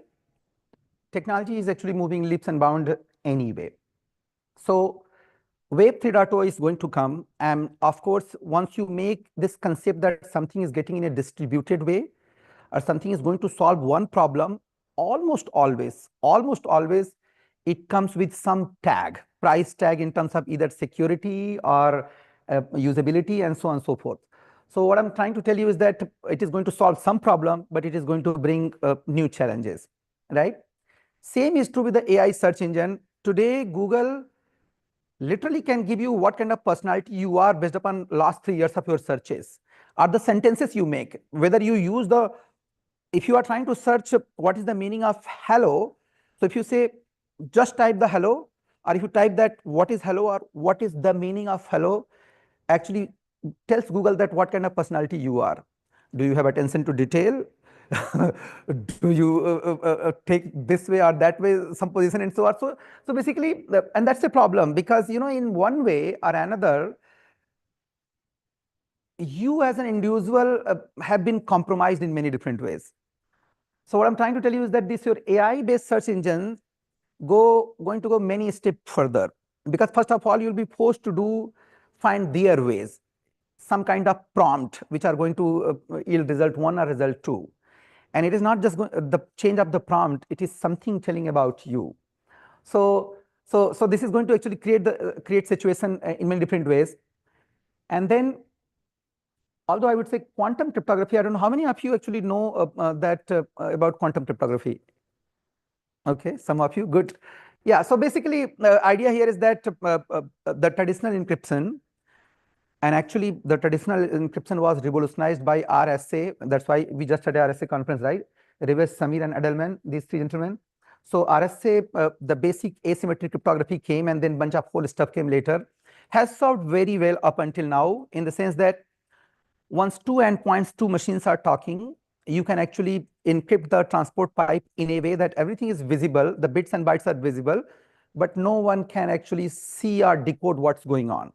So that is the backbone of internet, or when you say HTTPS basically, or TLS, it's the same thing. But what is going on is that these asymmetric key were just 2 numbers mathematically related to each other, and you could encode the data with one, and you could only decode data, not just the same key, but the other one. So if you have a way that you tell some guy the public key, and then you encrypt with that, and I have the private key, so then you have a way to talk to me securely, right? So this is nothing but a mathematical number with some kind of relationship.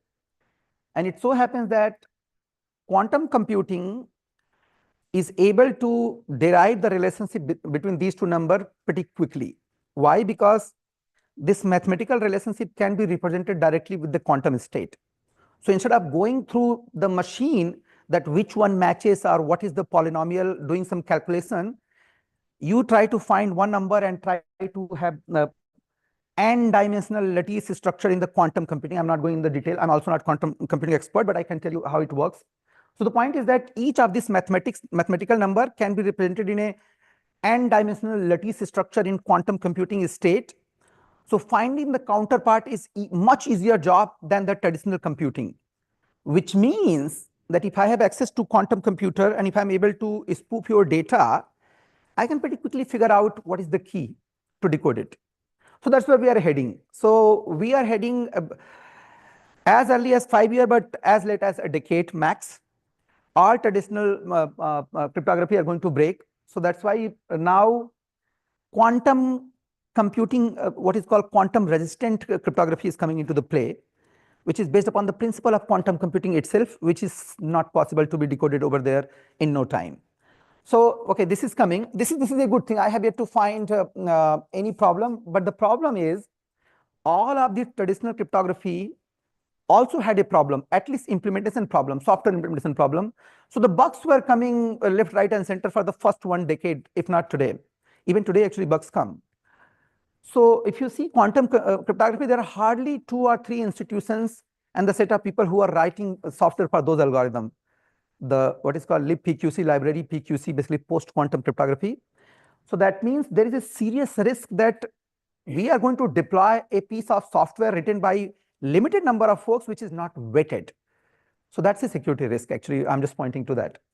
And similarly, I mean, I don't have to go further that AI agent, AI bot, etc., are going to bring their own set of challenges, because what was not possible to think about how many permutation combination can happen, or heuristic based analysis AI agents and bot can do. So what was hidden in terms of security, what was not exploited because it was not known, it is now all going to come to surface. So basically, this is going to add to security problem, even though all of these are going to help not only the technology growing in the right direction, but actually fortifying the stuff. So the goal that is that they are trying to fortify, but it will have its fallout. And coming to this artificial general intelligence, I'm not even talking, we are not even there, but whenever it happens, that will have its own set of challenges. But we are not there yet. Anyway, so yeah. So now going forward, so what we are going to gain, I think I explained some of this. What we are going to gain here is that because of this level of automation, we should be able to figure out the problem beforehand, which are hidden otherwise. I think I can already see some evidence of that. And the third one I'm going to talk, I think cybersecurity is going to be enhanced with the quantum computing, and one day we will have quantum computer, means when we are running this HTTPS blah, blah, blah, underneath it will run the quantum resistant algorithm. So you or I don't have to worry about what's going on. Underneath it will be protected. So that's where we're moving. Now coming to the second one and fourth one, basically, this is a gray area. I would say that unless we go to the level where chatbots and virtual assistants are actually talking to each other as opposed to talking to human, it's very difficult to see what problem they are going to create. But from security perspective, I can tell you is that in security, what it is my impression, and actually the data suggests that when everything goes well, goes very well. But if you find one, what you call bottleneck or one hole somewhere, it can just decimate the entire system. So basically, just cascading impact. You somehow are able to go to and find the little bit of identity, and then some other tools you are able to actually hack it, and then with that of identity you go to the system, you notice that access control is not right, so you go little further, you are able to create your own user, and that user again because of weakness has some admin power, and game over. So basically it can go good and bad both. And loose part, I think I explained here, but this privacy part is going to actually, privacy invasion is going to grow, like I said, because it's like we are being fed some kind of drug, which we will keep on consuming without much, because we just cannot say that we don't believe in AI and we will not use it. You'll be forced to use it because your bank uses it. You'll be forced to use it because your school uses it. Your friend uses it. Your household appliance knows that you are out of Coca-Cola. So somebody knows out there that you don't have Coca-Cola in your fridge. So this privacy is going to grow, going to go on a steroid, I would say. IP theft, this is just I think this is not a security thing, but intellectual property theft. Just imagine that all this learning to the model is being done with data. And today we do not have any real meaningful framework how to protect the people who wrote those stories made those paintings, literally. So this is a problem society actually is going to struggle. I'm just listing it out. Again, deepfakes and misinformation is, need not to go further. All of these things are already happening in many different ways. Yeah. And then, of course, so last point is that we are going to be bombarded with so much information, so many things, and that we are going to drown. So there is a chance that we are thinking like bots, like in some way. So we might just lose common sense, what is right, what is wrong, because something becomes the new normal. You know, if I write a story, if I'm a writer, if it has become a norm that my story can be used for learning and bits and pieces and paragraph can be part of the answer, which I ask a bot, then that becomes a new normal, right? Anyway, so the moving forward, so what can we do? I would say, of course, all of us need to play a part that how privacy need to be protected, including intellectual property. And I would say this misinformation is going to grow, so it is all on us how we actually deal with that and whether we are going to be part of this or not. And I would say last two is that you have to be careful when you are actually spreading data using applications. You have to use the bells and whistle to make sure that you are protecting yourself as opposed to relying upon company default. Okay, so these are just common sense stuff. I would say I'm not doing. So okay, so my idea is that okay, so there is a dark horizon because a lot of possibilities are there which are going to create a situation where we may not have a real control. So things can really go bad. What we can do though is that we can create a what we call a designed or actually well thought out model. When I say industrial model, means companies need to do it, people who are creating new startup need to do it. So we have to find an industrial level solution to privacy. Same is true for industrial level solution for IP misuse, basically. And of course, a lot of innovation would happen AI driven. We have to wholeheartedly accept and solve some of the problems I'm talking about using AI. And the last one, all of us need to be aware and need to play a role. I mean, we just can't be the silent spectator in both ways, whether technology or the impact. And if we are actually careful and if we find some of these solutions at industrial scale, of course, there will be a dawn of new age. Thank you very much. Thank you very much. Questions? Ron. For anyone starting now, what do you think would be the most important, maybe like techniques to kind of stay up on top of this? Yeah, I would say, well, I would say because you already have the information, just go by the basics. Means you don't have to understand or be the expert of AI or expert of security. Just try to understand very basic. If it is identity, what it means. If it is my data, what it means. And if I'm making using an app, my finance bank app, what it does. Very basic. And just try to understand the fundamentals. I think from that perspective, you'll start getting stuff. Any more questions? Yeah. Thank you for the talk. Appreciate it. My question is actually the question you asked the previous speaker. You have left us at this crossroad of dark versus bright future. How optimistic are you that humanity will choose the right side? You in the previous slide, you also had this. You had a number of items, but one of them caught my attention: misinformation. I was reading recently that the cost of fighting against misinformation is more than 3 times the cost of actually creating the misinformation. Yes. So thoughts on all of those? Yes. I think this is just my personal thought. I very seriously believe that generally you don't file a broad framework solution unless things have gone really bad. I mean, seriously. So my suspicion is that, and because in the traditional security sense, it happened that way. Many of the industrial model, which I'm trying to talk, I was trying to pointing to, is that when it becomes so problematic to every common person is that either their identity is misused or they are actually being forced to follow a path, then this very same technology is going to create an industrial model and someone is going to make money to fix that problem. So when I talk about industrial model, I have a full faith that we are going to do the course correction, and in that process, we will make money. So this is going to happen. But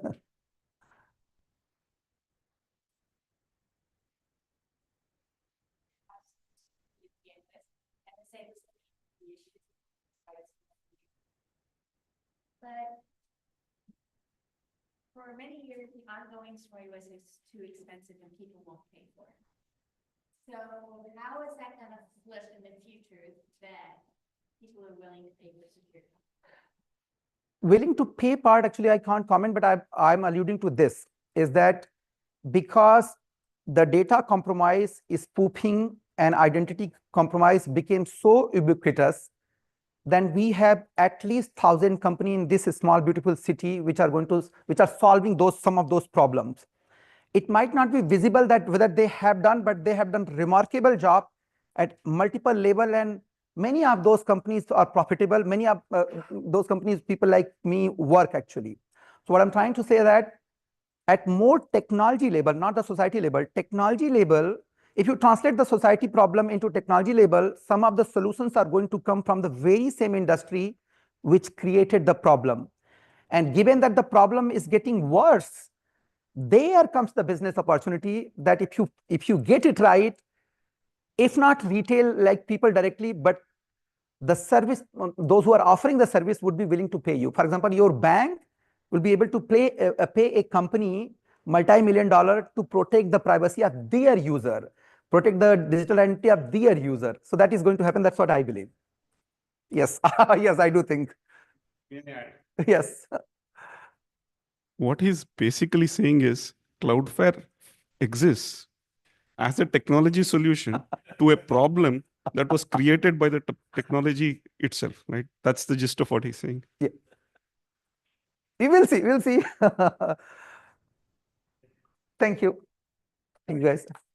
I had a question. Okay, go ahead. To try and phrase this properly, but on a society level. So, as people, drown, sorry. Oh, as people kind of drown in the age of new data. Yeah. And they might be more willing to sort of compromise their data, or because they're not as inclined to educate themselves about privacy. How, wouldn't it be difficult to kind of push that education onto people? How would you go about doing that? Yeah. To tackle the compromise of data? So thank you for that question though. So I very seriously believe that pushing, educating goes only so far. So I, as a technologist, what I would like to do that if you enter your date of birth, if you enter your social security, I'm just going to bar it to be used everywhere, wherever I could. So as a technology, the app developer, the phone developer, the stack developer, the encryption developer, we have to provide an industrial model that it is safe, not that you have to be expert, not that you have to change your behavior fundamentally, because that can't be. So what I'm saying is that technology has to solve the problem technology created, as opposed to hoping that the people will stop behaving differently. They will not. In fact, it can get worse in terms of behavior. So that's why I'm convincing that industrial model has to be there, and I believe it will be there, and that's where we'll make more money. Thank you. Is that all? Yeah, thank you. Thank you. We're gonna welcome our last speaker, who's David, I believe, is closing us out. While we switch the mics, though, could I ask a quick favor, everyone? Would you mind standing in front of the Internet Evolution mural so that I can take a quick group shot? We want to send it to Eileen, who couldn't make it. She requested a photo, and we said we would send her one.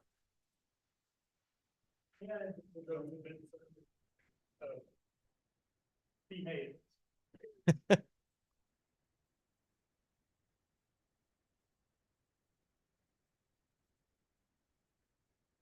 Just go ahead in front. Kind of proud. Maybe those with good knees, I'll ask if you can crouch. Oh, no. Yeah, I'm gonna find it.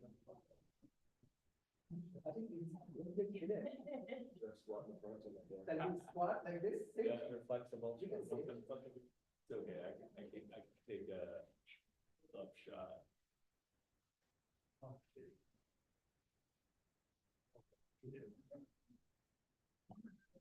Everybody hold tip. Do the thing. Do the things. Everybody slide. You go. Slide. Slide.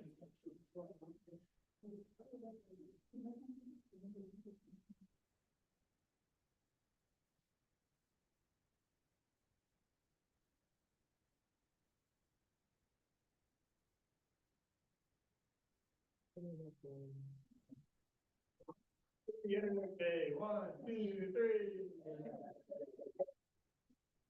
I know we want to turn around and act like we're doing something. She'll freak out. Like, oh my God, they're ripping in this reference.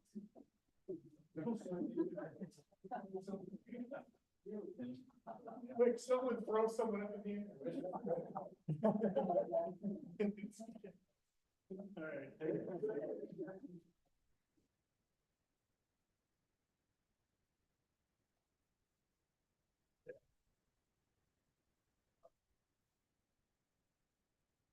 What do you want to talk and I mean it for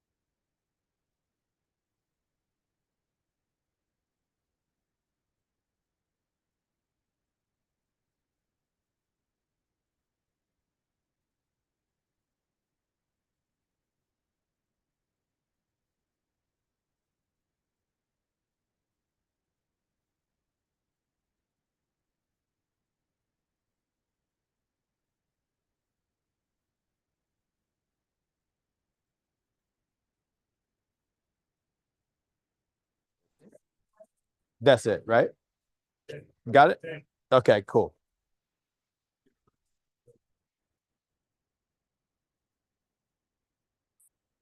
We'll talk after. All right, we are gonna wrap it up. All right, so the final talk is with David. We heard him talk a lot earlier today, so I'm not going to reintroduce him. Yeah. But he is doing some very interesting work off of the meta layer, and what he'll be talking about next is similar to what the training on was on today, but more about the initiatives you're driving, I believe. So with that, I will hand. Oh, I don't think you need this. Oh yeah, I don't need that. Okay. Well, awesome. All of you are probably thinking, well, what the heck is a meta layer, right? Deep made a lot of great points about, where we are now and the problems. Erica also talked a lot about the problems that we have and the lack of care and the need for more empathetic design. Well, this is your opportunity to provide your ideas to what the next level of the internet will be. There's a initiative that I've been working on it's been a number of years now, but it's called the Meta Layer Initiative, this latest phase of it, and it's looking to get a concrete idea of what a new level on top of the existing internet would look like, and not what it would look like. We have a sense of what it would look like, but what it could be used for and how it could be used to solve the problems that we have today, but also unlock whole new capabilities that aren't really accessible to us on today's web. So this session today, we're going to talk a little bit about today's web. Actually, I'm probably going to breeze through that because we've gone through that quite a bit, but we'll touch on that and then talk about, well, what is a meta layer? What might it look like? And what's an example of overlay application? Then we'll talk about the initiative that I've been working on. We have an open call for input, and it's based on this idea of desirable properties of a meta layer. And then we're going to do a group exercise. Well, I guess from my perspective, the most exciting thing would be is if all of you came up with an idea to submit to this call for input. Now, I don't know if that's possible here, but we have a lot of tools in place, including AI assistants, that could make that a reality potentially. So let's just jump into it. So today we have a flat web. Does that resonate with anyone, that the web is pretty much flat? Does it make sense? Okay. And there's a number of different problems, and these have been talked about more or less today. It's unsafe, the scams, the predators, data exploitation. Deep talked about these. Then it's completely fragmented, and that's why it's so hard to make meaning on the web, because the information is in silos, plus there's a ton of false information. Then you have essentially a lot of fake accounts Facebook takes down. Does anyone have any idea how many fake accounts that Facebook takes down every year? Okay, one guess. Another guess? How many? 1 million. Okay, keep going. 100 million, keep going. 1 billion? Can I hear 2 billion? 2 billion? Any more? 6 billion a year. So there's a lot of fake accounts. Essentially, we've got a web that's low signal to noise. It's separated into silos, and it's isolating us. Like, you have no idea who's on the web with you. I mean, on social media, you do the platforms, but from the standpoint of on a particular web page, you have no idea, right? I mean, one of my good friends and colleagues, he's into data sovereignty big time, and he made this point that there's 5.4 billion humans that are using the web, but yet when you're on a web page, you have no idea who's on that web page with you at that same time.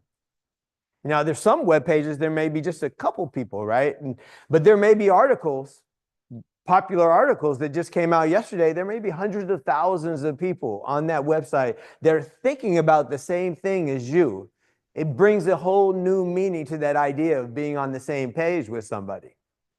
These people that we're on the same page with, some of them actually probably have information, conversation, ideas that we would totally resonate with, that it maybe we even need to hear to really move ourselves through the next level of our own trajectory, but we won't ever meet them.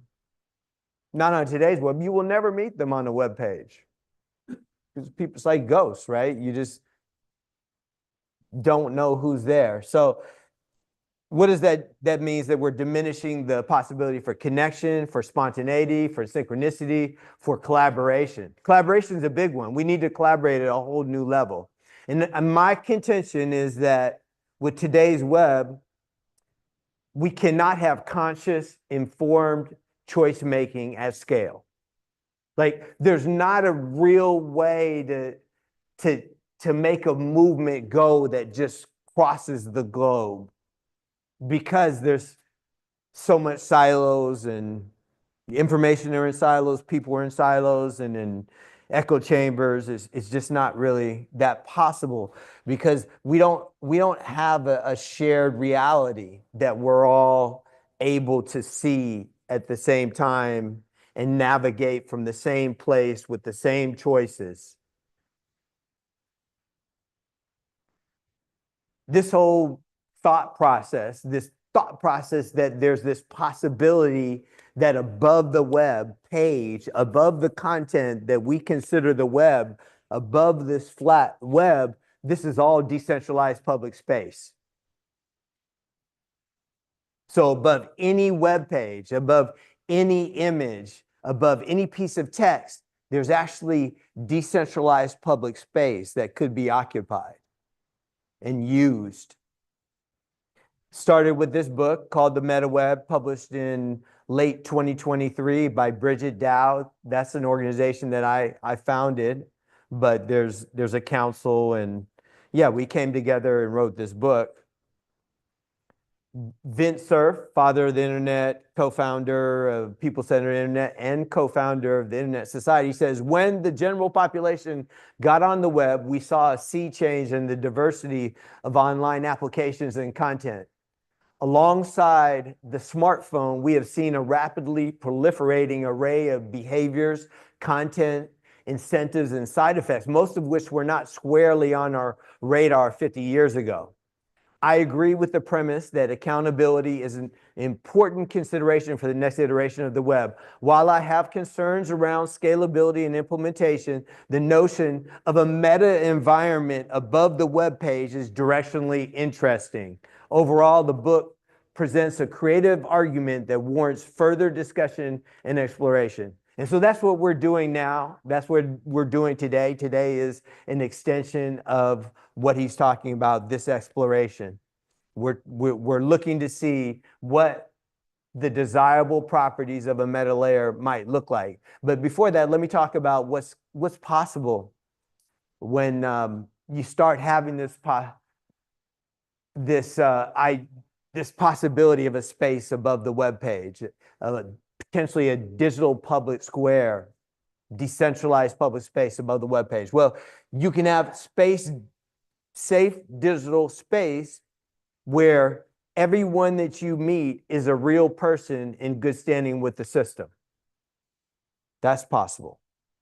You can have the possibility of people having presence on a web page. So when you go to a web page, you could actually potentially see all the other people who are there on that site at the same time with you.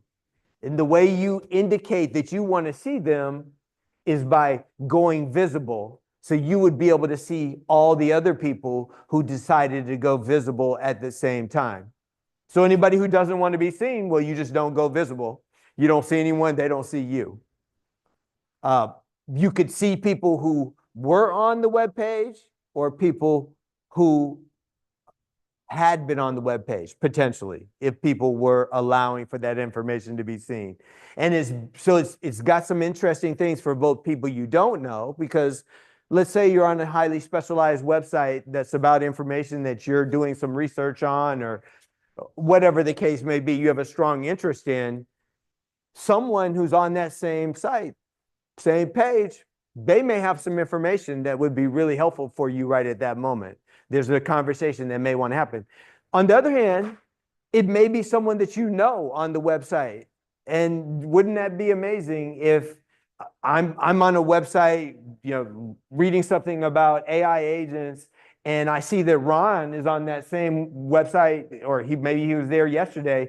He was reading that same article. Well, I say, hey, Ron, I just noticed that you were on that same website article that I was reading myself. I thought it was really intriguing. What did you think about it? So it was awesome. So yeah, and I want to know a little bit more about that, a little bit deeper. But yes, I mean, there's just this whole notion that we can connect and have new vectors of conversation that wouldn't have happened otherwise.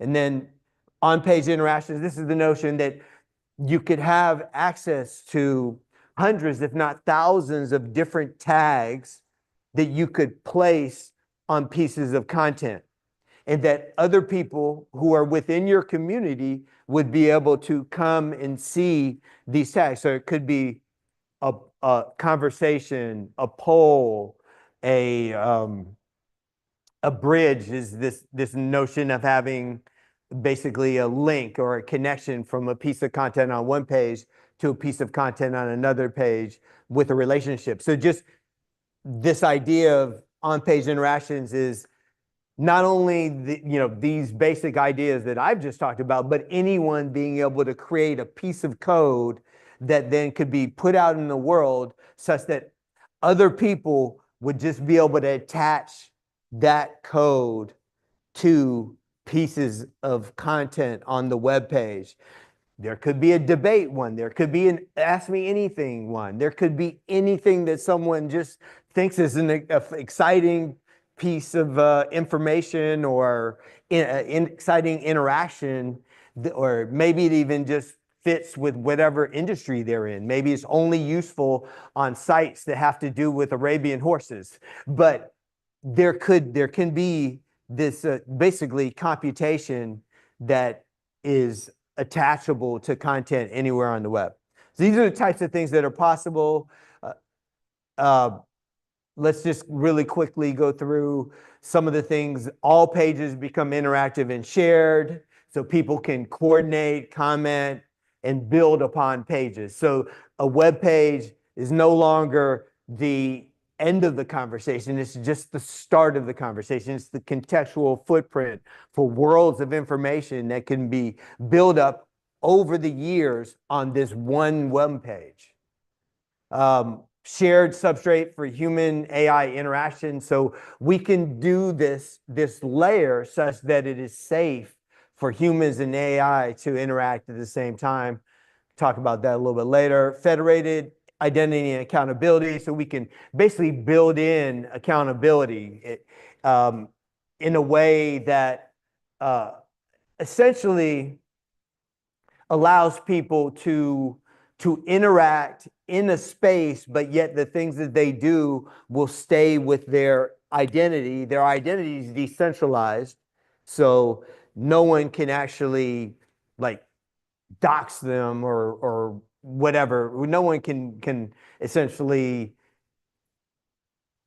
uncover them without their consent. They own their identity, and they need to say, yes, I'm willing to allow this person to know this about me. But yet at the same time, because their activity is tied to an identity, they are accountable. The stream, those traces of interactions that Deep talked about would stick with that decentralized identity. And then one of the really interesting things around this, that any community can essentially have its own layer on top of the web.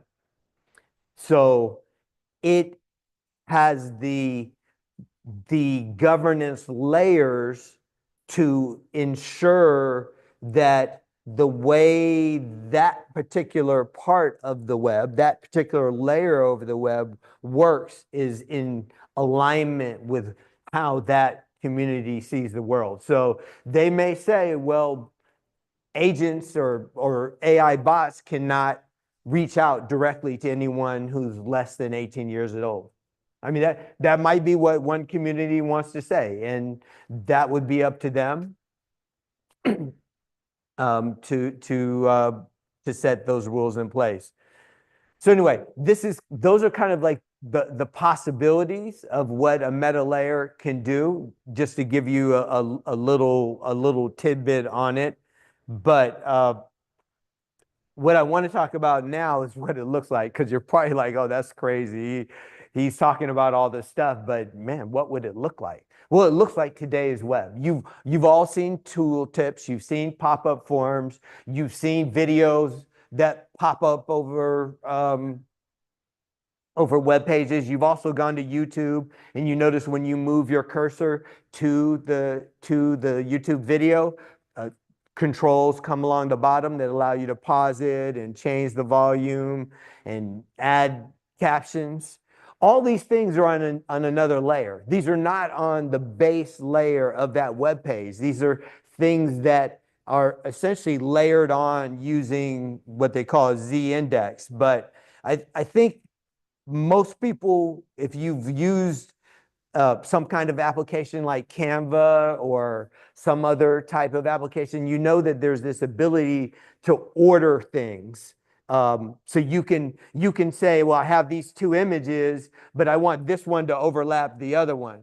This is the same thing that we're talking about doing, and that's why it looks just like the web. The meta layer is just another layer on top of the web that uses the exact same tooling that we already are using. It's using existing technology, and the thing about it that's different is that this layer is not controlled by the person who made the web page.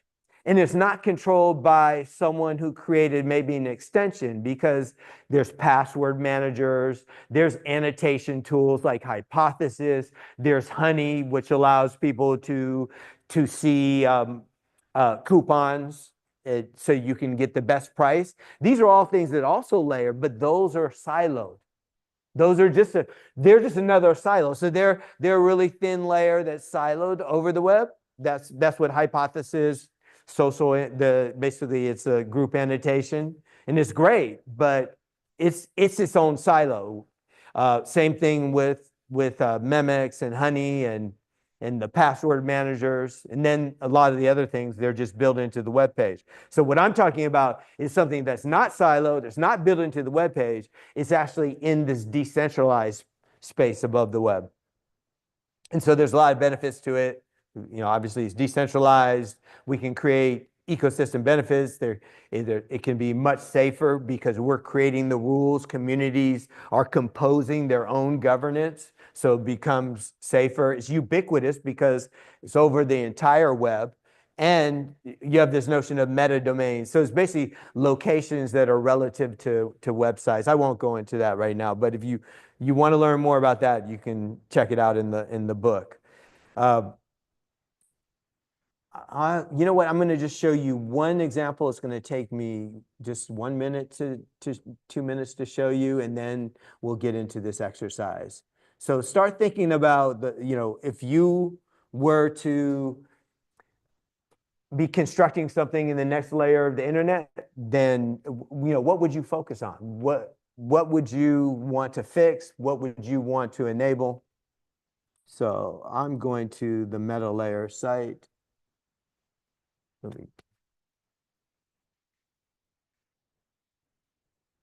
And let me move this thing. It's in the way. You'll see that there's this little bouncing icon. This is the canopy, and this is technology that my group put together. I'm not sharing. Oh, there it is. Yeah. Okay. So here's the canopy. This is an example of a meta layer application.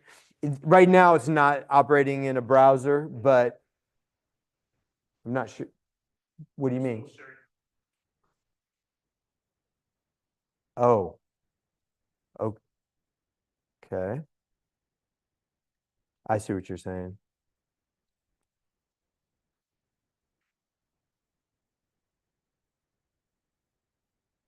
I wasn't getting it because I was seeing it there. Yeah. Okay.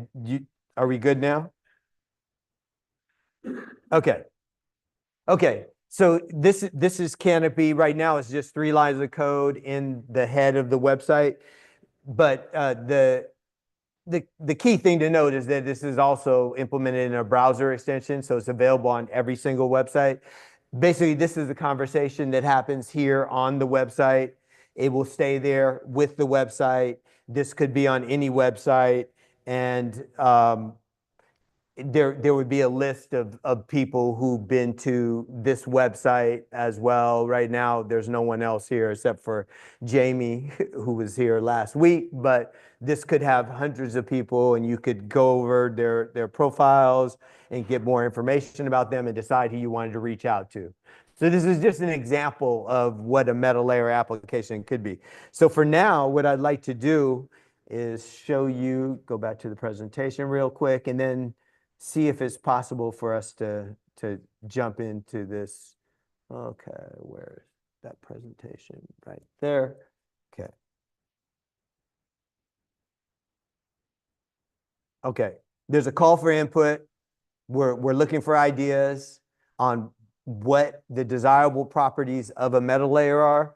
There's a bunch of ones that we've already identified: authentication, accountability, participant agency and empowerment, data sovereignty and privacy. What's that? Oh, yeah, full screen. Okay, got it. There's 3 that are on AI governance and safety. There's a bunch on security, transparency, and trust. So basically, there's a bunch of different categories here. And we are looking for ideas about how to extend these. We have some basic ideas of what these are, but we also understand that it's really important to get the input of other people. And we've noticed, we've had a call for input open about well, this is the second one. We did one last year. We've got about 50 submissions so far. And I'm putting up this idea board because if any of you would like to do a submission, we could probably accomplish it in 5 minutes. And this would just entail you using the AI assistant that we've set up. And you basically give it a basic idea, and it will work with you really quickly to turn that into a submission. Anyone want to try that? We could just try it live up here if someone wants to be the guinea pig. Yeah.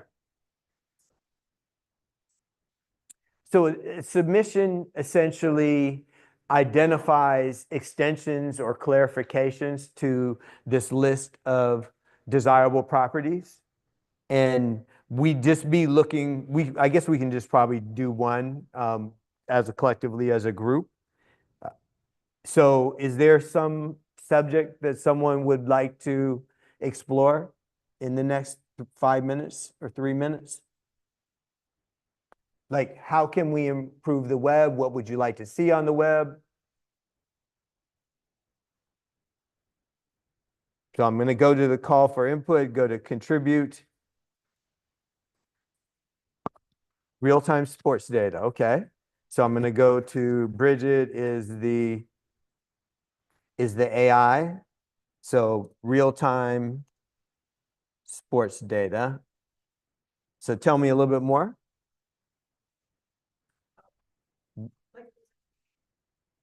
Uh-huh.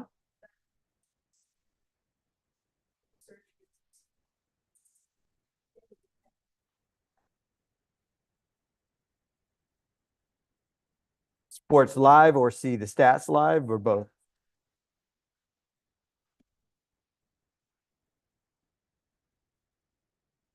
Okay. So let's see. This is certainly the first time that our AI has seen that. So the AI is telling it, can you all read that? Let's see. So, oh, what's happening? I unmuted myself. Okay. I think the volume. Oh, that's it, the volume. Okay, great. So you're describing a demand that sits at the intersection of real-time sports broadcasting, live data feeds, and interactive user experiences. So they're looking at this live viewing plus stats integration, interactive dashboards, what the tech behind the experience would be, and they're talking about what different applications could be. Now, they're going to say, probably would require a little bit more time to do this thoughtfully, but what I'm going to do is just ask for a submission. Because we're running out of time. But this is something that you all could do, and it'd be really, really interesting to me and the rest of the people on the team to see what ideas that you have coming up. So what is it? It's saying here that there are some desirable properties that we've already identified that this is aligned with. So for example, empowers fans with control over viewing modes, data layers, and notification preferences. That would be in participant agency and empowerment. Commerce enables real-time stat enhanced engagement for fantasy leagues, betting platforms, merchandise triggers. Any of these things sound like in the ballpark or what Yeah. Okay, cool. And then, so they're saying simplicity and interoperability is important, collaborative environment and meta community. So there would be this possibility of people doing synchronized co-viewing, sentiment polling, and crowd-based highlight generation. So any of these in particular that are interesting? Yeah, like for the sports betting, I know it's really popular to sometimes like switch bets during a game. Or like introduce new bets based on like how the game is going. Uh-huh. So something like that. Okay, so sports betting and changing bets. Let's just see what it says. So integrating dynamic context-aware betting into real-time sports experiences unlocks both user engagement and transactional fluidity. And so it's adjusted the contribution and is really focusing on that. So like this one, participant agency and empowerment enables flexible, informed, and reactive betting decisions mid-game. There's commerce implications, et cetera. But here's the part that's really most interesting to us is, well, what are the clarifications and extensions of these desirable properties that would be needed to support this particular application you're talking about? And the reason we want to know that is because we're going to take all these clarifications and extensions, compile them, and then create an essay called basically the essay on the desirable properties of a meta layer. This will be used to get funding and also to create the requirements for building an application substrate that will be, whose purpose will be to allow anyone to create applications that live in this layer above the web page. And by getting this input on your sports application, we then build it into this application substrate. Not necessarily the actual application, but more so the precursors, the things that are necessary in place, the extensions to these desirable properties. So then when you come along and say, I want to go ahead and build this really amazing interactive sports betting platform that's, it sits on top of ESPN and also all the other sports plus all the teams or whatever, it'll be easy because it'll have the plumbing that's necessary for you to do it will be there in place. Make sense? Yeah. Cool. I think you're cutting me off, right? Okay. All right. Well, thank you so much for that example. That was really helpful. We do have a small amount of time for questions, though, if people have questions for David. Yeah.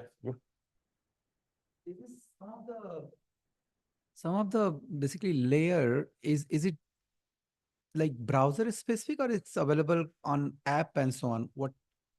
Well, we've initially thought of it as a browser overlay, but I think so many people use mobile, so there's got to be some way to add that into the mobile experience. So one way is to essentially have a dedicated app for it. And then another way is to provide a protocol that other apps could potentially build into their app. Now, I'm not saying that that would happen immediately or anything, but if it became popular and they saw a benefit to themselves to bringing this information in, then they may choose to integrate it into their app at some point.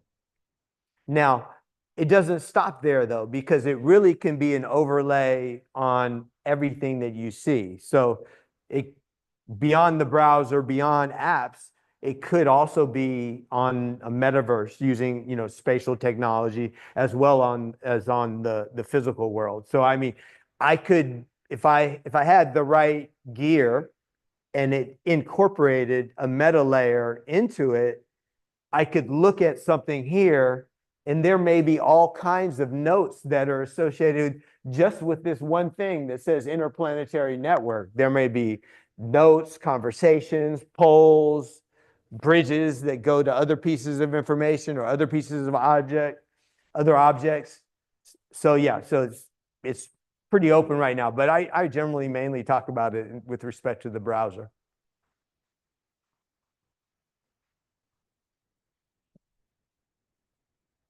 I have a question about navigation and what the meta layer, like how do you traverse or go between? Are you going like across like the current, forget the word you used for, like the flat internet, and then you're going up, or like how are you actually going back and forth in between these different spaces?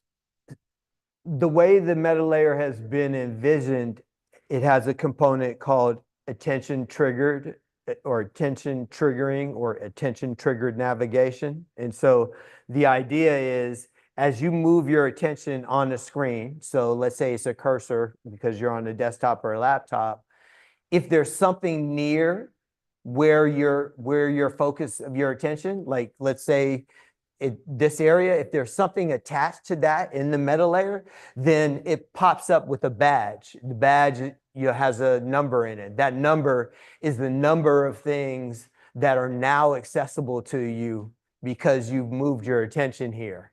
So you don't see any of that until you actually move your attention near something that has the meta layer information. Then you tap that badge and it pops up with an overlay that just shows you all the things that you now have available to you. There's 3 notes and 4 connections to other web pages, and there's 2 conversations, and there's a poll, but it's all just clickable from here, from that piece of information that you're focused on at the moment.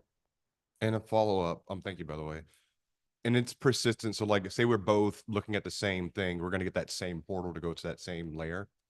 Yeah, if you're in the same community, you'll get exactly the same thing. There's the connections, the bridge connection I was talking about, those transcend communities, but conversations don't. Although you could post your conversation to multiple, your conversation smart tag, you could post that to multiple communities, but it wouldn't be available for someone outside of all the communities that you've posted it to, unless you posted it public. There is also the possibility of putting something, out there completely public as well. Thank you. I think, okay, yeah.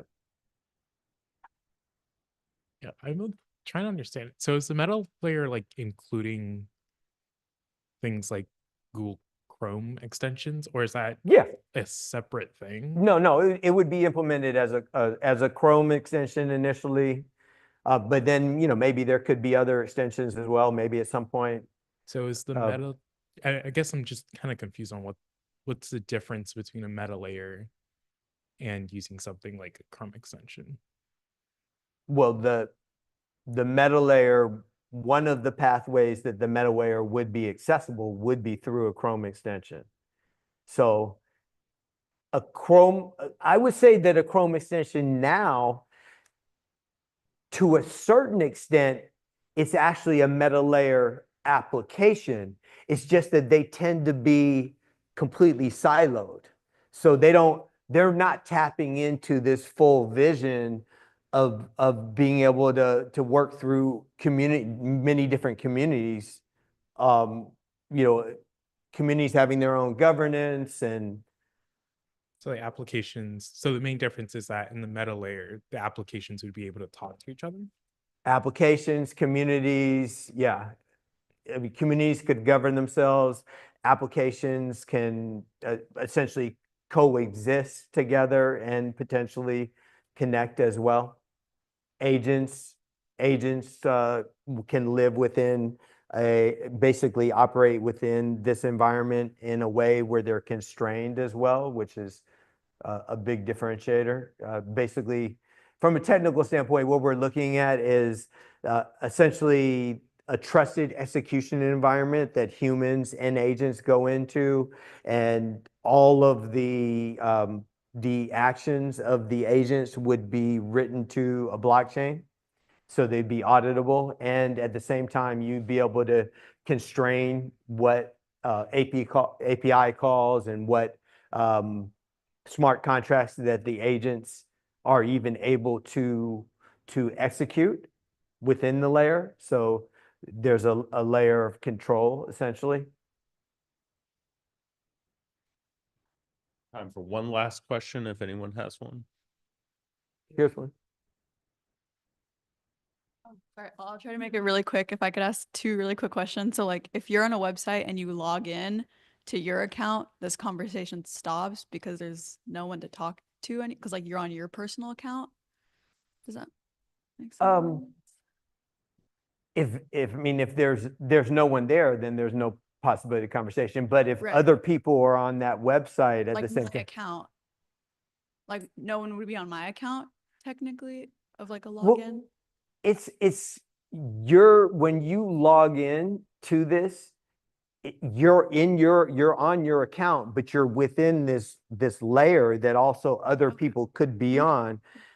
Now, your location is based on what page you're on. So if other people happen to be on that page at the same time and they decide to be visible and you're deciding to be visible, then you'll see each other. Okay. But if you're not being visible, then you won't Yeah. see anyone else. Yeah.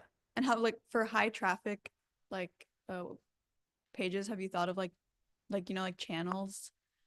So like people aren't just like spamming like one channel. Well, that's kind of the idea of the communities, Yeah, the yeah. meta communities. But I mean, I think the idea of channels is a really interesting one as well. And, you know, that's what this call for input is. I mean, I think that, yeah, that's a really good idea. Thank you.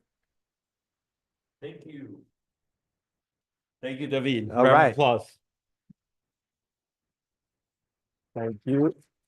Let me get this up to where are we going? We're going back to the presentation, right? Yeah, I was just gonna say that.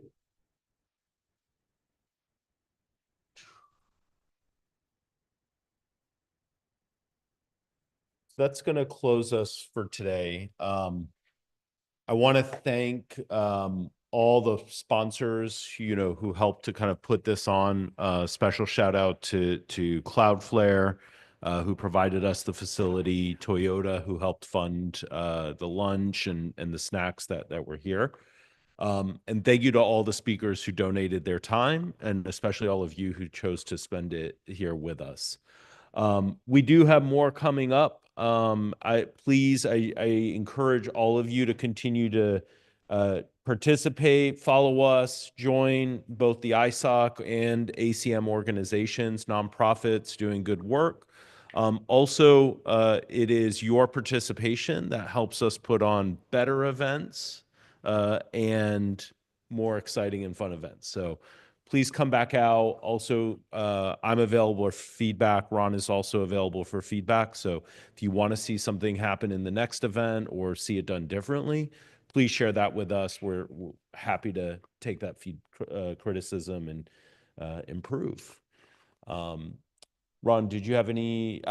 I do want to say one thing. None of this could happen without Ron's leadership. I know he's behind the camera, but he does a lot of coordination, organizing, and puts in a lot of effort to help make all of this actionable. So thank you. Thank you, David. Round of applause for our MC, David. One quick favor, we do need to leave, but before you do, if you don't mind, try to help Elaine out and see if you can think of something that could go up there. Again, those are transparent notes, so write on it and then gently put it up where you think it goes, depending on when it happens. She'd really appreciate it. Okay, so, and if you want a poster or stickers, please take one, and notebook as well. But other than that, thank you very much. That is Internet Day 2025 at Cloudflare San Francisco. Thank you, Tim.